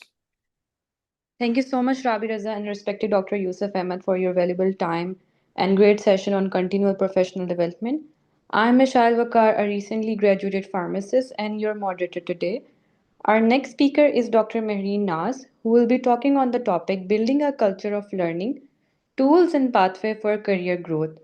Dr. Mehreen Naz is currently serving as a BPS 17 pharmacist in the Provisional Medicine Monitoring Team under the supervision of Deputy Secretary in the Health and Population Department. She has previously worked as a pharmacist at Police Hospital Killa in Lahore and a pharmacy manager at DHQ Hospital Nankana Sahib, clinical pharmacist, pharmacovigilance, hospital drug inspector in DHQ and THQ Hospital. She has also worked as a brand executive in Feroson's Laboratories. She is a YouTuber, content creator, and a motivational speaker and a counselor as well. She holds a PharmD degree from Punjab University and she was selected in the PPSC batch of 2022. Thank you so much, ma'am, for being here today. Over to you, ma'am. Thank you so much, Michelle, for such a brief introduction. Okay, today my topic of discussion is building a culture of learning, tools, and pathways for career growth. Literally, it's a unique topic. First of all, I would like to thank Giving Back to Pharmacy that they give me a chance to talk on this kind of topic. Already मैं सुन रही थी sir Yusuf को and it was a really appreciable session because he was talking on the continuous professional development. More or less मेरी discussion भी इसके around होगी और हम लोग जो आजकल की नीड है this is the need of our that we need to understand that building a culture of learning it's very important but the tools can help us but the pathways we can adopt for our career growth because the way pharmacy profession is growing अगर हम ये culture adopt कर लेते हैं तो हम लोग का प्रोफेशन बहुत आगे जा सकता है तो नेक्स्ट स्लाइड करें मशल आई गोइंग टू डिस्कस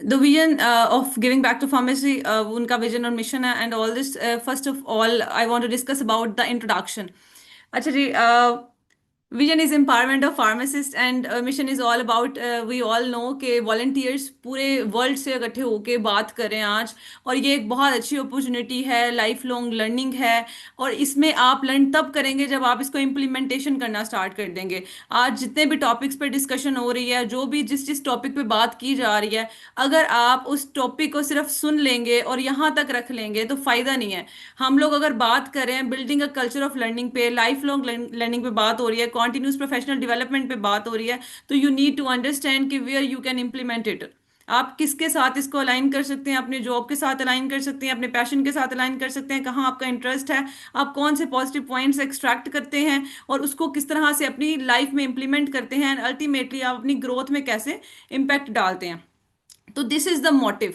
सिर्फ ये नहीं है कि हम लोग यहाँ पे बोलें और आप सुन लें we want it to be implement we want to कि हम चाहते हैं कि ग्रो करें यंग फार्मेसी प्रोफेशनल्स ग्रो करें ये जो मेंटोर्स है वो लर्न करें उसको इम्प्लीमेंट करें तो today's fast changing world continuous learning is no longer optional it's essential we need to consider it essential because अगर हम स्टैटिक हो जाते हैं स्टेगनेंट हो जाते हैं एक जगह पर बैठ जाते हैं कहीं पे भी अगर हम जॉब कर रहे हैं सिर्फ वो जॉब कर रहे होते हैं हम अपनी कॉन्टिन्यूस डेवलपमेंट पे काम नहीं कर रहे होते हम अपने आप के लूप होल्स और वीक पॉइंट्स पॉइंट्स को आइडेंटिफाई नहीं कर रहे होते, हम उस पर वर्किंग करके अपने आप को इम्प्रूव नहीं कर रहे होते, तो we can't grow the way we want. ठीक है, हम अपने प्रोफेशन को हम लोग डिग्रेड कर रहे होते हैं, लेकिन हम लोग को ये अंडरस्टैंड करना चाहिए कि हम लोग खुद से क्या वर्किंग करके अपने प्रोफेशन का स्कोप इनहेंस कर सकते हैं। तो दिस इज द वे कि कल्चर ऑफ लर्निंग में हम लोग एक ऐसा इन्वायरमेंट क्रिएट करें जहाँ पे इंडिविजुअल्स एंड ऑर्गेनाइजेशंस ग्रोथ को वैल्यू करें, क्यूरियोसिटी को वैल्यू करें, इंप्रूवमेंट को वैल्यू करें। और हम प्रोफेशनल्स फार्मेसी में, हेल्थ केयर में life long learning directly impact करेगी हमारी करियर डेवलपमेंट पे, हमारी इनोवेशन पे, पेशेंट आउटकम्स पे, क्योंकि ये ऐसा सेटअप है फार्मेसी जिसके अंदर आप रिलेट कर रहे होते हो पेशेंट्स के साथ, पेशेंट की काउंसलिंग कर सकते हो, उनकी एजुकेशन कर सकते हो, मेडिकेशन एरर्स को आइडेंटिफाई कर सकते हो, आप इनोवेशन ला सकते हो। लेकिन उसके लिए आपको कॉन्टिन्यूस लर्निंग करनी पड़ती है, आपको अपनी स्किल्स अपग्रेड करनी पड़ती हैं, अपने आप को इनहांस्ड वर्जन बनाना होता है। Next slide. Okay, why build a learning culture? Adaptability. Adaptability because we know rapid changes in technology, healthcare and workplace demands require constant upskilling. अगर हम देखें विद रिस्पेक्ट ऑफ टेक्नोलॉजी, हमारे पास डिफरेंट जो है वो AI tools आ गए हैं हमारे पास। हर सेक्टर के अंदर अगर आप देखें तो कॉन्टिन्यूसली इंप्रूवमेंट हो रही है। पब्लिक सेक्टर्स के अंदर क्लिनिकल फार्मासिस्ट, फार्माकोविजिलेंस का रोल, उसको बहुत इन्हांस किया जा रहा है। और अगर आप उस पॉइंट पे अपनी स्किल्स अपग्रेड नहीं करते तो अल्टीमेटली आप मैच नहीं कर पाते। तो आपने अडेप्टेबल करना अपने आप को विद रिस्पेक्ट टू कि आपकी डिमांड क्या है, उस हिसाब से अपनी कौन सी स्किल्स को अपग्रेड करके मीट कर सकते हैं requirements. Engagement, employees who learn and grow are more motivated and satisfied. This is the fact. जब आप लर्न करते रहते हैं कॉन्टिन्यूसली, आप अपने आप को इम्प्रूव होते हुए देखते हैं, आप अपने आप की बेस्ट वर्जन बन रहे होते हैं, तो तब आप अंडरस्टैंड करते हैं that yes I am satisfied, I am happy, because आप कुछ कर रहे हैं, आप अपने लिए कुछ कर रहे हैं, आप अपने आप को ग्रो होता हुआ देख रहे हैं। तो आपकी कॉन्टिन्यूसली एंगेजमेंट, जब आप लर्न करते हैं, ग्रो करते हैं, तो आप अपने आप को बहुत ज़्यादा मोटिवेटेड और सेटिस्फाइड फील करते हैं। अदरवाइज आप अपने आप को डिप्रेस फील करते हैं, क्योंकि आप एक जगह पे स्टैटिक हो जाते हैं अगर आप कॉन्टिन्यूसली लर्निंग की तरफ नहीं जाते हैं। और लर्निंग फोस्टर करती है इनोवेशन को और सर्विस क्वालिटी को इंप्रूव करती है। आप किसी भी पॉइंट पे हैं, किसी जॉब पे हैं, अगर आप कॉन्टिन्यूसली लर्न करते हैं, आप उस वहां पे आपको प्रमोशन मिलती है, वहां पे आपको अप्रिसिएशन मिलती है, आप एक्सीलेंस की तरफ जाते हैं, आपकी सर्विस क्वालिटी इंप्रूव हो जाती है। द रीजन बीइंग के पीछे आपने अपनी जॉब से अलाइन जो है वो कुछ कुछ स्किल्स जो आपने आइडेंटिफाई किया कि मुझे यहाँ पे अपने आप को अपग्रेड करने की जरूरत है, तो उसने अल्टीमेटली आपको प्रमोट भी किया। Career resilience. Professionals with strong learning habits remain competent, relevant and future ready. जिनकी strong learning habits होती हैं वो किसी भी environment में चले जाते हैं, वो अपने आप को competent बना लेते हैं, उस environment के according learn करते हैं, ultimately वो relevant हो जाते हैं and future में भी वो grow कर जाते हैं। Thank you. Next slide. अच्छा जी, rapidly evolving knowledge. We know के रिसेंटली किस तरह से डेवलपमेंट्स हो रही हैं, न्यू ड्रग्स आ रही हैं, ट्रीटमेंट गाइडलाइंस हैं, हमारे पास डिफरेंट ट्रीटमेंट गाइडलाइंस हैं। अगर आप देखें तो infectious disease society of America है, गाइडलाइंस ऑफ इंटरनेशनल नेटवर्किंग है, एनआईएच गाइडलाइंस हैं, डब्ल्यूएचओ गाइडलाइंस हैं। तो डिफरेंट गाइडलाइंस आपके पास हैं। आप अपनी जो ट्रीटमेंट गाइडलाइंस हैं उनसे अपने आप को अपडेट रखें, आप कॉन्टिन्यूसली अपडेट रहें कि विद रिस्पेक्ट टू ट्रीटमेंट कौन कौन सी इंप्रूवमेंट्स आ रही हैं, टेक्नोलॉजीज जो है इंट्रोड्यूस हो रही है every year. Pharmacist must stay updated to ensure safe and effective patient care. Pharmacist update अगर रहेगा तो वो इंश्योर करवाएगा safe and effective patient care. इसके अंदर मैं एग्जांपल ये देती हूँ कि जब आप किसी भी सेटअप में होते हैं, आप एज अ क्लिनिकल फार्मासिस्ट काम कर रहे हैं, आप फार्माकोविजिलेंस ऑफिसर काम कर रहे हैं, आप हॉस्पिटल ड्रग इंस्पेक्टर काम कर रहे हैं, whatever the domain you are in, आप जिस भी डोमेन के अंदर हैं वहां पे अगर आप उस सिस्टम से अपडेट रहते हैं तो फिर ही आप सेफ और इफेक्टिव पेशेंट केयर। क्यों इससे रिलेट कर रही हूँ मैं? क्योंकि क्लिनिकली जब आप डॉक्टर से कंसल्ट करते हैं तो आप अगर एविडेंस बेस्ड बात करेंगे, आपके पास ट्रीटमेंट गाइडलाइंस हैं, आपके पास रेफरेंसेस हैं, आप रेफरेंस दिखा रहे हैं, आप एविडेंस बेस्ड बात कर रहे हैं, देन आपको एक्नॉलेज किया जाएगा, डॉक्टर आपको मानेगा, सुनेगा एंड देन आपके अकॉर्डिंग जो है वो उस चीज को ऑन करेगा। बिकॉज जब आप बिल्कुल ऐसे बात करेंगे, हवा में तीर चलाएंगे, आपके पास पीछे बैकग्राउंड नॉलेज नहीं है, आपके पास ट्रीटमेंट गाइडलाइंस का रेफरेंस नहीं है, और आप इस तरह बात करेंगे तो वो कहेंगे where is the reference, where is the evidence. तो आप अगर अपने आप को अपडेट रखेंगे तो तभी आप अपने प्रोफेशन को भी ग्रो कर सकते हैं, प्रिस्क्रिप्शन को चैलेंज भी कर सकते हैं, safe and effective patient care को इंश्योर भी कर सकते हैं। Patient safety and quality of care की अगर हम बात करें तो medication errors are a major risk in health care. Medication errors are a major risk in health care. I repeat, ये हमारे पास देखा गया है कि जो एडीआरस हैं, मेडिकेशन एरर्स हैं, उनकी वजह से बहुत से पेशेंट सफ़र कर रहे होते हैं, हॉस्पिटलाइज्ड हो जाते हैं, और हॉस्पिटलाइज के अंदर उनका जो ट्रीटमेंट है वो लॉन्ग हो जाता है, पेशेंट की जो कॉस्ट है वो भर जाती है, पीछे देखा जाता है कि मेडिकेशन एरर था। समटाइम्स ये होता है पेशेंट ऑलरेडी मेडिकेशन ले रहा होता है, कोई घर में जब वो डॉक्टर के पास आता है, कोई इमरजेंसी हो जाती है और उस डॉक्टर दम ये नहीं पूछता उससे कि आप ऑलरेडी कोई मेडिसिन ले रहे हैं या नहीं ले रहे हैं, एंड देन उस टाइम पे जो मेडिसिन एडमिनिस्टर कर दी जाती है, पेशेंट हॉस्पिटलाइज हो जाता है, मेडिसिन एडमिनिस्टर भी हो रही है और पेशेंट जो उसके पास ऑलरेडी मेडिसिन प्रिस्क्राइब हुई हुई है, जो वो घर में ले रहा था, वो उसको भी ले रहा होता है। तो वहां पे इंपॉर्टेंट है मेडिकेशन रिकॉन्सिलिएशन, के आप होम मेडिकेशन लिस्ट और जो करंटली एडमिनिस्टर की जा रही है उसको आपस में क्रॉस चेक करें, क्रॉस वेरीफाई करें, कहीं डुप्लीकेशन तो नहीं है। पेशेंट को काउंसल करें कि इस टाइम पे ये मेडिसिन लेनी है, डिस्चार्ज के टाइम के बाद फिर आपने ये मेडिसिन लेनी है, तो ताकि मेडिकेशन एरर्स को प्रिवेंट किया जा सके। मेडिकेशन एरर्स को जब आप प्रिवेंट करेंगे तो आप मोस्ट ऑफ द जो रिस्क है हेल्थ केयर में उसको रिड्यूस कर देते हैं, पेशेंट की सेफ्टी और क्वालिटी को इंश्योर कर रहे होते हैं। तो लर्निंग कल्चर जो है वो प्रमोट करता है कॉन्टिन्यूस इंप्रूवमेंट को, रिड्यूस करता है एरर्स को, इंप्रूव करता है आउटकम्स को। जब आपको लगता है आपको कि आप कॉन्टिन्यूसली लर्न कर रहे हैं, आप अपनी डोज के ऊपर कॉम्पिटेंट हैं, आपके मल्टीपल रेफरेंसेस गाइडलाइंस आपके पास हैं, आप पेशेंट काउंसलिंग अच्छी कर रहे हैं, तो आप इस तरह से काफ़ी ज़्यादा मेडिकेशन एरर्स रिड्यूस कर सकते हैं। And this is your need कि आप किस तरह से प्रिस्क्रिप्शंस को चैलेंज करते हैं, किस तरह से पेशेंट की क्वालिटी ऑफ लाइफ को बेस्ट करते हैं और बेहतर बनाते हैं, आप अपना रोल कैसे एक्सपेंड करें। और एक्सपेंडिंग रोल ऑफ फार्मासिस्ट के अंदर अगर हम देखें तो एक डोमेन उसकी जो है वो वाइड है, डिस्पेंसिंग से लेकर क्लिनिकल डिसीजन मेकिंग तक फार्मासिस्ट का रोल है, डिस्पेंसिंग से लेकर क्लिनिकल डिसीजन मेकिंग तक फार्मासिस्ट का रोल है। ठीक हो गया। अब यहाँ पे अगर हम देखें तो जो डिस्पेंसेशन है वो फार्मासिस्ट उसको सुपरवाइज करता है, फार्मासिस्ट इन्वेंट्री कंट्रोल करता है, फार्मासिस्ट उसको रिप्लेनिशमेंट को देखता है, फार्मासिस्ट कोल्ड चेन मॉनिटरिंग देखता है, फार्मासिस्ट कंट्रोल्ड सब्सटेंसेस की मैनेजमेंट को देखता है, फार्मासिस्ट क्लिनिकल एस्पेक्ट से प्रिस्क्रिप्शन को रिव्यू करता है, प्रिस्क्रिप्शन को चैलेंज करता है, फार्मासिस्ट एडीआर को रिपोर्ट करता है, मेडिकेशन एरर्स को आइडेंटिफाई करता है, थेराप्यूटिक गुड रिलेटेड प्रॉब्लम्स के इश्यूज को हाईलाइट करता है, इंटरवेंशन करता है, डॉक्यूमेंटेशन करता है। तो ये फार्मासिस्ट का रोल बहुत वाइड है, इंडस्ट्रियल सेटअप में है, मार्केटिंग सेटअप में है, क्वालिटी कंट्रोल, क्वालिटी एश्योरेंस, तो ये फार्मासिस्ट का एक एक्सपेंडिंग रोल है, vaccination, chronic disease management, public health roles. तो आप बहुत ज्यादा डाइवर्सिटी है आपके प्रोफेशन के अंदर, और इस रोल के अंदर आप अपने आप को किसी भी लेवल पे जो है अपने आप को ग्रूम कर सकते हैं, किसी भी प्रोफेशन में, किसी भी फील्ड के अंदर जाके, मतलब हमारा प्रोफेशन तो यही है फार्मेसी प्रोफेशन, बट इसमें जो डिफरेंट फील्ड्स हैं किसी में भी जाके आप अपने आप को वहां पे स्किल्स अपनी अपग्रेड करके वहां पे अपने आप को बेस्ट बना सकते हैं। ऑनगोइंग लर्निंग जो है वो इंश्योर करती है that pharmacist are competent and confident in these expanded responsibilities. तो आप जब लर्न करते रहते हैं साथ से, तो आप उसके अंदर अपने आप को बेस्ट कर लेते हैं, और आप अपनी फील्ड में जब बेस्ट हो जाते हैं तो तभी आप दूसरों को बेस्ट गाइड कर सकते हैं और एक तरह के लीडर बन सकते हैं। Next slide. तो हमारी जो लाइफ लॉन्ग लर्निंग है उसकी लीडरशिप के साथ जो एक लिंक है, अभी मैं सर को भी सुन रही थी और ये बहुत अच्छी मुझे बात लगी कि आप अगर एक अच्छे लर्नर नहीं है तो आप एक अच्छे लीडर नहीं बन सकते। You have to be a great learner if you want to be a true leader. तो आपको एक अच्छा लीडर बनने के लिए पहले एक अच्छा लर्नर बनना पड़ता है, ताकि आप दूसरों को गाइड कर सकें, लीड कर सकें, लोग आपको फॉलो करें। तो उसके लिए पहले आपकी लर्निंग का अच्छा होना बहुत इंपॉर्टेंट है। Professional growth and career advancement की अगर हम बात करें तो कॉन्टिन्यूस लर्निंग जो है आपकी वो पाथवेज ओपन करती है लीडरशिप की तरफ, स्पेशलाइजेशन की तरफ, इंटरनेशनल अपॉर्चुनिटीज की तरफ। जब आप कॉन्टिन्यूसली लर्न करते हैं, आप अपॉर्चुनिटीज देखते हैं, आप उसको अवेल करते हैं, then at the end you will see कि आप कहाँ तक जाएंगे, आप लीडर बन जाएंगे, आप इंटरनेशनल अपॉर्चुनिटीज की तरफ जाएंगे।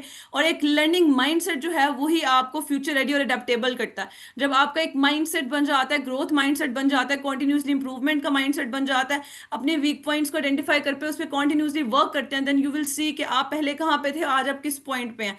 तो आप खुद अपने आप को अपने आप के साथ कंपेयर करते हैं कि कल आप क्या थे, आज आप क्या हैं, और कल आप अपने आप को कहाँ देखना चाहते हैं, और उस एस्पेक्ट से आप अपने ऊपर काम कर रहे होते हैं। इंटरडिसिप्लिनरी कोलैबोरेशन, जिस तरह हम देखते हैं कि एक ट्रायंगल है हेल्थ केयर के अंदर, डॉक्टर्स, नर्सिस एंड फार्मासिस्ट, वो आपस में इकट्ठे काम करते हैं, उसमें जो इंटरडिसिप्लिनरी कोलैबोरेशन है वो बहुत इंपॉर्टेंट है, और उसमें तभी अच्छी हो सकती है जब एक लर्निंग कल्चर हो, जब डॉक्टर को ये पता हो कि मैं फार्मासिस्ट के साथ अगर बैठा हूँ तो मुझे भी कुछ सीखने को मिल रहा है। फार्मासिस्ट का नॉलेज इतना है कि हम अगर मिलके काम करें तो हम पेशेंट की क्वालिटी ऑफ लाइफ को बहुत बेस्ट कर सकते हैं। तो उसके अंदर कॉन्टिन्यूसली लर्निंग होगी, आप एविडेंस बेस्ड बात करते हैं, आप अगले को इंस्पायर करते हैं, देन वो फिर आपको जो है वो एडमायर भी करता है, आपकी सुनता भी है। तो इंटरडिसिप्लिनरी कोलैबोरेशन जो है वो बहुत इंपॉर्टेंट है। इनोवेशन एंड रिसर्च की बात करें, pharmacy contributes to clinical trials, drug development and digital health solutions. We know कि हमारे पास क्लिनिकल ट्रायल्स, ड्रग डेवलपमेंट, ये सब जो है ना वो हो रहा है हमारे पास फार्मेसी फील्ड में। इसके लिए भी लाइफ लॉन्ग लर्निंग जब है, वो फार्मासिस्ट की डिफरेंट स्किल्स अल्टीमेटली वो ड्राइव करती है towards innovation. Next slide. Key tools for building a learning culture. If we'll talk about the key tools that are important for building a learning culture, first of all, mentorship programs. That one of the program that is conducting today by giving back to pharmacy, and I really like to appreciate the way they are doing. Amazing, literally they meant the name. मतलब जो उनका नाम है वो उसको वाकई proof कर रहे हैं. They are giving back to pharmacy. Mentorship programs, pairing early career professionals with experienced mentors. Professionals हैं, फ्रेश ग्रेजुएट्स हैं, अंडर ग्रेड्स हैं, उनके लिए एक एक्सपीरियंस मेंटोर के साथ एक पेयरिंग करना, उनको बताना कि क्या ट्रैक आप ले सकते हैं। एक लर्निंग मैनेजमेंट सिस्टम डेवलप हो रहा है, ये डिजिटल प्लेटफॉर्म्स हैं, हम ऑनलाइन बैठ के आपस में डिस्कशन कर रहे हैं, लर्निंग हो रही है, माइक्रो लर्निंग भी होती है, short focused content videos podcast के through, knowledge sharing communities, peer learning groups बन जाते हैं जिसके अंदर वर्कशॉप्स हैं, डिस्कशन फोरम्स हैं, कोई एक सीनियर है, कोई जूनियर है, उनकी आपस में डिस्कशन है, जूनियर सीनियर से लर्न कर रहे हैं और इस तरह से सीनियर्स जूनियर्स को गाइड कर रहे हैं। फीडबैक सिस्टम्स हो जिसमें कंस्ट्रक्टिव फीडबैक दिया जाए, आप उनकी इंप्रूवमेंट एरियाज भी उनको बताएं, उनकी स्ट्रेंथ्स भी बताएं, और इस तरह से ताकि वो एक फीडबैक सिस्टम से कॉन्टिन्यूसली इंप्रूवमेंट होती रहे। Technology and AI tools, one of the key tool for building a learning culture because it's a personalized learning pathway. आप कभी भी कहीं पे भी बैठ के व्हाट्सएप पे मेटा एआई है, हमारे पास चैट जीपीटी है, आपको कोई प्रॉब्लम होती है, you just type and then you got the answer. तो आपकी एक पर्सनलाइज लर्निंग, आपको कुछ नहीं समझ आ रहा है, आप जो है वो एआई से जो है वो हेल्प ले रहे होते हैं। तो पर्सनलाइज लर्निंग पाथवेज हैं, सिमुलेशंस है, वर्चुअल रियलिटी है for experienced learning. Next slide. Then we'll talk about further key tools for building a learning culture. Under this, continuous professional development programs. It's very important कि हमारे पास continuously professional development programs हो। अगर हम Philippines की बात करें तो Philippines के अंदर जो हमारे पास different continuous professional development programs हैं, और वो उन्होंने उसको एसेंशियल कर दिया है कि आपका जो एक लाइसेंस होता है उसके रिन्यूअल के लिए वो इम्पॉर्टेंट है कि आप वो कॉन्टिन्यूस प्रोफेशनल डेवलपमेंट प्रोग्राम्स करें। ठीक है, वो डिफरेंट यूनिट्स होते हैं, उसको स्पेसिफाई कर दिया जाता है। एक्टिविटी लर्निंग मॉड्यूल्स हैं, आपकी डिफरेंट वर्कशॉप्स, ऑनलाइन कोर्सेज हो सकते हैं जो आप कर सकते हैं, डिफरेंट सर्टिफिकेशंस होते हैं। रिसेंटली मैंने 10 फ्री सर्टिफिकेशन शेयर की थी फार्मासिस्ट की, जो कि आप कर सकते हैं। तो आपकी लिंक्डइन लर्निंग है, आपके डिफरेंट तरह से ऑनलाइन कोर्सेज हैं जो कि आप करके अपने आप को कॉन्टिन्यूसली इंप्रूवमेंट की तरफ लेके जा सकते हैं। और मैंडेटरी जो कॉन्टिन्यूसली प्रोफेशनल डेवलपमेंट है अल्टीमेटली इंश्योर करती है फार्मासिस्ट को कि वो इवॉल्विंग प्रैक्टिसेस के साथ अपडेटेड रहें। मेंटरशिप एंड परसेप्टरशिप, वही बात आगे के सीनियर फार्मासिस्ट जो है वो गाइड कर रहे होते हैं अर्ली करियर प्रोफेशनल्स को। स्ट्रक्चर्ड एक programs during internships and residencies, उसके अंदर क्या है, आप इंटर्नशिप कर रहे हैं, एक सीनियर फार्मासिस्ट आपको गाइड कर रहा है कि क्या क्या सिस्टम है, किस तरह से चीज़ें होती हैं, किस तरह से इंप्लीमेंटेशन होती है। इस तरह से एक सीनियर जूनियर का जो एक इंट्रैक्शन होता है उससे ये होता है कि आप लर्न करते हैं, अल्टीमेटली आप भी लीडर बन जाते हैं और आप भी एक चेन लेके चलते हैं। तो first of all we have to start so that continuously improvement होती रहे और ओवरऑल हमारी कम्युनिटी स्ट्रेंथन हो। डिजिटल एंड टेक्नोलॉजी टूल्स की बात करें तो learning management system for e learning, आपके पास डिफरेंट मोबाइल ऐप्स हैं, लेक्सिकॉम है, माइक्रोमेटिक्स है, मेटस्केप है।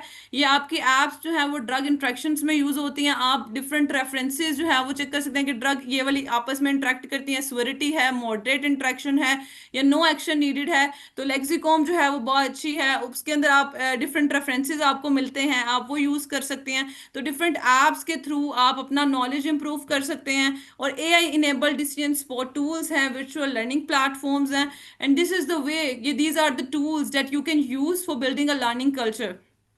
Next slide.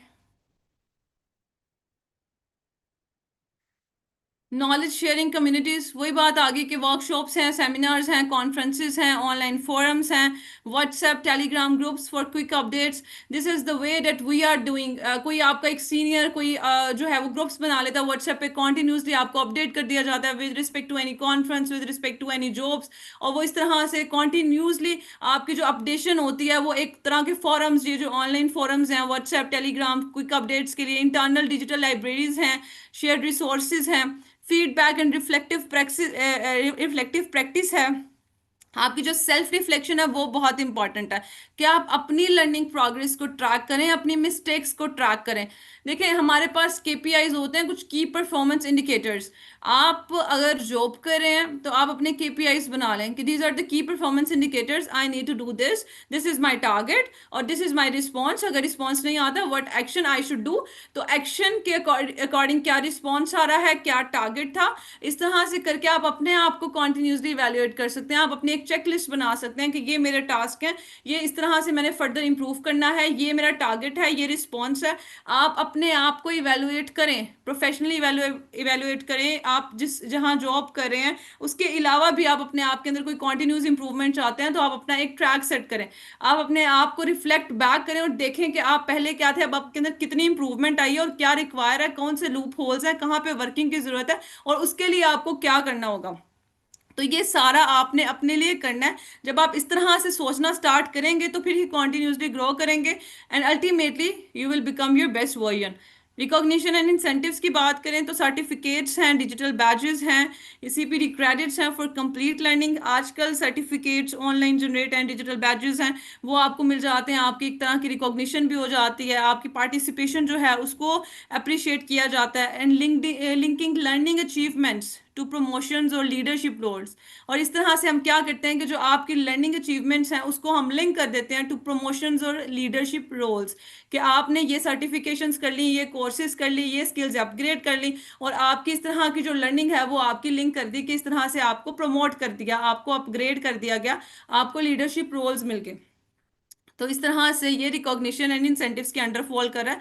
तो अल्टीमेटली ये भी किससे लिंक कर रहा है, आपकी लर्निंग से लिंक कर रहा है, आपके एजुकेशन से लिंक कर रहा है, आपकी नॉलेजेबल होने से लिंक कर रहा है, आपकी कॉन्टिन्यूस इंप्रूवमेंट से लिंक कर रहा है। Next slide. Pathways for career growth की बात करें तो जनरली हम देखते हैं फॉर्मल एजुकेशन है जो कि लोग कर रहे हैं, सर्टिफिकेशंस करें, डिप्लोमास करें, पोस्ट ग्रेड्स करें, उसके अलावा ऑन द जॉब लर्निंग करें, क्रॉस फंक्शनल प्रोजेक्ट्स हो रहे हैं, डिपार्टमेंट के दरमियान प्रोजेक्ट्स हो रहे हैं, डिफरेंट डिपार्टमेंट से डिफरेंट जो पीपल हैं वो आपस में इंटरेक्ट कर रहे हैं, डिफरेंट टीम मेंबर्स आपस में इंटरेक्ट करें ताकि एक अच्छी आउटकम की तरफ जा सकें। डिफरेंट माइंड्स जब आपस में मिलते हैं एक अच्छा जो है वो सोल्यूशन निकल सके, प्रॉब्लम सॉल्विंग स्किल्स जो है वो बेहतर हो, लीडरशिप रोल्स, इस तरह से आप उसमें लर्निंग प्रमोट कर सकते हैं on the job. Professional networking कर सकते हैं, कोई इंटरनेशनल कॉन्फ्रेंस है, कोई कॉन्फ्रेंस है, चाहे वो फिजिकल है चाहे वो ऑनलाइन है, आप उसको ज्वाइन कर सकते हैं, आप अपनी नेटवर्किंग को इम्प्रूव कर सकते हैं, आप एसोसिएशंस ऑनलाइन फोरम्स ज्वाइन कर सकते हैं। ठीक है, उस तरह से क्या होगा कि आप अपनी नेटवर्किंग बेहतर करेंगे, जब आपकी नेटवर्किंग बेहतर होगी आपको फर्दर अपॉर्चुनिटीज मिलेंगी, आप फर्दर ग्रोथ की तरफ जा सकते हैं। सेल्फ डायरेक्टेड लर्निंग आप कर सकते हैं, आप रीडिंग कर सकते हैं, डिफरेंट बुक्स रीड कर सकते हैं, आप ऑनलाइन कोर्सेज कर सकते हैं, कोर्सेरा है, डेक्स है, लिंक्डइन लर्निंग है, पॉडकास्ट हैं। आप अपने इंटरेस्ट के अकॉर्डिंग जो है वो आइडेंटिफाई कर सकते हैं कि ये जो है मेरा इंटरेस्ट है, इस इंटरेस्ट के अकॉर्डिंग मैं ये रीड करूंगा तो मुझे ये भी बेनिफिट हो सकता है, ये डिफरेंट कोर्सेज हैं ये मैं कर सकता हूँ। तो आप अपने इंटरेस्ट के अकॉर्डिंग, अपने पैशन के अकॉर्डिंग, अपनी जॉब के साथ अलाइन करते हुए चीज़ों को लर्न कर सकते हैं। करियर मैपिंग की बात करें, setting personal development plans with clear goals and milestones.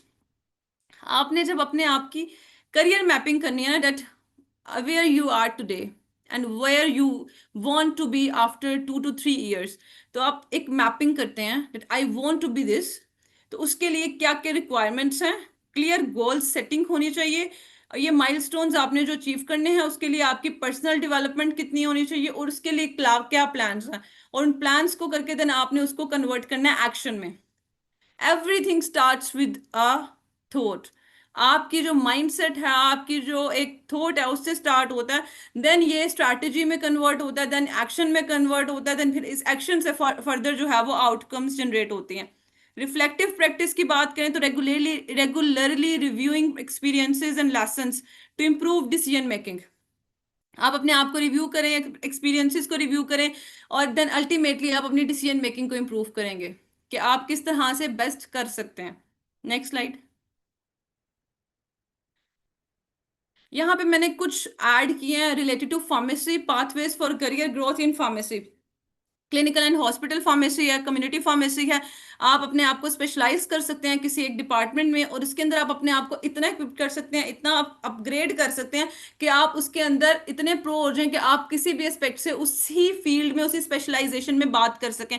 आप कार्डियोलॉजी में, आप इन्फेक्शियस डिजीज में, आप पीडियाट्रिशियन में, आप ऑन्कोलॉजी में जो है वो कर सकते हैं स्पेशलाइजेशन। आप क्लिनिकल फार्मासिस्ट, कंसल्टेंट फार्मासिस्ट बन सकते हैं। Involvement in patient safety initiatives और क्लिनिकल रिसर्च की तरफ जा सकते हैं। कम्युनिटी फार्मेसी में आप अपनी सर्विसेज को एक्सपेंड कर सकते हैं। Vaccination, chronic disease management, patient counselling जो है वो भी आप साथ कर सकते हैं। In addition to dispensing, only dispensing is not your role. आप कम्युनिटी में हैं तो आप इन सबको जो है वो सर्विसेज ये प्रोवाइड कर सकते हैं। फार्मेसी ऑनरशिप आप कर सकते हैं, आप अपनी फार्मेसी बना सकते हैं। एंटरप्रेन्योरशिप में आ जाता है, ये बिजनेस में आ जाता है। लीडरशिप रोल्स, आप ब्रांच मैनेजर बन सकते हैं। आप उस पूरी फार्मेसी को जब ऑन करते हैं, आप उन सब चीज़ों को मैनेज करते हैं, तो वो एक तरह का लीड करना आ जाता है। आपका लीडरशिप रोल, आपकी मैनेजमेंट, आपकी एडमिनिस्ट्रेशन, वो सब उसमें रिफ्लेक्ट हो रही होती है।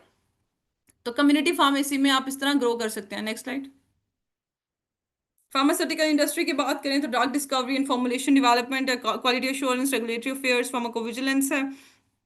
Role as medical science liaison, medical science liaison और clinical trials manager, these are the person जो एक health experts होते हैं, वो pharmaceutical companies, medical device companies और health professionals के दरमियान एक connection build करते हैं, inter collaboration कराते हैं, and then pharmaceutical industry की तरफ जो drug discovery and formulation development उसमें help कर रहे होते हैं। academia and research की बात करें तो different pharmacy students को teach करके, train करके आप कर सकते हैं। आप different studies कर सकते हैं, full PhD कर सकते हैं academia में जाने के लिए।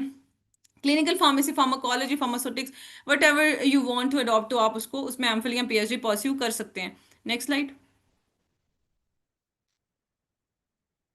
उसके अलावा regulatory and policy roles, just like we are in the government sector, उसमें आपके different regulatory authorities, DRAP, FDA, EMA, आप उसमें जो है उनसे बात कर सकते हैं। Drug regulatory authority of Pakistan, food and drug administration, European medicine agency, specialise certifications and fellowships, ठीक है, उसको आप देख सकते हैं। तो ये आपकी जो बेसिकली इंपॉर्टेंट थिंग है वो ये है कि आप कहाँ कहाँ क्या क्या रोल प्ले कर सकते हैं। आपके पास board certification, BCPS, board of pharmacy है, community oriented operations of pharmacy है, आपकी क्लिनिकल प्रैक्टिसेस हैं, डिफरेंट फेलोशिप्स हैं, लीडरशिप में, क्लिनिकल प्रैक्टिस और रिसर्च में, डिफरेंट शॉर्ट कोर्सेज हैं, pharmaco economics, health informatics and clinical research में। तो आप डिफरेंट पाथवेज अडॉप्ट कर सकते हैं for career growth in pharmacy. Next please slide.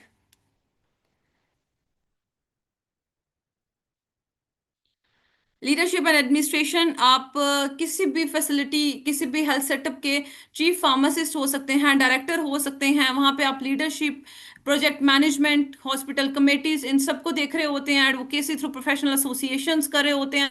Entrepreneurship and innovations को कर रहे होते हैं। Global and international careers, just like आपके डिफरेंट एग्जाम्स हैं, यूएस एग्जाम है, कनाडा का है, यूके का है, मिडल ईस्ट का है, डिफरेंट लाइसेंसर एग्जाम्स है जो आप दे के आप बाहर के मुल्क जा सकते हैं। आप इंटरनेशनल अपने करियर जो है वो आप अपने आप को परस्यू कर सकते हैं इंटरनेशनल लेवल पे। वर्क अब्रॉड, आप कम्युनिटी हॉस्पिटल या एकेडेमिया में आप अब्रॉड में वर्क कर सकते हैं, ठीक है। International collaboration and global health fellowships. Next slide. I have limited time, it's just going to end. Strategies to sustain a learning culture, इसमें यही बात आ गई, अगर हम इसको कंक्लूड करें कि लीडरशिप कमिटमेंट होनी चाहिए। आपकी डिफरेंट रिकॉग्निशन एंड अवार्ड्स अगर मिले आपको आपके अचीवमेंट्स को हाईलाइट करने के लिए, अल्टीमेटली आप इसको ट्रीट ना करें as an extra, it's not an optional. Lifelong learning is important और आपने इसको अपनी डेली लाइफ में इम्प्लीमेंट करना है, इसको एसेंशियल कंसिडर करना है। अल्टीमेटली आप अपने आप को जो है वो ग्रो करेंगे और लीडरशिप की तरफ लेके जाएंगे। Next slide. This is my last slide. Building a culture of learning is not a one time effort.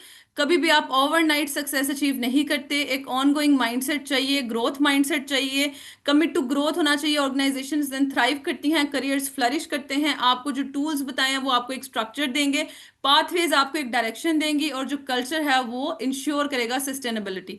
और इस तरह से आप अपने आप को कॉन्टिन्यूसली इंप्रूव कर सकते हैं। और इट्स वेरी इंपॉर्टेंट कि आप इस चीज़ को अंडरस्टैंड करें कि कॉन्टिन्यूसली इंप्रूवमेंट कितनी इंपॉर्टेंट है किसी भी प्रोफेशन में। अल्टीमेटली आप अपने प्रोफेशन का स्कोप बिल्ड करते हैं, अपनी कम्युनिटी को स्ट्रेंथन करते हैं और अपने आप को बेस्ट वे में ग्रो करते हैं, the way you want. Thank you so much.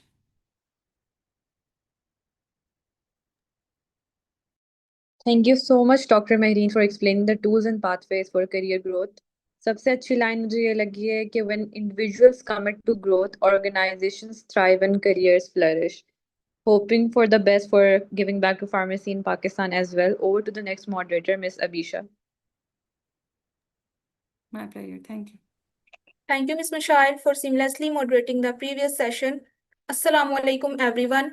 Myself, Abisha Arif, a final year PharmD student and moderator of Dr. Wasif Kilani for today's virtual session at the 6th Annual Conference of Giving Back to Pharmacy in Pakistan. I am delighted to invite our honored speaker, Dr. Wasif Kilani, PhD, MSc, Associate Dean Academics, and Professor of Pharmacy Practice at the College of Pharmacy, Gulf Medical University, UAE. Dr. Wasif is a renowned academic leader, researcher, and clinical pharmacy expert with a strong record of advancing pharmacy education and practice. He oversees academic strategy, curriculum innovation, quality assurance, accreditation at Gulf Medical University, and serves as an ACPE international reviewer. With over 200 research publications in antimicrobial stewardship, drug utilization, pharmacotherapy outcomes, and interprofessional education, Dr. Wasif has significantly contributed to the field.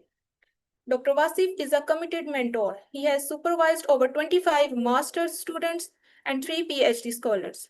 Dr. Wasif, it's a pleasure to have you with us today, and we look forward to hear your presentation on bridging academia and practice, teaching the next generation. Over to you, Dr. Wasif. Thank you very much, Abisha.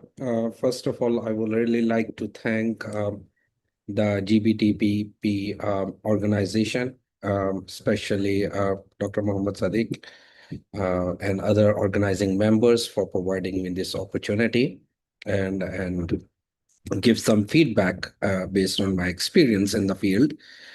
Um, um, Bridging academia to practice itself, it's a very huge topic. We might need maybe weeks to talk about it. I will try to keep things simple and try to elaborate few of those points during my presentation today. And I will try to keep things simple and try to quote it with certain references that will help us to go. So I would like to start my quote or my presentation with a quote. Teach me and I will forget. Show me, I may remember. Involve me, and then I will never forget. So this is normally we tell to over all the students. And this is where pharmacy education should lead over new generation too. The biggest problem at the current age or current era is what we are teaching in the class is not matching with when they graduate and go into the community and work. So this mismatch between academia and practice is being widely seen. It's not on Eastern side, not Middle East and Far East or European or Western. It's you will find everywhere. So the curriculum will be either overly estimated or maybe sometimes it will be underestimated. The role of clinical or role of a pharmacist, either clinical or just simple pharmacist, to practice in the future. Now, the biggest problem what comes is as an ACPE reviewer, American Accreditation for Pharmacy Education, I have visited several curriculums, and the biggest problem I find out in many of them is the curriculum is not equipping the student towards developing a skill and a thought, how to think. See, pharmacy education should be focused on a student, not just simply their level of awareness, but their level of thinking, critical thinking, how to think, how to solve a problem. and what are the skills that you require to solve that problem. So the pharmacy education is just not about knowledge. It's not about simple an attitude. A person can be a positive attitude, then they can be achiever, but it can be developing a mindset, a thinking process in a way that whenever a pharmacist will end up to any situation, critical situation, emergency situation, ambulatory care situation, any type of situation, and he will be resilient and he will be adaptable to that situation, and he has enough skills to analyze the situation and come out of it. Okay, this is the core purpose of pharmacy education. And I'm putting forward some things, and I previous speaker, I was listening to the previous speaker, and I'm really I'm going to agree with the statement that IPE, interprofessional education, is a very important thing. So they use a word, learning together to practice together. So if you are learning together with the doctors and nurses and other allied healthcare providers, you know what is your role, and they know what is your role in the healthcare system. So learning together will bring an opportunity to work together in the future. And this will bring up, again, the best care out of this teamwork. So that's just a quick teaser. So I'm putting some of things in certain topics. The first topic I want to cover: what is a modern pharmacist? And this modern pharmacist means the pharmacist who is beyond the dispensing counter. So the pharmacist role is mainly patient-centric role. So it's mainly providing a best care to the patient. Now, several curriculums are severely lack of EPA's development and EPA's assessment. So what is EPA's? EPA's is interest-able professional activities.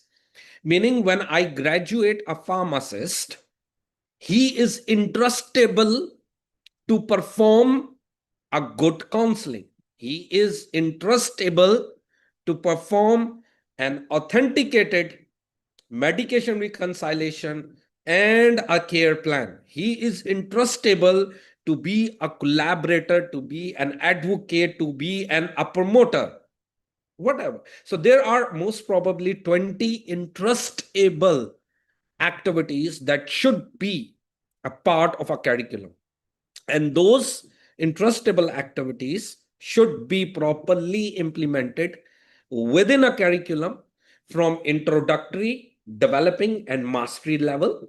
And then we ensure that a pharmacist, when it graduates with a competent status in these EPAs. So that's why the curriculum should be very well designed, not only horizontal integration, but as well as the longitudinal integration of achieving these type of skills. Second thing is a skills-based approach. So what we normally see in curriculum, or a simple curriculum, that we think that case-based learning is a skills-based learning. A lot of instructors or I will say academicians, they think that providing case-based learning is actually developing a skill. Unfortunately, it is not a case. Professional skills or a competency development is a second part, or it's an advanced part of knowledge acquisition. So highly, what we see is our curriculum is mainly focused on memorization. Again, I will say, you show me, I may remember. If you involve me, I will definitely remember. I will never forget. Okay, so involvement of student in a competency development is a key point. So what we did in our curriculum in Gulf Medical University, that we don't wait for a final year to student to set up into the hospital or goes to the hospital for training. From year one, semester one, they are visiting hospitals and shadowing our clinical pharmacists for next 6 years. And then when they reach to 6 years, they will become an independent clinical pharmacist and preceptor ready to practice, ready to precept, ready to collaborate. This is what we want. We called it PEDT, meaning professional or progressive experiential development track, meaning from semester 1 till 6 year, they have a consistent access to the hospital and working under the pharmacist. So there are the reasons why we need that. We need that because we need to develop clinical reasoning. We need to develop communication skills. It's not only communication skills with the patient, communication skills with the doctor, with the nurses, with the other allied healthcare providers to develop a care plan. This is a key point what we always missed in our curriculum. And then professional skills. Professional skills does not require only dispensing or calculating dose. It does require the physical examination. If you are an ambulatory care pharmacist and a patient with a new symptom, and that symptom is alarming symptom, you are the first one. You are the point of contact to identify and refer to the emergency department or refer to the consultant or physician or psychologist or whoever. That is where a pharmacist should have a competency, a professional skill to evaluate a situation and act upon it. Then the third thing is from simulation to reality. I really want to highlight here the severe lack of a curriculum is experiential education training. Now, the international guidelines, they have three distribution of experiential education training. Number one is a simulation training where we are using virtual patient learning. We are using certain softwares like MyDispense. And then the second thing is a controlled environment training. For example, we will put them in community pharmacy and ambulatory care, where they are not a part of direct patient care, but they are a part of secondary patient care. And this is called EPs, IPPEs, Introductory Pharmacy Practice Experiences. Then we push them to PPEs, where we will just put them in general wards. We call them PPEs, Pharmacy Practice Experience. And then we leads to APEs, that is Advanced Pharmacy Practice Experience. Now, the cumulative of this from simulation to advanced practice experience should be at least 40% of the curriculum credit hours. 40% of the curriculum, whole curriculum credit hours should represent these three stages of learning. Okay, this is where we are severely lack, not only in Pakistan, but several other parts of the world as well, while reviewing a lot of things. And this is where I believe that our pharmacists are not well equipped when they reach to community, when they reach to practice. They are not confident enough. They don't feel that they have enough knowledge because they have been not exposed to these type of systems before reaching to their practice. Okay. Now, the next thing is IPE. So as I say, the GMU, Gulf Medical University, has the best point is that we have a one corridor university. If any one of you have visited. So in one corridor, we have 4 colleges. We have College of Medicine, College of Dentistry, College of Pharmacy, College of Nursing, and College of Health Sciences. So it's actually a square building with one corridor. So our aim is that the students, they have weekly or monthly IPE sessions where the first year, second year students, they do community engagements together. So they are learning together in the form of community engagements. And when they reach to third year or fourth year, they will do their case presentations together. And when they will reach to the clinical level 6 or 6th year, all of them will club together for their rotations, clinical rotations in the hospital. So this is a way that we, from the beginning, we inform the different workforce, healthcare workforce, to study together first, so they know what is the role of a pharmacist, what is the role of nursing, what is the role of a doctor. And then when they will practice in the hospital for their final clinical trainings, they've been respectful for each other, and they know that this is their role, and they have to take an advice from that person when they are moving towards that part for a decision making or patient care. So it's very important that there should be a teamworks, there will be team activities, there will be IPE activities, not only one semester, but starting from the beginning of the curriculum, because it should be not, I mean, you cannot change a behavior in 6 months. Frankly speaking, you can't. You need years to change an attitude or a behavior. So when we say long life learning, when we say a continuous professional development, it's not a one semester thing. It's a personality. It's a behavior that has to be developed over years through structured activities across the curriculum. So the student will develop that type of attitude, that type of behavior, that they will never stop even after graduation. Now, the next thing is called technology. So with a recent AI, our pharmacy education should be equipped with AI technology and data sciences. It's very important for our students, or especially pharmacists, to have a competency in AI and technology. And this AI and technology will further help them to be specialized in AI and doing pharmacy automations, or enhancing the work processes when they will graduate and goes to the market. This is something specialty based. So the curriculum should equip the students with that type of competency. It involves virtual and augmented learning. It involves telepharmacy learning and their models. It involves data analytics and health informatics. A lot of things. Again, each of these slides, if we will find a time, we need to, I can talk even weeks on each of these topics. Anyways, let's continue. Now comes to the very important thing, and that is called continuous professional development, lifelong learning.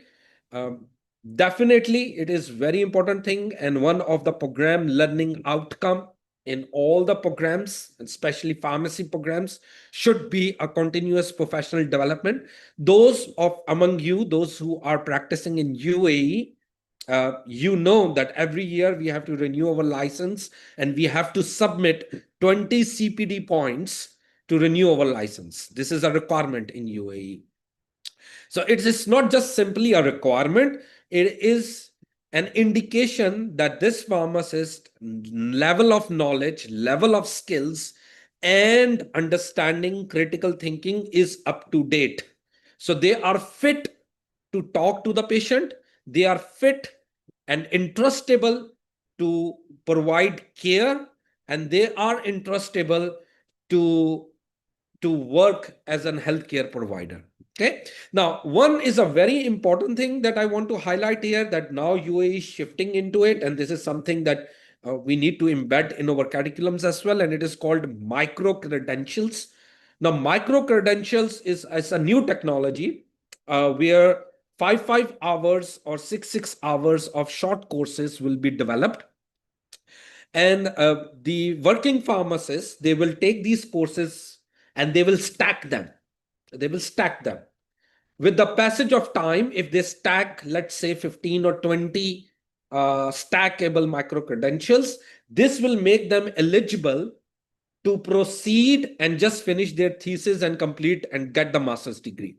So eventually the master's level courses will become micro credentials, and these micro credentials working pharmacists will take whenever they find time, in 1 year, in 2 year, or 3 year.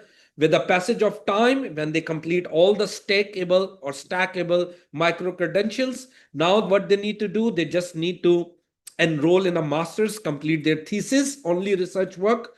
The micro credentials will fulfill the requirements of the didactic courses, and they are good to go. Okay, so like this, now it's the new trends is called micro credential trends. These are very important. This will improve your academia as well in the future, and it will also keep you updated with the recent trends in the community. So what are the other advancements we are talking about? Very important thing is that we should involve the industry people to teach in curriculum. Not only academicians should teach.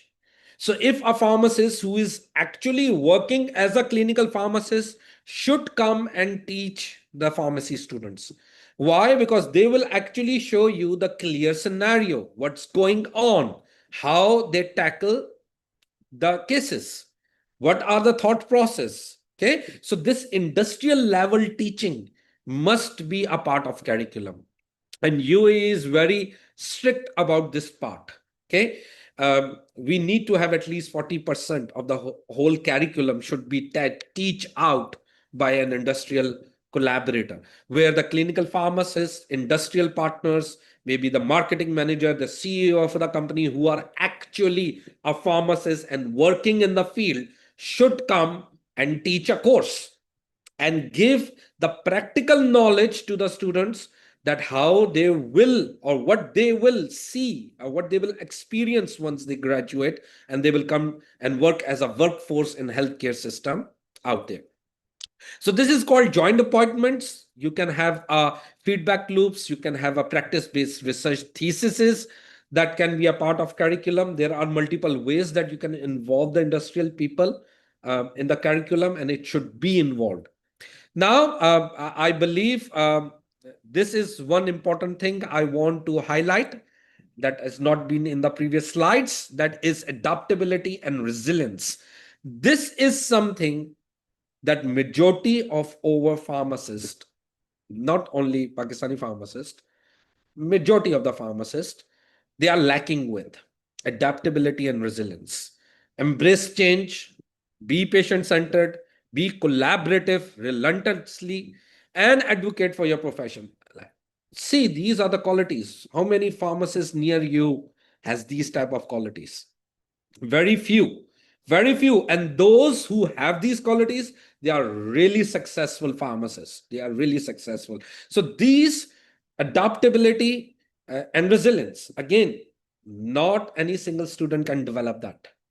There are activities, there are curricular level activities. They will develop adaptability and resilience in the students, and this will help them in the future when they will go and practice. Okay, now I think this is my last slide where I'm going to just have a quick wrap up. A prescription for progress should be a shared vision where we make sure that our students being equipped with professional level of skills, and they have been teached out by both academicians, practitioners. They are studying together with other healthcare professionals, so they know their role of context in the healthcare system. There must be the AI in the curriculum that will equip them for the next 5 or 6 years, where the AI will be leading in all the healthcare sectors. So we need to prepare them right now. And very important thing is CPD, where the continuous professional development is a part of their journey for their future. They cannot just graduate and then they say this is the end of the game. No, the CPD is something that is a lifelong learning, and we need to develop their CPD thoughts and their attitudes based on the curricular level of activities. So I hope that I tried today to cover up few things. So that's all from my side. Thank you very much. If there are any questions, I'm happy to answer them. Thank you, Dr. Wasif, for sharing your valuable insights on bridging academia and practice, teaching the next generation. Your presentation highlighted the many key points involving that pharmacist role extend beyond the dispensing counter. Experiential education is the cornerstone of bridging the gap between academia and practice, and pharmacy education doesn't end at graduation. It's a lifelong learning journey. Thank you again. Over to you, Ms. Aisha.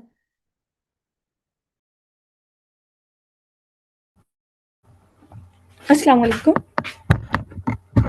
I will be the moderator for the next session. Myself, Aisha Shehzadi. Before introducing our next speaker, I would like to extend my sincere thanks to Dr. Saeed Wasif Gilani for her insightful discussion on key full takeaways for the next generation. Thank you so much, sir.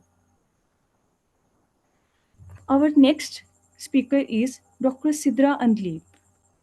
It's an honor for me to introduce our esteemed speaker, Dr. Sidra Andleep, on behalf of Giving Back to Pharmacy Society.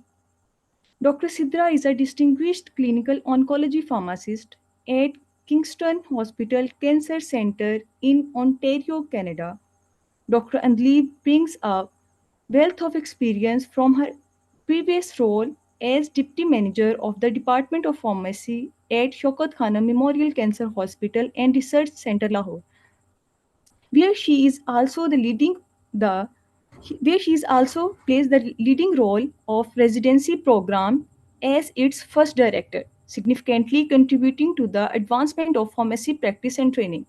Academically, Dr. Andleep holds notable qualification including PharmD, Masters in Pharmacology from the University of Punjab. She is also a board certified pharmacology specialist. Today, Dr. Andleep will share her expertise on communication that connects counseling with empathy. We extend a warm welcome to Dr. Sidra Andleep. Over to you, Doctor. Assalamu alaikum, everyone. Thank you so much, Aisha, for the introduction. I hope everybody can hear me, and I hope that I'm able to share my presentation. The topic that I was going to talk about was counseling and the soft skills. Aisha, can you confirm if my screen is shared because I don't see it?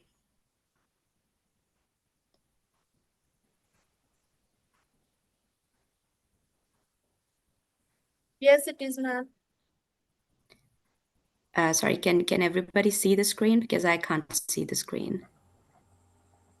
Ma'am, your screen is visible. Okay, right, great.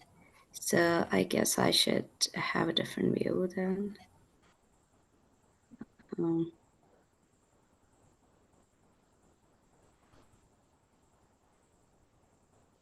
I will just keep it on the side. And can you confirm that when I change the slides, do you see the slides changing? Yes, ma'am. So when I go from slide 1 to slide 2, are you able to see it? We are still seeing the slide number 1. Okay, so there's some, technical issue on my end because I'm changing the slides, but I'm unable to see that. Can you run the presentation on your end and I can go by that? Okay, just give me 2 minutes. Because when I do that, I am unable to.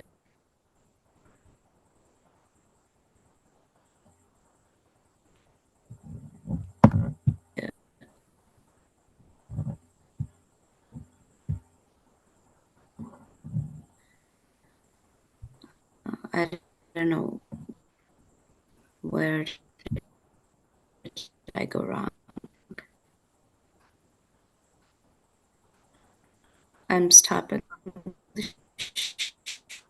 share right now.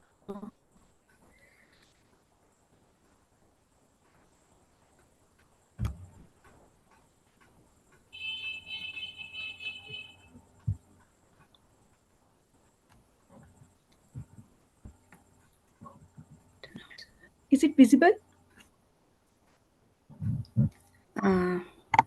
Sorry, 1 second. I don't know, there's some technical issue. Can you help me with the view? Which view should I choose? Presentation mode, ma'am. Okay.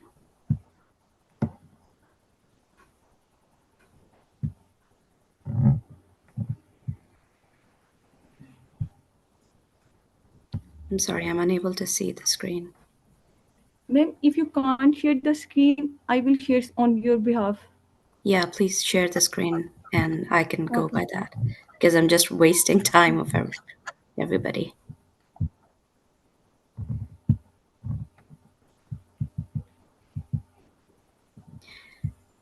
So I also want to extend my thanks to and my salam to Dr. Aslam Siddiqui, Dr. Kamran, and the whole team, Adan, who was coordinating with me throughout this while we were talking about doing this presentation. You guys have been very consistent, and this is really admirable the way you hold it each year and coordinate it so well.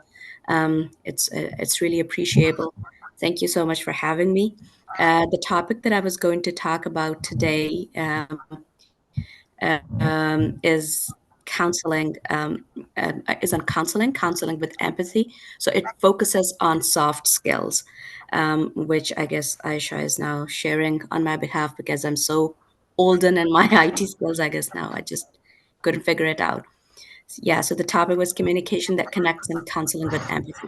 I currently work with Kingston Hospital Cancer Center, it's the cancer center of the southeastern Ontario. I was previously working with my home hospital, I call it Shakt Khanum, where I worked for 12 years, and most of my skills and whatever I've learned has been mostly attributable to that hospital. Now, while I was bringing up this topic, I thought about how to bring about empathy. So when you see this screen, do you see any motor functions working there? Next, please. Yeah.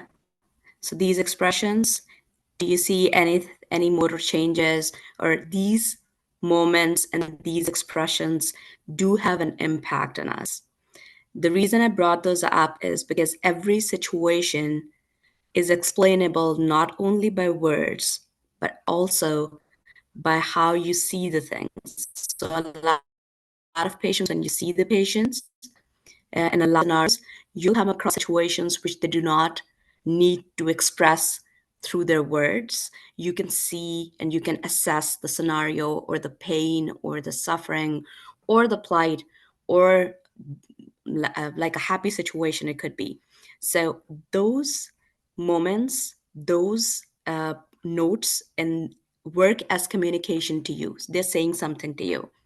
Taking the impact of those situations and choosing your response based on that is what empathy is all about. Next, please. Next, please. So, empathy was a word that was coined back in the early 20th century. Before that, probably nobody thought about it or we didn't need that. I assume because we were like beyond the industrial stage of stuff. But now, with the corporate culture and the capitalistic world that we have, probably it's a bit more ruthless, and we need to invest into getting idea of empathy and what it is. So we know the famous definition, stepping into the shoes, which we know is like what empathy is all about. But then it's actually feeling yourself, like being there in the with the patient, trying to find out why are they going through that, and trying to assess what should your response be, or what kind of a response would I expect. Next, please. So medication counseling does make the difference. There's multiple literature available that proves that. So we know that there is an improved patient adherence. There is improved quality of life. There's multiple literature available. So counseling by the pharmacist does make the difference. We know that. Next. So when we do the counseling, I divided it in two different sections. Next, please.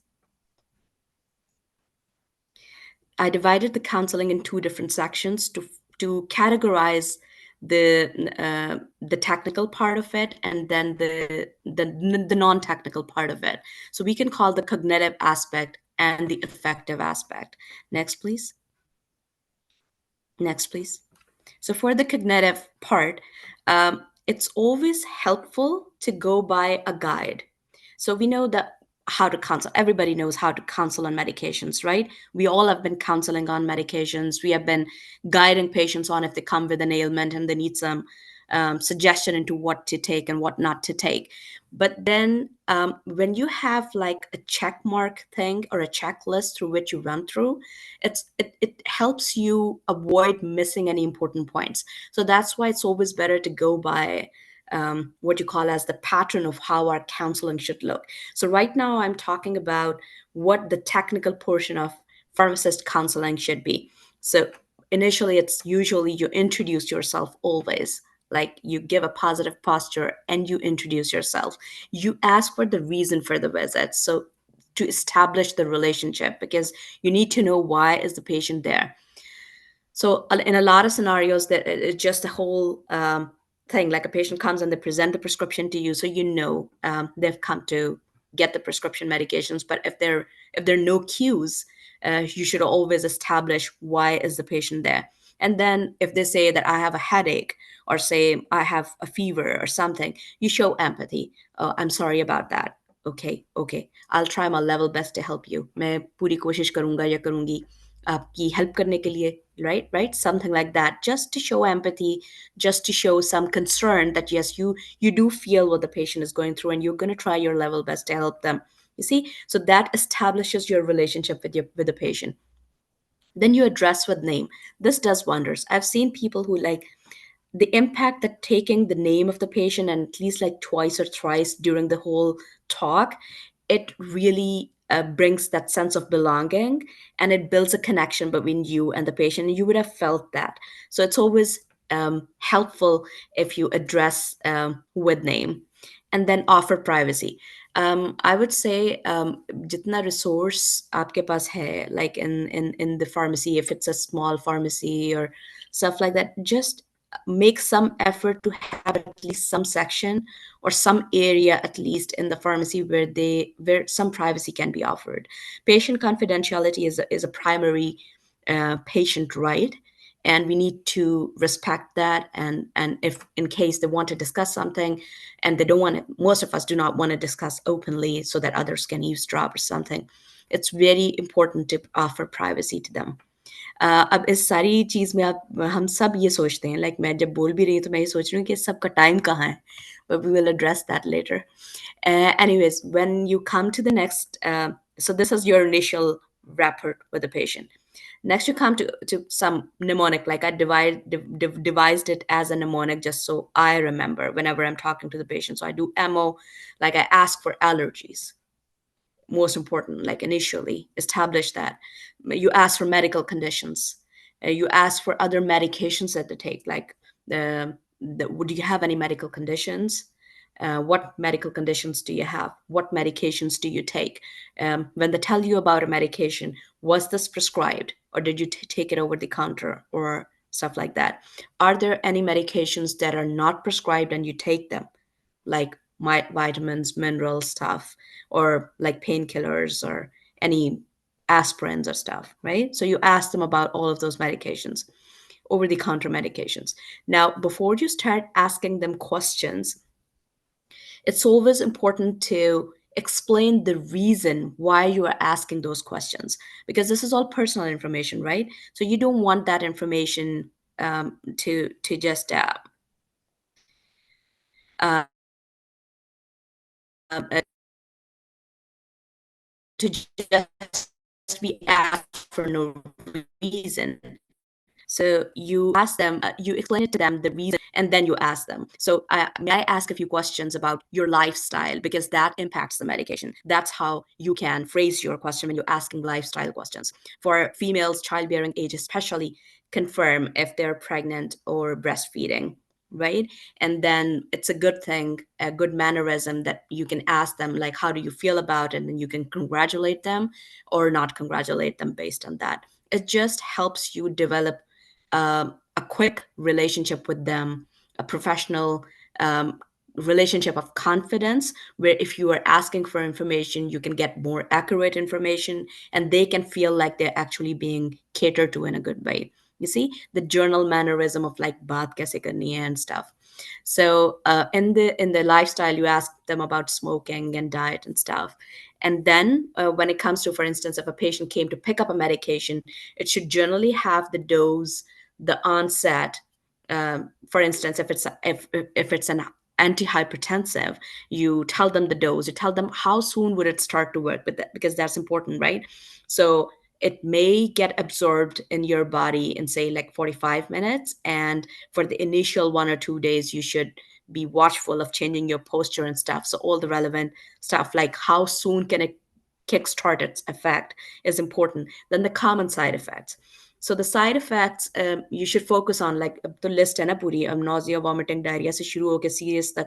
So every medicine has like at least 50 side effects attached to it. So a general cue is that focus on 3 main side effects that are particular to that particular drug. For example, if it's like an antipsychotic, you should tell them the symptoms of like what should they watch out for a serotonin syndrome, for instance, like you should watch for tachycardia or increased sweating or agitation or irritation or lack of sleep, stuff like that, right?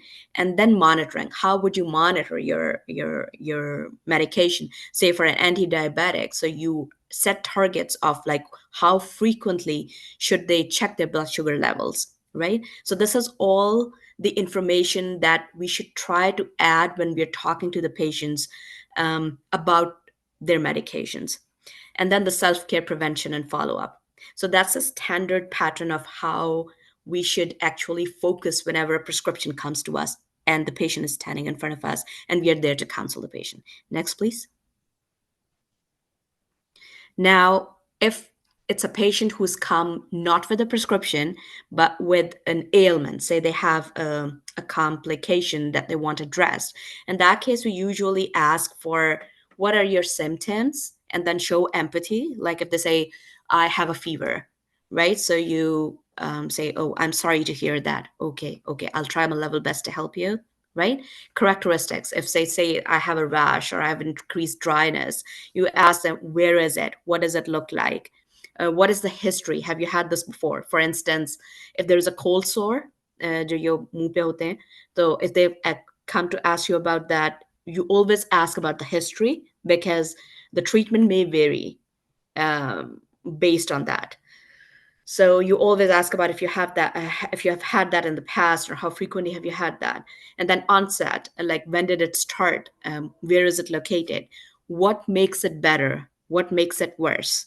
These are important questions to ask before you identify or you are able to like self-diagnose what the patient is going through. और इसमें भी बहुत ज़्यादा तीर नहीं चलाने चाहिए, go के like we have to a lot of times, like a lot of patients do not like in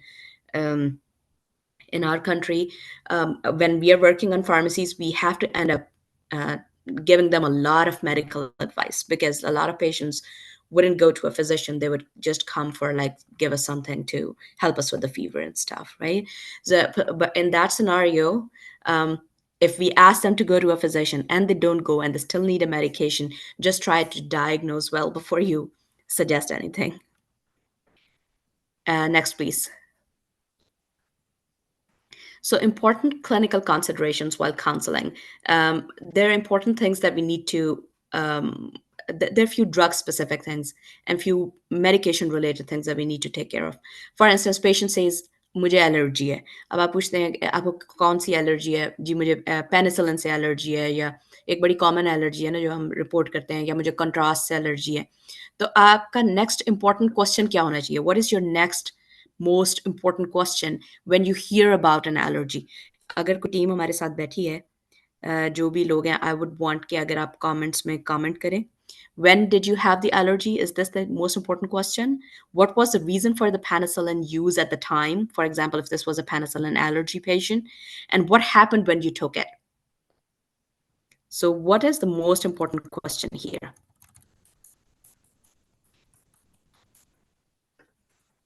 Do you know? Anybody? Nobody? So the most important question, next please, will be what happened when you took it. The reason we ask this is because we don't know if this is a true allergy. Oh yeah, yes, you're very right, Dr. Kamran. Iqbal late ही आता है, so don't worry about it. मैं भी late हूँ. the so what happened when you took it? That is the most important question, because we need to establish if this is an allergy. कई दफा ऐसे होता है कि मैंने कोई medicine खाई, मुझे उससे vomiting आ गई, and I say कि मैं उससे allergic हूँ because of lack of my vocabulary as a layman. So हम ये कहते हैं भी मैं उससे allergic. No, you're not allergic to it. You're intolerant. But then to make that categorization in a regular life when you have 20 other things and not medical science in your life to worry about is very difficult. So you wouldn't say it's intolerance. You would say I'm allergic. You may end up saying I'm allergic. So to establish if this was actually an allergy, you need to ask what happened. So they say it. They may end up saying कि मुझे याद नहीं है. It was a childhood thing. So then you just end up marking it as an unknown allergy. Or if they say कि मुझे उस वक्त बुखार हो गया था पेनिसिलिन खा के और उसके बाद वो ठीक हो गया और फिर उसके बाद आप देखते हैं कि उसको 4 दफा amoxicillin भी मिल गई हुई है और 6 दफा वो cefixime भी खा चुका है, तो then you just mark it probable or kind of intolerance, but you don't mark it as a true allergy. So allergy को identify करना is very important. Next, please. Then for cardiac medications, you should, it's a good practice to ask what is your blood pressure target. Say, for instance, if it's a post-acute coronary syndrome patient, you would want to target the systolic blood pressure at 120. If it's like a diabetes and a heart and a hypertension patient, you would want to target the blood pressure at 130 by 80. If it's like an isolated hypertension patient of 50 plus, you would want to target 150 by 90. So targets are different. You should ask the patient, did the doctor tell you about your target? What is your target blood pressure? Because that's how they're going to monitor at home. So when they should be worried, when they should not be worried, when they see a blood pressure reading, that's very important. Similarly, for anti-diabetic medications, ask about if your blood test was done. Do you know your results? What is your target? What is your usual target? Did the doctor tell you? These are important questions to ask when you're properly counseling about medications for them to manage their condition at home. For narrow therapeutic index drugs, do you get the blood work done regularly? Say for warfarin, do you get the blood work done regularly? For drug interactions, especially for enzyme inducers and inhibitors like the anti-tuberculosis medications, the anti-seizure medications, it's very important to scan through the medication list to see if there are important interactions. Next, please. So complicated cases during counseling, say for instance, a patient presents with a prescription of valganciclovir. Now there are drugs which we don't usually see. So it should just alert in your mind. I should check for anything that at least is similar in spelling, if not pharmacologically. So say for a patient on valganciclovir has a valcyclovir regular prescription for a cold sore suppressive therapy or for herpes simplex suppressive therapy. These are very common in patients who are immune compromised on multiple comorbidities like immune compromising medications. So you must make sure we do get these prescriptions a lot in our center. So that's why I just mentioned that. But then it may not be very common in a center where you're working. That valganciclovir prescribed for a CMV on top of somebody who is already on a valacyclovir for immune suppression for, say, their own anti-CD38 antibody or something. So always make sure that you reconcile the medications, reach out to the doctor. What should we do? Next. Next, please. Yeah, you call the doctor to discontinue the valacyclovir. They're duplicates. They're like overlapping. There's valganciclovir is a broader antiviral than valacyclovir, so you would never give the two together. So counsel the patient not to take the both medications together. Next, please. So check the resource while counseling. There is no harm. So I've had a feeling that when you check a medication resource in front of, say, the patient or the doctor, we tend not to do that. We try to be superheroes and just talk out of our memory. But then there's no harm in checking the reference. ये इस तरह ही है जैसे हम driving test देते हैं पाकिस्तान में, तो बहुत ही चीता किस्म का ड्राइवर वो होता है जो पीछे देखे बगैर रिवर्स कर लेता है. यहाँ पे मुझे आके कनाडा में पता चला वो उसको फेल कर देते हैं. लाइक आपको फेल कर देते हैं अगर आपने पीछे मुड़ के देखा नहीं, because you're blind. So it's always better to look behind and then reverse. So you need to show the instructor that you look behind and you reverse the car after that. Same is the case with counseling and with checking information if they ask you a question. There's nothing wrong in taking a pause, checking your references, and then getting back to them. So it should be normalized. It's always better than guessing on something out of your past memory, because the chances of giving the wrong information are definitely there, right? Next, please. Yeah, so the effective aspect. Now, counseling is all about effective communication. So there's C's like clear, concise, coherent, complete, courteous. So you need to learn the the important points of communication. Next, please. So most of us would be aware of the 738-55 rule. 7% is your words, 38% is your tone, right? And 55% is your body language. So say, for example, I asked the patient, PK movie देखी हुई है ना हमने, तो उसमें वो अच्छा के 6 तरह के वर्जन आपको बताता है, तो हर अच्छा का मतलब was different. So say a patient says, you ask him, do you smoke? And they say, yes, we smoke. And you are like, and you're like, and your tone and the in way you're reacting to that decides how he's going to answer the next question. If he feels defensive, if you put him in a spot, or if you try to fix him, it just makes them uncomfortable. It would make me uncomfortable. I wouldn't want to share my information with somebody who's just judging me.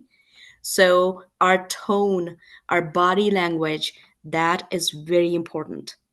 Next, please. Next, please. Yeah, so the eye contact. When you look them in the eye, that works wonders. It develops a connection, and it's very important that you're not looking away. Like when the patient's talking, you're doing your work and you're looking away and you're cutting him in the middle and talking to somebody else, and you're not maintaining the eye contact, just disrupts the confidence of the connection. It just doesn't bring that equation between the pharmacist and the patient. It's very important that you give them the impression you're all ears and listen to them. Now look at these body postures and tell me which one's a good one. Say a patient's come to you with a question. So the first one, can you do next, next, and next? Because I thought I would be the one doing it. Yeah, so these are not good postures, right? When you're just standing with your arms crossed. So this arms crossed thing is kind of not a good body posture to adapt whenever you're talking. Your hands should be in front, your palms out, talking to them, looking them in the eye, and a bit of a lean forward. It's always helpful. That shows that you are all ears, that the patient is the focus of your attention right now, and you are caring for him because you have made time for that particular case and the particular patient. So this that power sphere, sorry, I was saying biosphere. So power sphere is this poster, like your head to the tummy. This is your power sphere. Whenever you want the attention of of anyone you're talking to, and you want um, to be commanding, or in a situation where you can convey your message in a good way, always work in this power sphere. So your hands should be in that phase. Like if your hands are below your waistline, it wouldn't give a good impression. And who would do this above the head? Nobody would do that, right? So it should always be in front of you. This is a good poster, right? Positive hand gestures. Facial expressions should reflect, right? It shouldn't be evasive or something like that. Understand the patient's body language. Next, please. A lot of times when um, when you try to mimic the patient's body language, it also develops a connection. 90% of effective communication lies in active listening. So you listen 90% of the times and you talk for 10% of the time. Next, please. So when you introduce yourself, how may I help you? Versus, can I help you? There's a difference. How may I help you is different, right? What can I help you with? Or what do you need? Do you need something? Need something? You see the difference? It brings a different tone. It just changes the way you are addressing the patient, and it feels like he's not welcome. When you say, need something? Do you need something? Right? It's not a good way of talking to the patient. What can I help you with? That's a good way of talking. So opening statement should be very welcoming. Acknowledging the patient's need. I will do my best to help you. Please have a seat, or please wait in line for a moment, right? Or the don't as like, okay, wait, I'm checking. That's not a good way of saying, right? So you got to be very nice. Patient identification. Always use two identifiers. Make sure it's the right patient, right? Empathy for patient's condition is important. Like, you should show concern and sorry to hear about it. That's very important, right? Next, please. Always ask for permission before inquiring. We already discussed it. Next, please. So now I'm just going to give a couple of like difficult scenarios. So an angry patient, an angry scenario, or a conflict in a rushy pharmacy is not unusual. This can happen. So he may have been waiting in line for the past half an hour, right, for a pain medication, and now he's not happy. So what is he may say when he's on the counter, he may say, what is the stupid system where you keep serious patients waiting like that, right? And now you're already tired of this whole long shift, and you're working long, and you have a long queue to cover, not only this patient, and now you have to handle this conflict, which is hard. Everything's hard. We need to choose our hard. Right? So your communication and response to his behavior makes the difference here. What should be our response? You should look at the options. I'm sorry, but it is obvious that I couldn't have served you earlier. I can see that you're not happy, but we have to follow the rules, sir. Sir, I really feel your pain, but can you please stop arguing so I can explain how to take the medicine? I can understand why you're upset, and I appreciate you waiting. Which should we choose? Can we go next? D, great, Wakas, you're right. Mahbara, okay, we can discuss this. So the first one, can you press next, please?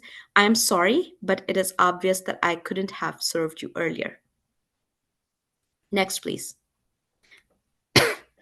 Don't throw logic against emotion. So this is an emotional scenario. It's obvious that he had to wait. He knows that. Everybody knows that. But right now is not the time for logic. Right now is the time to empathize with the emotion he's going through. I can see that you're not happy, but we have to follow the rules, sir. Okay, so rules everybody has to follow. He knows that. It's not about us, it's about the patient, right? He also knows that rules are to be followed. He may have been following all the rules, all the traffic rules when he came here, but then he doesn't need a lesson into that, right? Now, the third one, next, please. I can really feel your pain, but can you please stop arguing so I can explain how to take the medicine? You don't teach them right away, okay? Because it's not the time to teach. It's said that when somebody's drowning, that's not the time when you teach them how to swim. They're not going to learn how to swim then because they're just in the middle of the storm. So that's not when you teach. You just save them from the situation. You calm them down, right? I can understand that why you are angry. I feel that, and I'm sorry, and I thank you for waiting patiently. Now you've gone down that pit hole. Sit with the patient, pulled up a chair, sat with the patient, put a hand on his hands, and said, yes, I feel that. I can see why you're frustrated. So you are in the feet of the patient, the shoes of the patient. And now you are feeling the situation. So that shows empathy. Next, please. Which of the following will help? For a confused patient, for instance. So, a lot of times, understanding a language does not mean that you've comprehended it. So, a patient who's confused, who just have had a news broken to them that they've caught a serious infection that needs treatment for the next 6 months, say tuberculosis, and you're explaining the medication to them, and you are doing it fast because you don't have time, they may end up understanding what you're saying, but they still may not understand or comprehend what they need to do. So, counseling at a slower pace always helps. Slow down your pace. Speak a bit slowly, right? Speak at a pace which the patient can keep up with. It always helps. It gives them time to understand. Using the language the patient is comfortable in. We can all we're living in Pakistan. At least if you are in Punjab, you should at least be able to speak some Punjabi. Like there's no harm in knowing your own native language. 90% of the patients coming as patients in Punjab will be speaking Punjabi. So it should be an added skill, right? It would be like working in a French institute and you're expected to speak French. You wouldn't feel bad learning French, right? Because it's a language that most of the people speak there. But then living in Punjab, I don't see anywhere learning or being comfortable speaking in Punjabi as professionals has ever been stressed. I think it needs to be stressed. So ये mummy daddy वाला style जो है ये बड़े सारे patients को uncomfortable करता है. We need to get out of that. The language that the patient feels comfortable in is the language we speak with them in. That is the most important thing. Make them comfortable. उन्होंने दवाई लेनी है, so we need to be very careful in how we speak to them. और बहुत ज़्यादा technical words और बहुत बीच में English घुसा घुसा के बोलने में देखिए कोई कमाल नहीं है, right? So our target is the patient, not the language. Providing written patient guide, medication calendars, it always helps.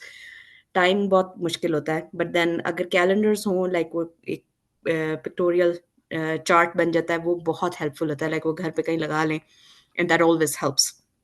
Next please. The yes patient. कई दफ़ा ऐसे पेशेंट्स आएंगे जो हर बात पे येस कहते जा रहे हैं, वो आपको लग रहा है आपकी बात सुन ही नहीं रहे. Like when you ask them, you tell them everything's a yes. Okay, you got the medication, this is the dose, this is the side effect, this is how you take it. Yes, yes, yes. You got it? Yes. You have any questions? No. I'm all fine.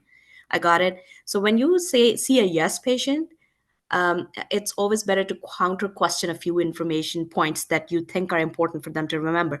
A lot of them are just trying to play, like they're trying to please the pharmacist in a way that they don't have to bother them again. So they're nice, but then you need to make sure that they understood. So say, for instance, at the end, can you just come again about how will you reconstitute or how will you make this solution out of the suboxyclav that I just gave you? I just want to go through it in case you missed a point, in case I missed a point, right? So always taking it on yourself and then asking them a few questions so that making sure that they understood it well. Next, please.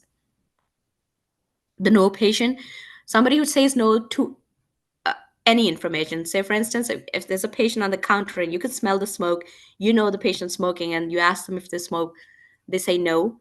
It's not about them, it's about you. You haven't been able to develop that connection that they can openly declare or openly accept that they smoke, right? So don't doubt the patient. Don't show that you're doubting the patient. That destroys the whole point of it. So people tend to be more truthful when they're comfortable. So try to come back to it after a while when you have developed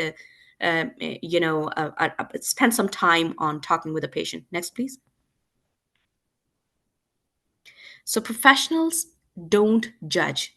That's the society's job. Say if a patient comes with unorthodox belief system, or their different ethnicity, or their psychotic disease patient, or their sexually transmitted disease, we don't divide by like this their religion or their ethnicity or by their sexual orientation or whatever. To us, it's the disease and the patient, and that's it.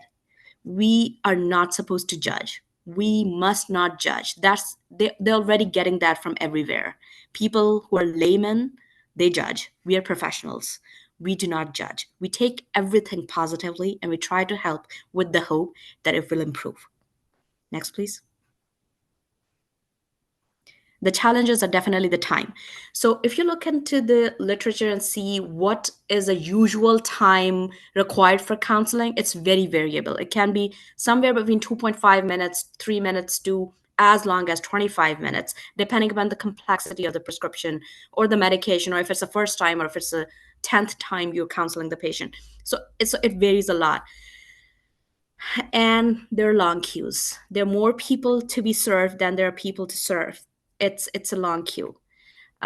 In that case, we should always try to prioritize. There are few patients who definitely do need the time, and we should make every effort. We should just not let it go. We should make every possible effort to talk to them, to counsel them about. It makes a difference, and we should believe in it. Next, please. Next, please. So the crux that I would want to talk about is that famous quote that I really like is the stimulus and the response. The stimulus generates the response. But between the stimulus and the response, there is a space. That space allows us to choose our response. And there lies our freedom and growth. Whenever you're handling tough situations, tough patients, tough scenarios, could it be a rushy scenario where 20 patients are waiting and the boss is asking you to hurry up? Those are all stimuli. Your response still depends on the choice you make. Thank you very much.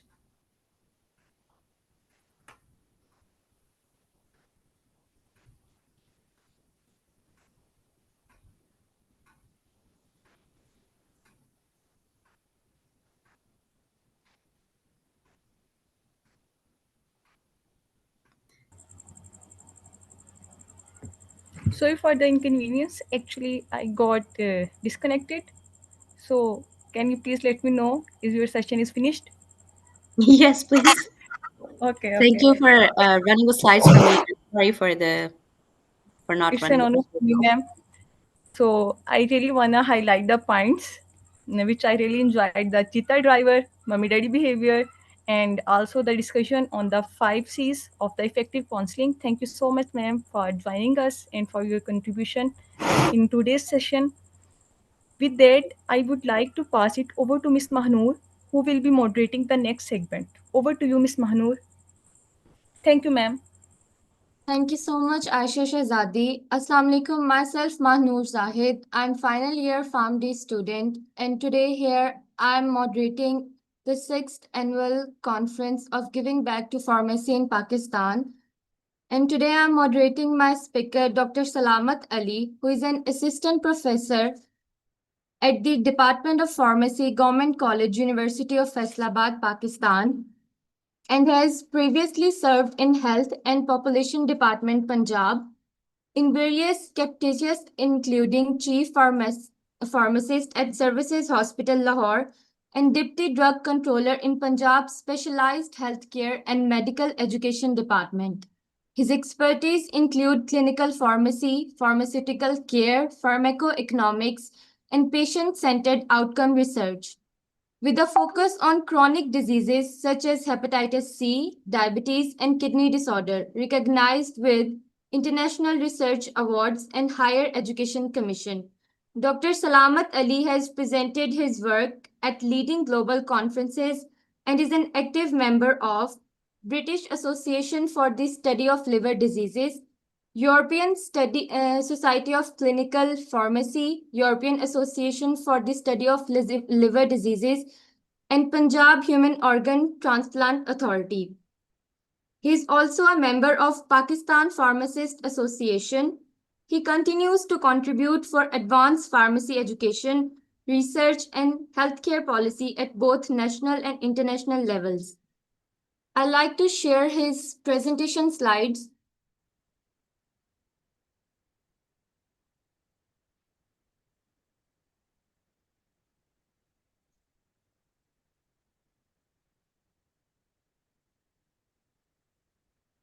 All right.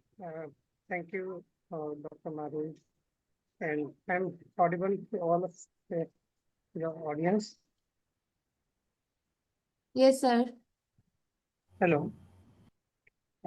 Am I audible to all? Yes, sir. Yeah. Yes, sir, you're audible. All right.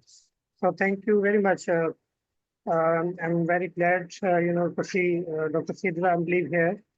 And overall, Sir, it's, kindly आप अपना microphone pass कर team, लें थोड़ा सा. the team effort of, giving back to the Pakistan. So it's a really excellent effort of all, the team, and it's a bunch of experts you have collected from all, the healthcare settings. So really informative for all of us, and a learning, platform that we are, from tomorrow and from yesterday and today. So with thanks and appreciation My topic for today, it's beyond dispensing, clinical decision support, and digital tools in pharmacy practice. So, uh, very, uh, our earlier services have around dispensing, and the dispensing processes were most of those services were manual, and these services were available all at all healthcare settings. So currently, the shift has been uh, made from this manual dispensing to the digital pharmacy services. So our healthcare settings, they are now in a transition stage. Their current, shift from the manual work to the digital work is in transition. So we are with limited resources, and still we are managing to cope up with the latest development in our healthcare settings. So uh, at present, our healthcare settings, they have just joined the global digitalization, and which is obviously the utility of latest IT technology and the processes to strengthen our services for the patient care and patient services.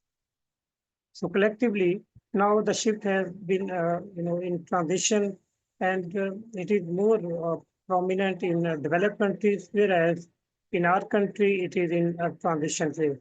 Our healthcare settings, our regulatory bodies, and our, primary care level, they have adopted it partially.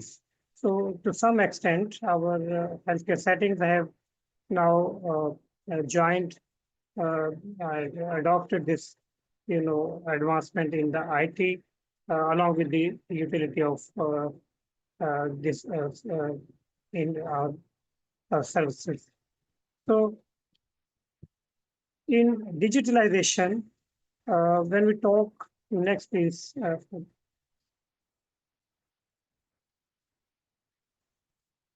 yeah, thank you very much. So future with digitalization in pharmacy, it is very expanded.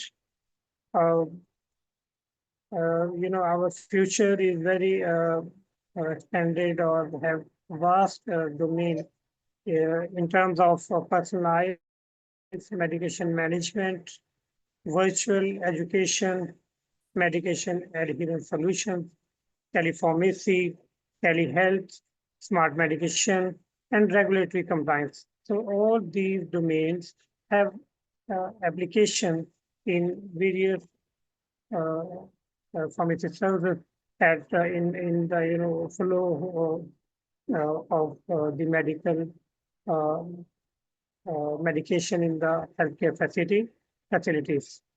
So currently, from the personalized medication care uh, to the regulatory compliance, all these domains can be adopted along with the digitalization.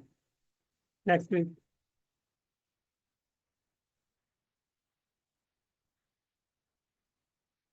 So how digitalization benefits us?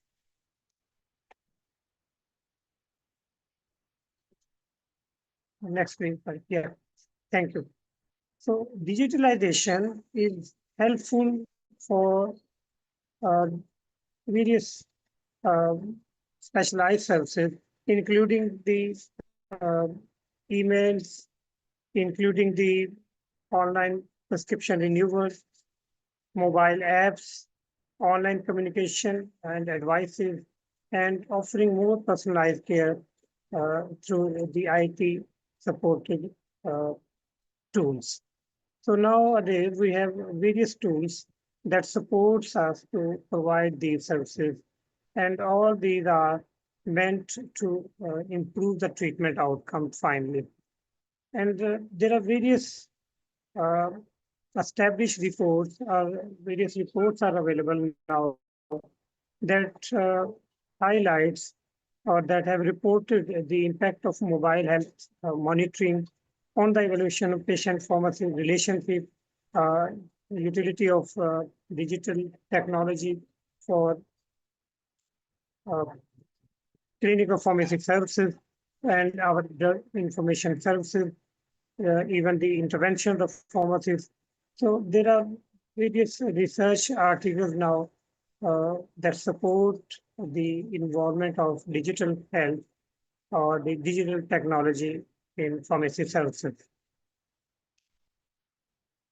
Okay, let's see, our healthcare system, how, our healthcare system can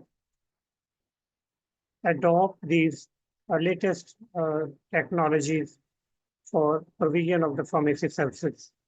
So these are few research articles that supports the uh, utility of digital health technology for pharmacy services. So next, please.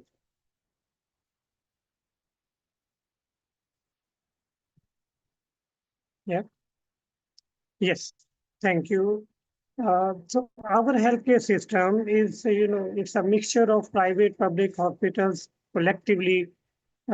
These hospitals are divided in tier 3 level, which uh, from the second tertiary care level to secondary care level and then to the primary care level. So all these three tiers of healthcare setting.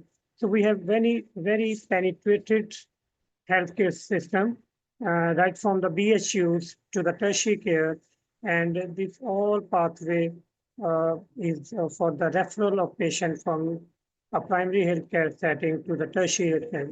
We have specific clinics as well, including the maternity and child health centers, various specialty clinics. So all these are collectively available, and they are deep penetrated in the healthcare, as a healthcare system in our community. And it is initially this was from the British rule that we have continued with. So this healthcare system has many, the uh, constraints on the resources.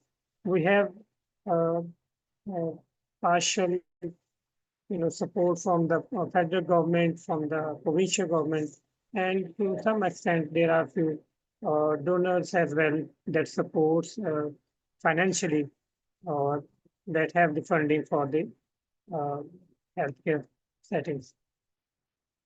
Next, please.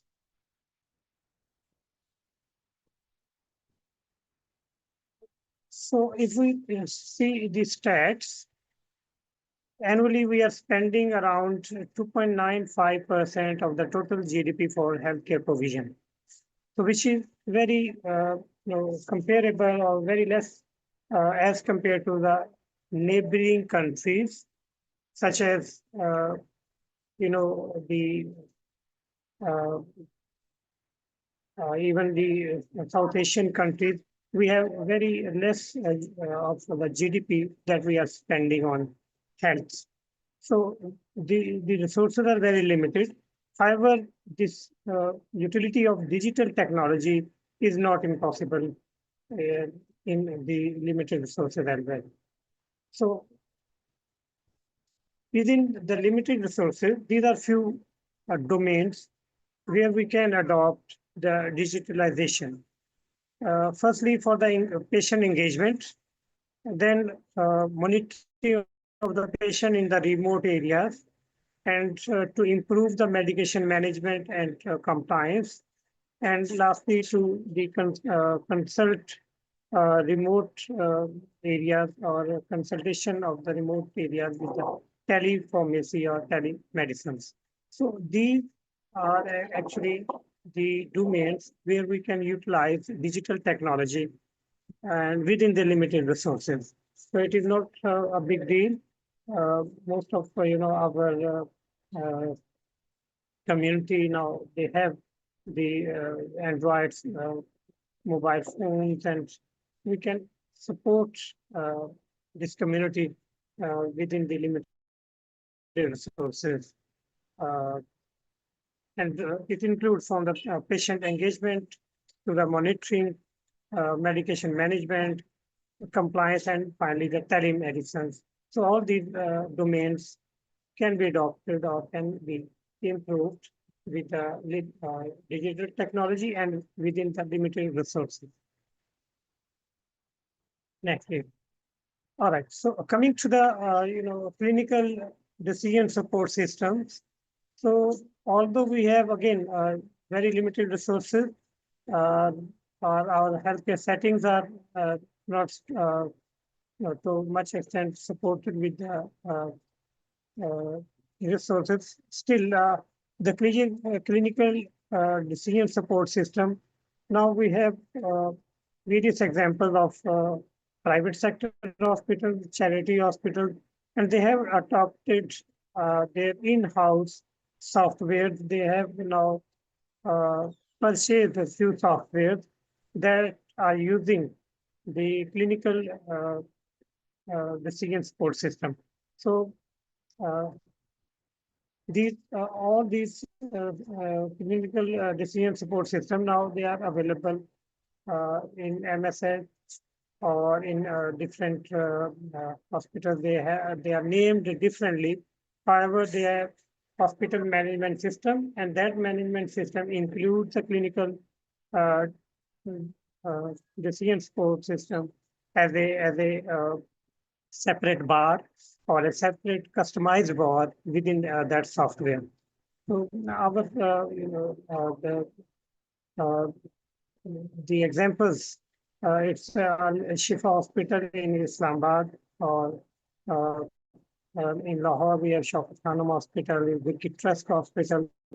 So now these hospitals, they have provided the software, hospital management software that has the clinical decision support system as well as a part of that software.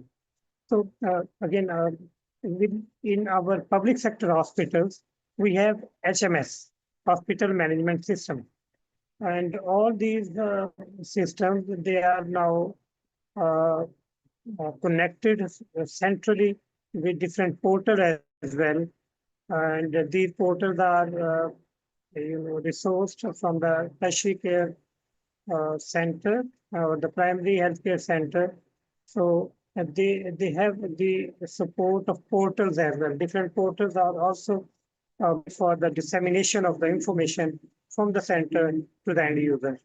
So clinical decision support system are now actually the part of the hospital management system, along with the uh, uh, portals that strengthen, that make the connectivity. So again, I must repeat that public sector hospitals, they have adopted these softwares that include the clinical decision support system, and the private and charity hospital, they have purchased those software for the provision of specialized services. It includes the nursing services, the physician services, and along with those, they have the options, the bars for the pharmacy services as well. Okay, within the CDSS and digitalization pharmacy, we can provide our services, being pharmacists, uh, in online prescription refills and the ordering, then analysis of the data and the patient records, pharmacist patient communication, and telepharmacy. So these are various domains that are available on the CDSS and the softwares that are being now they are in place. Next, please.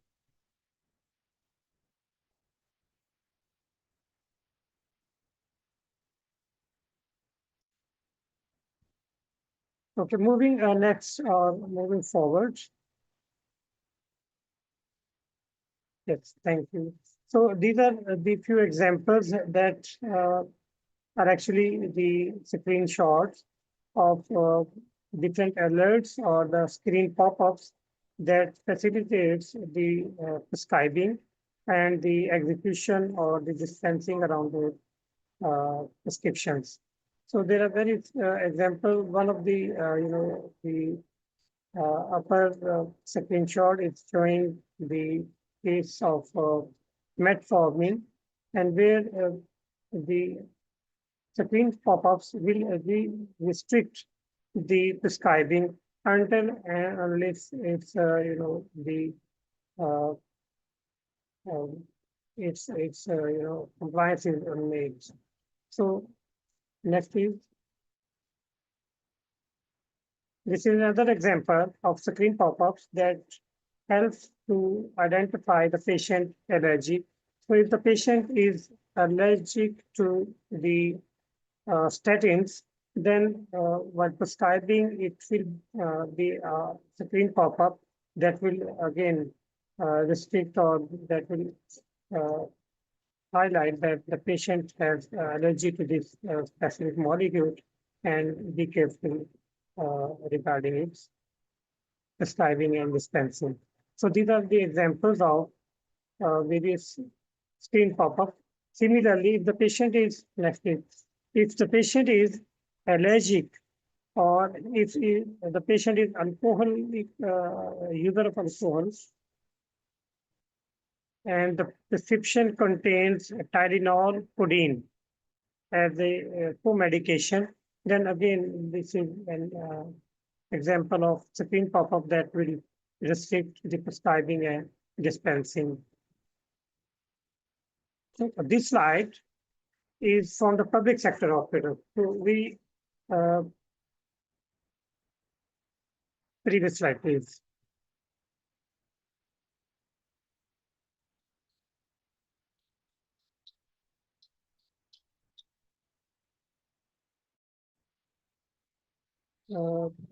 Previous slide, please. Yes, thank you.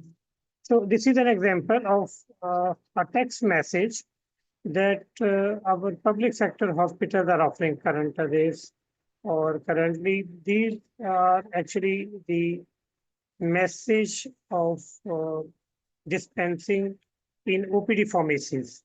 So whenever a patient is provided with the medication from the OPD pharmacy, the message of text message or SMS will be sent to the registered mobile number of that patient, and it is an example of utility of IT in a public sector hospital. This is actually the tertiary care hospital. So patient is it takes medicine from OPD pharmacy. So again, within the limited resources, our public sector hospitals are also offering such type of services. So from the private sector, it is actually the public sector. Next slide, please.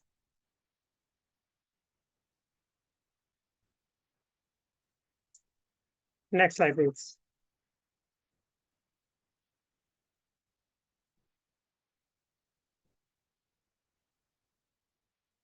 Okay, so artificial intelligence in pharmacy. Now we all know that ChatGPT and similar apps are allowing us to use artificial intelligence in pharmacy as well. So I must, I'm happy to quote few examples that AI is helping us in various treatment plan designing.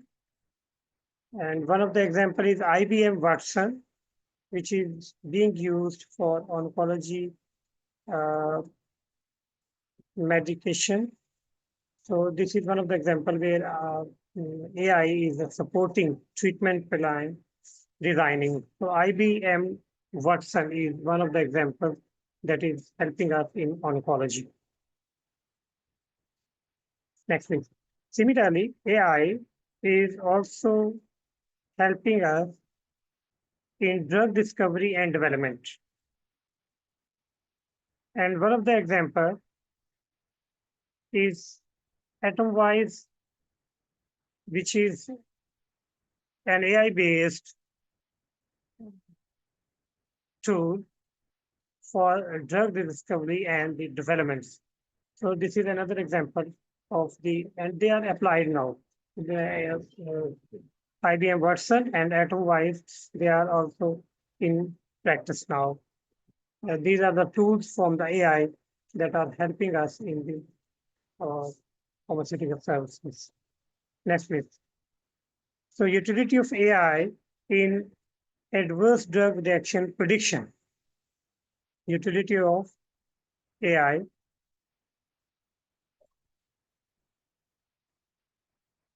in adverse drug ADR prediction.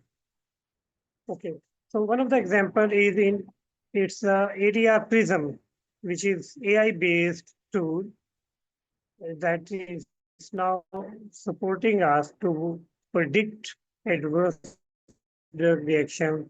So it is also currently in practice that supports the utility of AI as a tool, and ADR Prism is an example of this tool that is AI-based. Next, please. So AI is also helping us in the form of for the provision of the service in inventory management. Inventory management. So KidCheck is an AI-powered radio frequency identification technology that is helping us now in the inventory management as well. So this is another service which is being supported by AI, and the tool for this is KidCheck. Okay, next slide, please.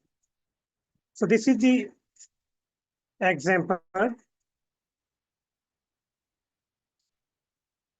Yeah, thank you. So this is the example of, currently the NHS England is providing the digital services on their website, and they are free of cost, available for all their registered or patient. And one of the example is maternity services dashboard. So throughout the pregnancy and then postpartum services, they offer these services, and there are various apps they are ready to use for the communication between patient and the healthcare provider. Next, please. So nowadays, NHS England has also federated data platforms. NHS Federation has federated data platforms, and these data platforms connect, various stakeholders of the healthcare system, and these stakeholders are connected with the data platforms. And so this is an example from a developed country, whereas in our healthcare settings, we have a similar setup in the form of portals and in the form of various WhatsApp groups that connect our healthcare providers, policymakers, and the end user. So NHS England has a state-of-the-art healthcare system, and probably the first or the number one healthcare system in the world, which are providing these digital resource services. So they have data platforms. In our country, in Pakistan, we have its other forms in the form of centralized or linked portals and various WhatsApp groups. However, still we have a long way to go, and that's why we are in the phase of transition. So with this hope that will soon adopt more services. Our system, our experts, they are ready to use these services. So various apps, various setups, including the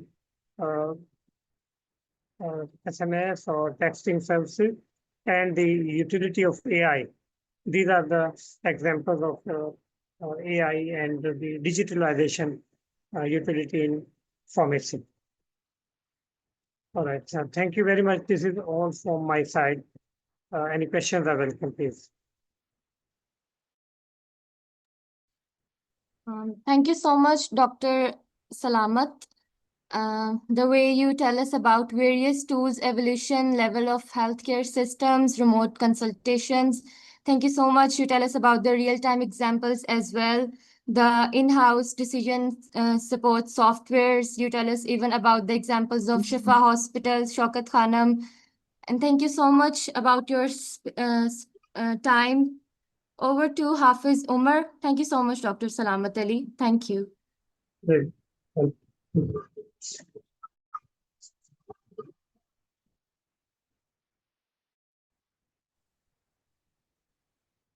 Bismillahirrahmanirrahim. Assalamu alaikum everyone. I am Hafiz Muhammad Umar and it's a great honor for me to work as a moderator with Giving Back to Pharmacy in Pakistan. I would like to thank Manur Zahid for handing it over to me, and with over 23 years of experience in hospital and clinical pharmacy services, I have the honor of introducing our respected speaker, Dr. Salwa Ahsan. She holds a PharmD and an MBA degree in Health and Hospital Management. She is the first Pakistani to become a certified pharmacy executive leader by ASHP, the American Society of Health System Pharmacists. Currently, she is working as a chief pharmaceutical officer at Shifa International Hospitals in Islamabad, Pakistan, and she is also serving as a senior vice president at PSHP, the Pakistan Society of Health System Pharmacists. And today she will be presenting on one of today's most important topics, that is telepharmacy in Pakistan, expanding access through innovation. Dr. Silva's topic, it will be focusing on the need of telehealth, its introduction and its key components, etc. Now I would like to request Dr. Silva to share her insights with us. Thank you. Ji, Assalamu alaikum everyone. Thank you very much, Umar, for the introduction. Just confirm me that I'm audible and my slides are visible. You're welcome, ma'am. Yes, you're audible. Okay, thank you very much. So first of all, I would like to congratulate Dr. Siddiqui for having this sixth conference in a row, and virtual and excellent topics and excellent lineup of all the speakers from around the country and beyond. So hopefully looking forward to see more coming in years to come, inshallah. So my topic of presentation today is telepharmacy in Pakistan, and we would like to see that how we are expanding currently, or we could expand actually the access through innovation. So before I indulge into the main topic, let me give you some foundation information of the topic itself. So we all have heard about the telehealth and the associated terminologies like telemedicine, teleconsult, telemonitoring, remote patient monitoring, RPM, or telepharmacy. But just for the audience sake, I am giving a brief summary of each one here. So telemedicine is an umbrella term, and under this, all these segments fall. So if you talk about telemedicine, it means that a doctor is actually integrating or interacting with the patients in the care management, or he could be or she could be ordering medications, diagnostics, maybe lab or radiology, or maybe other services like dietitian consult, or maybe physiotherapy or rehabilitation, or just a follow-up on general progress on the disease. So this whole care process comes under the wide terminology of telemedicine. And next is the teleconsult. As the name indicates, that this is basically the consultation for any kind of disease or problem the patient is facing from a competent physician. And the physician may be ordering certain medications or diagnostic according to as per the consult, like we do in outpatient clinics routinely within the hospitals, or otherwise the standalone clinics. So the difference is that this consult occurs remotely when the patients and the doctors are not under the one roof. The telemonitoring or the remote patient monitoring is basically a terminology where the patient could be bedbound, for example, is sick, unwell, and his or her vitals are being monitored by a team of nurses or physicians sitting remotely in a hospital.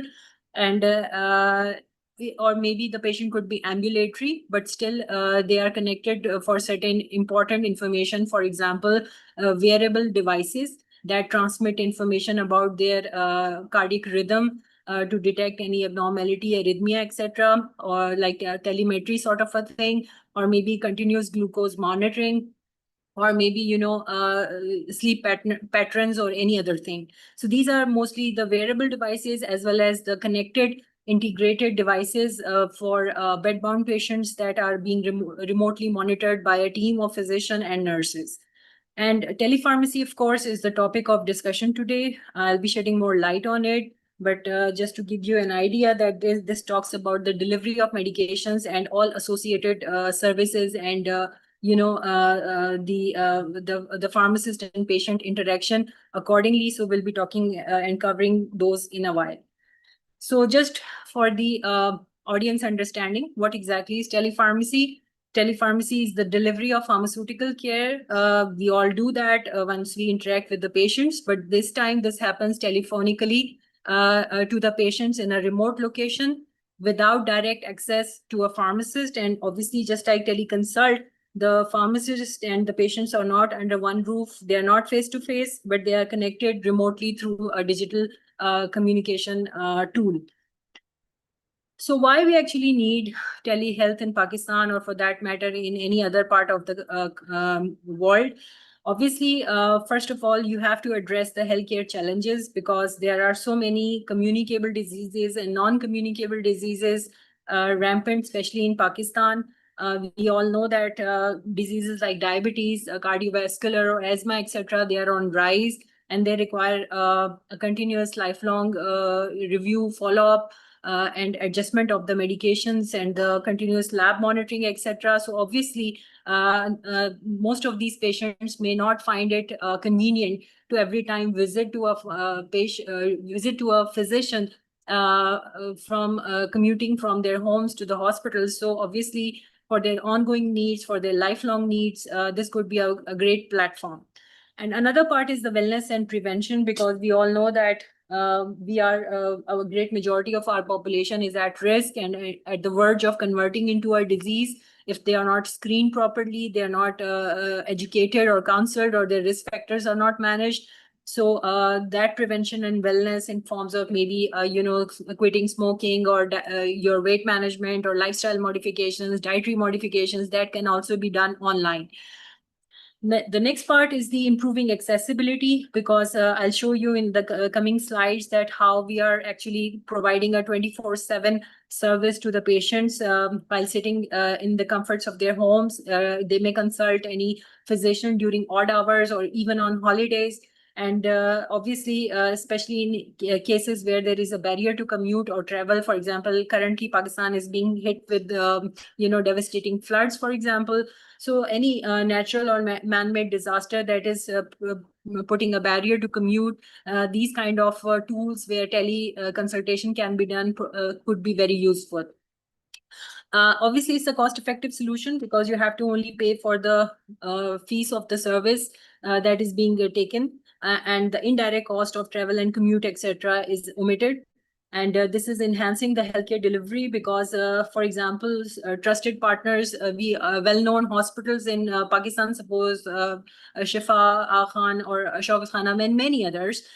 For example, if they are not confined to their four walls and they are being able to reach out to the patients in far-flung areas, so obviously those trusted providers and their quality medicine and diagnostics are reaching to the population where their access to actual visiting to the hospital would have been difficult. And last but not the least, this not ends here. The future prospects lies within Pakistan, where home hospitals, virtual ICUs, and much more could be integrated in form of telehealth. Because it is happening in a globe around the globe and can also be implemented easily in Pakistan. So what are the key components of the telepharmacy? If I switch my gear from telehealth to telepharmacy, so at one point you have obviously online prescription review, the appropriateness review, you are doing the medication reconciliation, remote medication monitoring, adherence monitoring, etc. And on the other side, if the patient is being home hospitalized and it is under remotely admitted under the care of physicians and nurses, so you are part of the teleconsultation and collaboration, and I'll be giving that as a proper example of our setup in the coming slide. And they are part of the medication management, and obviously the refills of the medication, their reminders, their risk assessment at home. I'll be talking about that as well, and much more. These are some of the components of the telepharmacy. So here I would like to give you example of eShifa, which is one of the online extension of Shifa International Hospital, Islamabad. And this is one of the Pakistan's, or even if I would say the region's only JCI accredited home healthcare provider. So I'm giving just as an example to show you that this is very much possible even in country like ours, and people can increase the accessibility of their population and patients by choosing these digital platforms. So this is an online extension, like I said, and it obviously emphasizes on the convenience, accessibility, and comfort of the patient while sitting in their homes and still able to access a wide array of services and medical care. So eShifa core services covers Fori Mashwara. Like in previous slide, for example, I showed you that during odd hours, service accessible 24/7. So this is the kind of service, the tele clinics and the Fori Mashwara that is available round the clock. So even at midnight, if your child is having an ear pain and you want to have a doctor's review, you can always get the Fori Mashwara and connect to the physician right there and then while sitting in your homes. The other services that this platform offers, the home lab services, home vaccination, home pharmacy, and home physiotherapy. And apart from that, the patients can be admitted under home care services, providing home nursing services, home monitoring services, and then the long-term care plans that includes diabetes care, mother and baby care, the prenatal, antenatal, etc., and elderly patient care plans. So these are the services just to give you an idea that how and what types of patients and the scope of services a digital platform can offer. So quickly, I'll go through how the home admission and the monitoring services actually work. So we have a digital platform where the patient's information is being collated, and all the doctor's notes, the nursing notes, pharmacy notes, the discharge summaries, all the diagnostics are available on one window, and anybody can review that and can in a real-time manner can make changes and inform the respective service provider if any particular services is to be changed, modified, or to be delivered. Another important aspect of this home admission is the medication storage risk assessment that is being performed remotely by a pharmacist. What happens is that the JCI standards on the home care services requires that once the patient is under the care of a home care service, you need to see that what types of risks could be there due to medication storage. For example, a medication is a cold chain, how they are storing it, if the medication requires preparation before administration, for example, IV drugs, how they are prepared, where they are prepared, and are there any risk associated to that. There are hazardous drugs like oral chemotherapeutic drugs that are to be given or prepared before administration. So how the risk could be prevented. And finally, the drugs with abuse potential, for example, opioids and psychotherapeutic agents. So this requires a risk assessment by a pharmacist or a qualified person at the baseline when the patient gets admitted in the home care services, and at a routine regular interval. For example, in our case, we do it every 10 days or when the patient gets readmitted under the service. So this is being done remotely by the patient, by the pharmacist through video review and documenting it in the patient's care notes. Another important part of this home medication, admission is the virtual clinical rounds, and pharmacists are integral part of it. Let me go through, take you through the process quickly. Actually, the electronic medical record is online, like I've shown you in the previous slide, and anybody, any healthcare provider can review the notes of the other person. So they prepare it beforehand, and the Zoom link is generated, and then all the doctors, nurses, pharmacists, and other relevant colleagues join in. And it's basically an interdisciplinary round, just like a routine round that happens within the hospital. The decision take place, what to stop, what to modify, what to add, just like any other round in a clinical round in a hospital.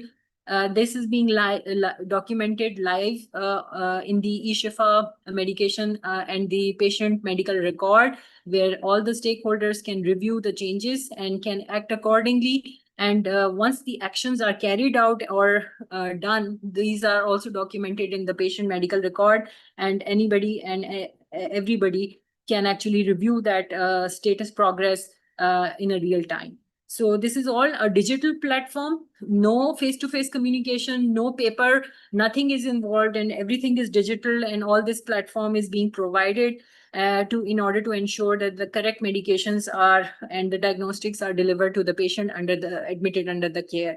So here you can see that the digital platform of video conferencing, electronic health record with telehealth support, and secure messaging apps. These are all interconnected in order to make this digital platform actually workable for the healthcare providers. So quickly going through home pharmacy services, this is another aspect where the medications are being delivered at the patient's doorstep countrywide, not only within Islamabad, where Shifa International is situated, but across Pakistan. So this is how it works actually. We receive a prescription through the digital platform, and the pharmacist is notified when the prescription arrives. The pharmacist review part starts just like any other pharmacy review when the prescription is coming face to face. Then the communication with the patients take place again through digital platform. The patients may discuss what types of medication they require from the prescription, how much they require, any issues related to medication, any interventions to be done, discussion with doctors. Everything happens at this stage. Once everything is clear, the payment is made again against the medication ordered. This is through, again, the digital platform is being used. The medications are then moved to the preparation and packaging phase. And after that, if the medication is to be delivered within city, the riders are going to pick them up. The medications are properly, secured so that any kind of wastage or breakage or pilferage or diversion can be prevented. So there are specific bags and containers, tamper-resistant containers in which these medications are packed. And if the medication is to be delivered outside city, then a trusted courier source is identified, has been identified, and the medication is delivered to the respective city, even to the far-flung areas within Pakistan. So this all, again, paperless module, everything on digital platform, and pharmacist and patients interact properly. And you can have proper review of the prescription, just like you do it in a routine pharmacy and through patient-pharmacist communication.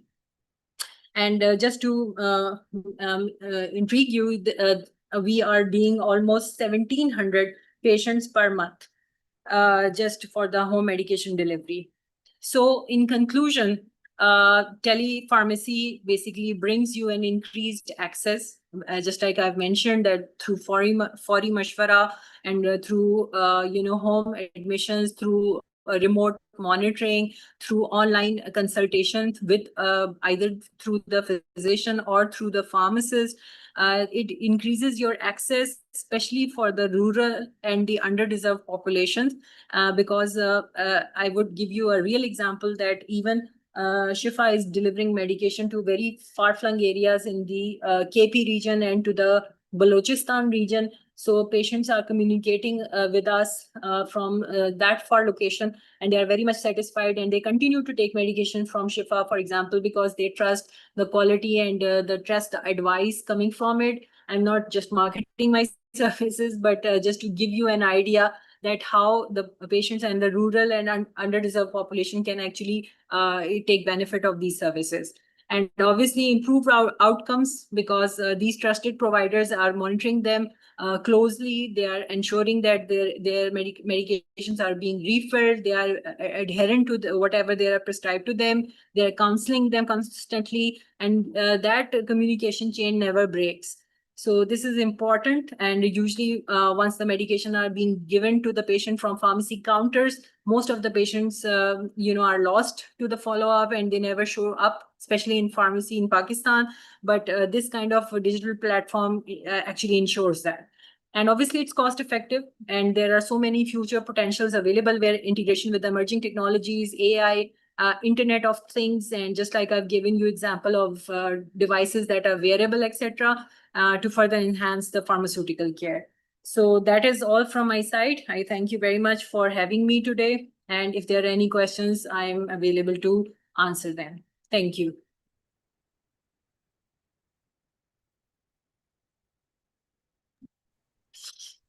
Thank you, Dr. Silva. It was like a treat to listen to you highlighting the need and importance of telepharmacy in Pakistan, and also the eShifa virtual clinical round is a good initiative taken by the Shifa International Hospitals. And I would like to invite Madam Mehreen Muzammil, who is a board member of Giving Back to Pharmacy in Pakistan, and she is also a specialist at Aga Khan University. So over to you, Mehreen.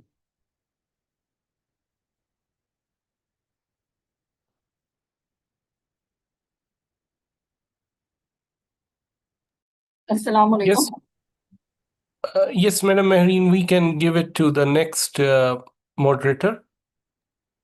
Sure. Dr. Umar is with us now.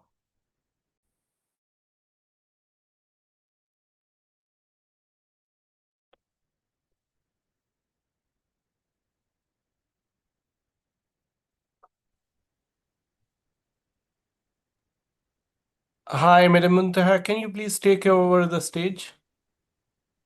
Yes, I am here, sir. Yeah, Hope please so. go I ahead. am audible. Yes, you are. Thank you. Assalamu alaikum, everyone. I am Muntaha Maqbool here. And as we come towards the closing of today's insightful session, it is my honor to introduce a distinguished leader in the field of pharmacy, Mr. Umar Ikhlaq Bhutta. He is Director and Head of Pharmacy at Shaukat Khanum Memorial Cancer Hospital and Research Center, with over 24 years of exemplary leadership in hospital and clinical pharmacy. His expertise spans medication management systems, sterile compounding, and international quality standards such as JCI, ASHP, and QOPI. He is also an active member of the ISO PP Task Force on Environmental Sustainability and serves as a preceptor for management, leadership, and quality and patient safety programs by ASHP. His contributions extend beyond the hospital walls as he is deeply engaged in national and international forums, professional trainings, and healthcare sustainability. Today, he will be sharing his closing remarks on a very important theme: guardians of rational prescribing, empowering pharmacists in prescription appropriateness and treatment. Please join me in warmly welcoming Mr. Umar Clark Bhutta. Over to you, sir. Okay, right. So thank you very much. So I'm audible. Yes, sir, you are audible. Okay, so thank you very much. I'm really appreciate all the wonderful people who have made this event successful, particularly Siddiqui Saab, who has taken up this initiative, and back-to-back sixth annual Giving Back to Pharmacy of Pakistan, a wonderful activity full of wonderful people, full of wonderful, you can say, the young leaders of the pharmacy who've done a wonderful job. So I've joined in a few sessions back, starting with Nasedra. I have gone through with all the old memories that we have learned a lot together. Salamat Saab was wonderful. Great to know that the public sector hospitals are doing the great things. in terms of CDSS. Salva is an again wonderful person, doing the great job, doing the innovative things, and all those people. So I'm really grateful and thankful for the great learning. Hazrat Ali रज़ी अल्लाह ताला अन्हु का कौल है कि इल्म ऐसी चीज़ है जो आपकी हिफाजत करती है, जबकि दौलत की हमें हिफाजत करनी पड़ती है। तो अनफॉर्चुनेटली हम अपने वक्त को बहुत कम इल्म के लिए कहीं ना कहीं डेडिकेट करते हैं। हम ज़्यादातर वक्त अपनी ज़िंदगी में हमेशा struggle for making our wealth and all those things इस पे काम करते हैं। तो it's great to know, great to learn on a weekend, great time for everybody for making this event successful. अगर मैं ज़िंदगी के कोई 20-25 साल फार्मेसी प्रोफेशन को जस्ट समराइज करूं तो एक शेर मुझे बड़ा अच्छा याद आता है। वो कहते हैं, अजब मुकाम से गुजरा है काफिला जिंदगी का, सुकून ढूंढने निकले थे नींद भी गंवा बैठे, कासिद ने आके बताया कि वो आएंगे शाम तलक, हमने इतना चरागा किया कि घर ही जला बैठे। तो starting with this poetry startup, हमें लगता है, मुझे लगता है कि pharmacy profession in Pakistan is in A right direction, but कहीं ना कहीं हम नंबर्स में पड़ गए हैं और हमने डे बाय डे इतने इंस्टीट्यूशंस ओपन कर लिए हैं कि the sense of the pharmacy is something at an a challenging position. So we have a great to great best of the best institution in Pakistan, and we have the worst to worst institution in Pakistan which are still struggling to strengthen up the pharmacy services. I agree with all the concept we have discussed with pertinent to the role of a pharmacist in the region, how to strengthen up. But this is very, very important to know that how we can actually work in on that. The people who are working within some international global standards, they are very much familiar. The actual expectation is quite high as compared to the real action that we are taking up at the moment. You can talk about any international best practices, the people who are practicing across the overseas and across the globe, like you are talking about the Joint Commission International, you're talking about the Quality Oncology Practice Initiative, you talk about any ASHP standards. So the expectations are way too high. And we are still struggling to improve a number of baseline things, but still that's a good thing to know that we are at a right direction, and we just need to make a pace to catch all those expectations as soon as possible. Once we are able to minimize the gap, definitely we will be in a right path, right pathway, and right practice scenarios. My basic objective of today's closing remarks is just to motivate the people who are doing the great job in a different hospital or a healthcare setting system. I believe if we can strengthen up our community pharmacy services, which is in a global trend, which is in a global aspects as well, a good healthcare system, the pharmacist role in community pharmacies are approximately 7 to 80%, and we are still ignoring it some way. We are ignoring either intentionally or unintentionally, but that role is still very much compromised, and a number of good benefits that we can pass through within strengthening the community pharmacy services can be achieved very well. This is the one way of strengthening our services. Being working in a Shaukat Khan Memorial Cancer Hospital, and recently we have done extensive audit with requirements of a Joint Commission International with the 8th edition.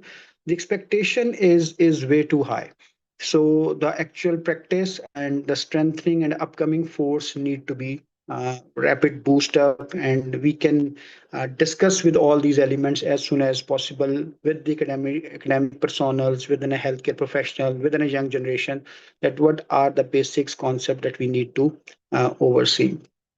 In Shaukat Khan, we took an initiative a few years back to strengthen the pharmacist role in terms of ASHP residency program, which started back 2012 with an understanding that we need to make a residency program. We took some number of years, and eventually we get the first institution in Pakistan for a ASHP residency, and now we have a number of other institutions as well. We further strengthen up how that we can modify the role of a pharmacist. We gone through within a year 2 residency program, which was a very successful model, I believe, because the people who become a resident of the year ones have a chance to further polish up their abilities and capabilities and strengthen up their services while they are excelling their career. Future, we are following and designing to make a model of a fellowship mentorship program. This will further make a specialization of the hospital pharmacist. So learning with these over the years experience, we institution are capable of producing a micro specialized pharmacist. So we can proudly say we have an ID pharmacist which is doing an entirely infectious diseases related activities. We have a palliative care pharmacist. We have a critical care pharmacist who's oversighting all the ICU and critical care patients. We have an adult and pediatric oncology pharmacist, and so on. We have a number of other specialty like you can say surgical services and drug information. Then the number of other services. The good thing is that it's not in a title. It is strengthened by a number of great, you can say, hard work in terms of the certification, in terms of a board certification, in terms of ASHP certification. People give the blood and sweat to strengthen up their skill set, to achieve that what is asked as a good hospital pharmacist expectation.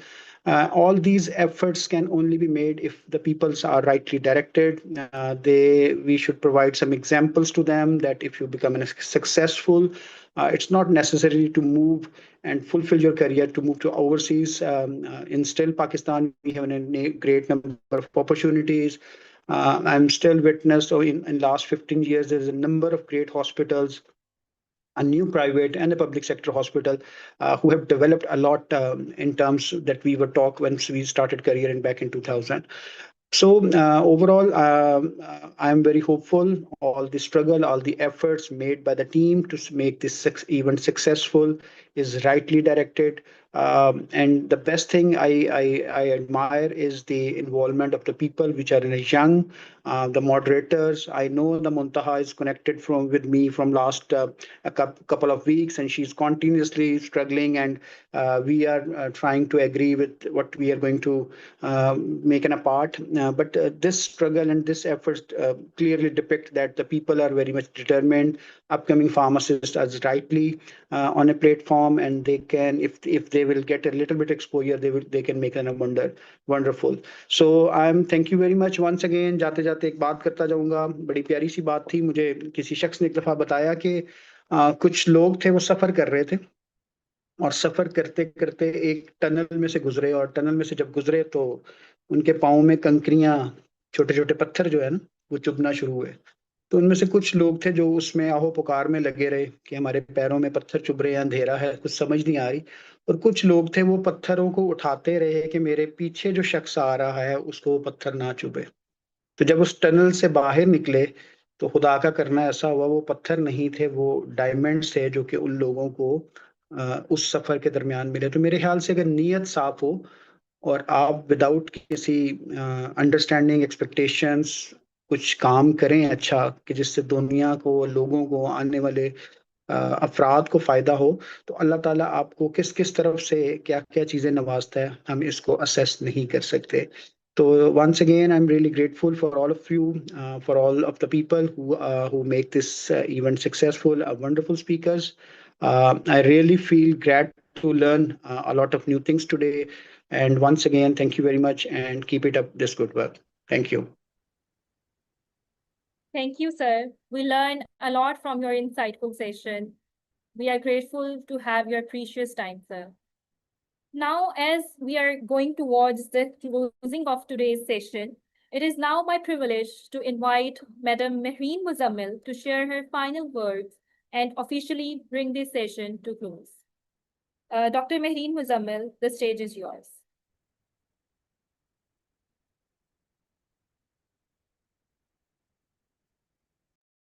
Assalamu alaikum. Am I audible? Yes, madam, you are. Okay, thank you. Thank you so much for giving me this opportunity to conclude. We learned a lot today from every speaker. We learned so much that it's difficult to conclude in such small period of time. And I'm happy to see that most of our participants are staying with us right now. We are over time. This seems कि हमें सीखने का शौक है, and this is what the meaning of conducting this conference. So we started with Dr. Tahir Aziz, and he showed us very well how to make a healthcare system better. And he shared practical example as well. He is mentor of many pharmacists. We had the presentation from Dr. Usman Iqbal as well, and I remember that how he given the examples and sharing with us that whatever data we have, we can connect dots. We can connect dots in a sense that we make the reference for the platform like FDA. Whatever we are publishing, we have a lot of data. We have a lot of patients' data available by which we can make references, evidence, guidelines for our own population. This is what his message was, which is very big. Dr. Saad Sultan explained very well that how pharmacists can play a role in different areas of hospital. That includes from very beginning till being the leader. He explained very well how clinical pharmacist can do intervention, how a pharmacist can become a leader, and not just the leader of pharmacy, leader of hospital as well. And I remember that Dr. Fareed Hassan was very kind enough that he actually motivated us, the whole team, that how the journey has been continued from first to second to third, fourth, and today the sixth Innovation in Pharmacy conference. And he reminded us that continuous learning is important.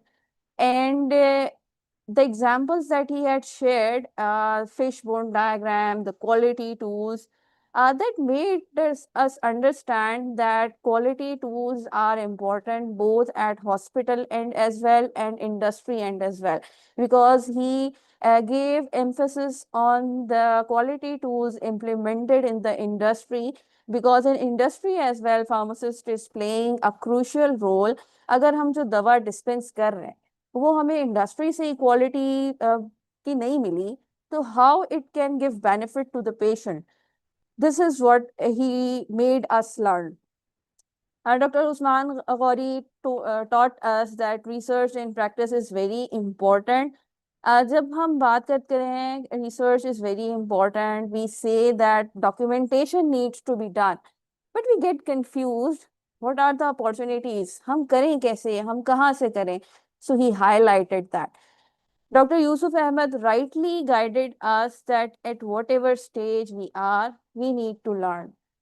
आज अगर मुझे ये लगता है कि मैं बहुत कुछ सीख चुकी हूँ, तो that is wrong. I have to learn more and I have to keep on learning so that I can give benefit to the patients. There are a lot of evidence coming in day by day. There are a lot of changes in guidelines day by day. And if I am not aware, I will not be able to give benefit to the patient and to my colleagues as well. Dr. Mehreen Naz was very energetic, and she was telling us different tools as well, how drug interaction needs to be checked, what tools need to be used, how communication needs to be done with the doctors, and how you should equip yourself that whatever you are suggesting, whatever you are trying to do best for the patient is conveyed and delivered both to patients and other healthcare workers as well. Dr. Wasif Gilani explained that how bridging is important, and I really like that idea that wherever he is teaching, the interaction between different healthcare workers, like nurses and pharmacists, are doing from their student life. अब हम ये सोचेंगे कि हमारे पास तो ये opportunity नहीं है, what we can do, but what we can do is कि हमारे सराउंडिंग में जो नर्सेज एंड डॉक्टर्स हैं जिनके साथ हम काम कर रहे हैं, we should understand their dilemma as well, their scenarios as well. And when we understand that, and when we take it as like we are helping the doctors to make medication safe, we are helping the nurses to make medication administration safe, they will definitely approve and accept what we are saying as a pharmacist. And then there will be a point that they will ask you, just you're a pharmacist, if you will confirm us, we will be satisfied. This is what the academia and practice when you are dealing with different healthcare workers. And also, there is need to be an exposure to practical scenarios as well.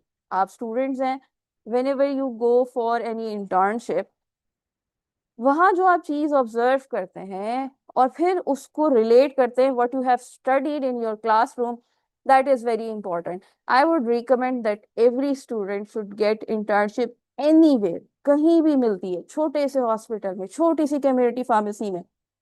Take it as an opportunity. You will learn a lot. You will come across the patients. Then we have a very good session from Dr. Sidra Andalib. She is a very sweet teacher, I would say. She explains everything in a very kind way.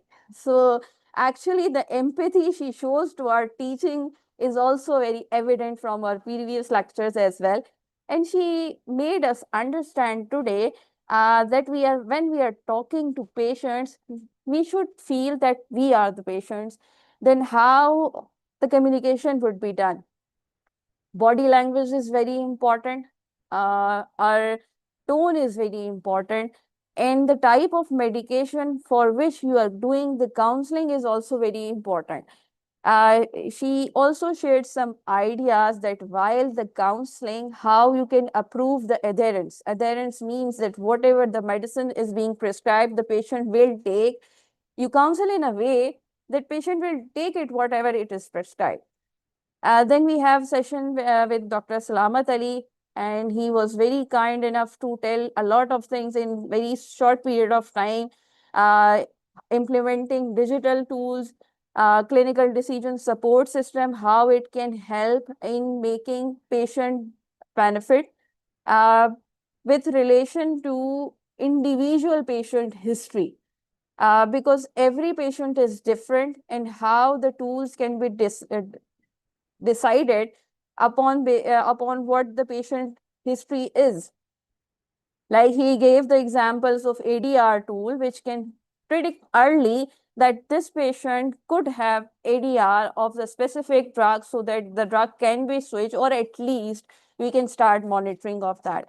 Then we had session from Dr. Salwa Ahsan, and she shared a very good example that they are doing in Pakistan for the drug delivery throughout Pakistan, along with all medication safety parameters. They are discussing within the team, they are discussing with the doctors, and they are discussing with the patients as well, and then giving the service throughout the Pakistan, which is very great. Then we have a very motivational speech from Dr. Umar Ikhlaq Putta. And he said very practical examples what a student can do to be a better pharmacist. In the end, I would like to thank the whole team, moderators, Dr. Kamran, Dr. Rana Kamran, Dr. Siddiqui, for giving me this opportunity of closing the remarks.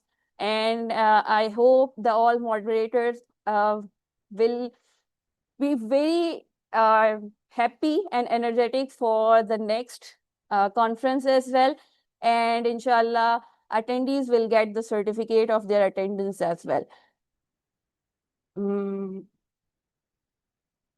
And with this, we would like to announce that our next conference, we will be waiting for all of you for the next conference next year on 18th and 19th of September with some more speakers.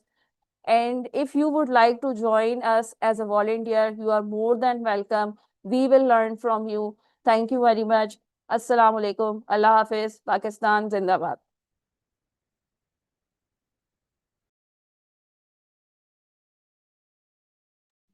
Assalamu alaikum.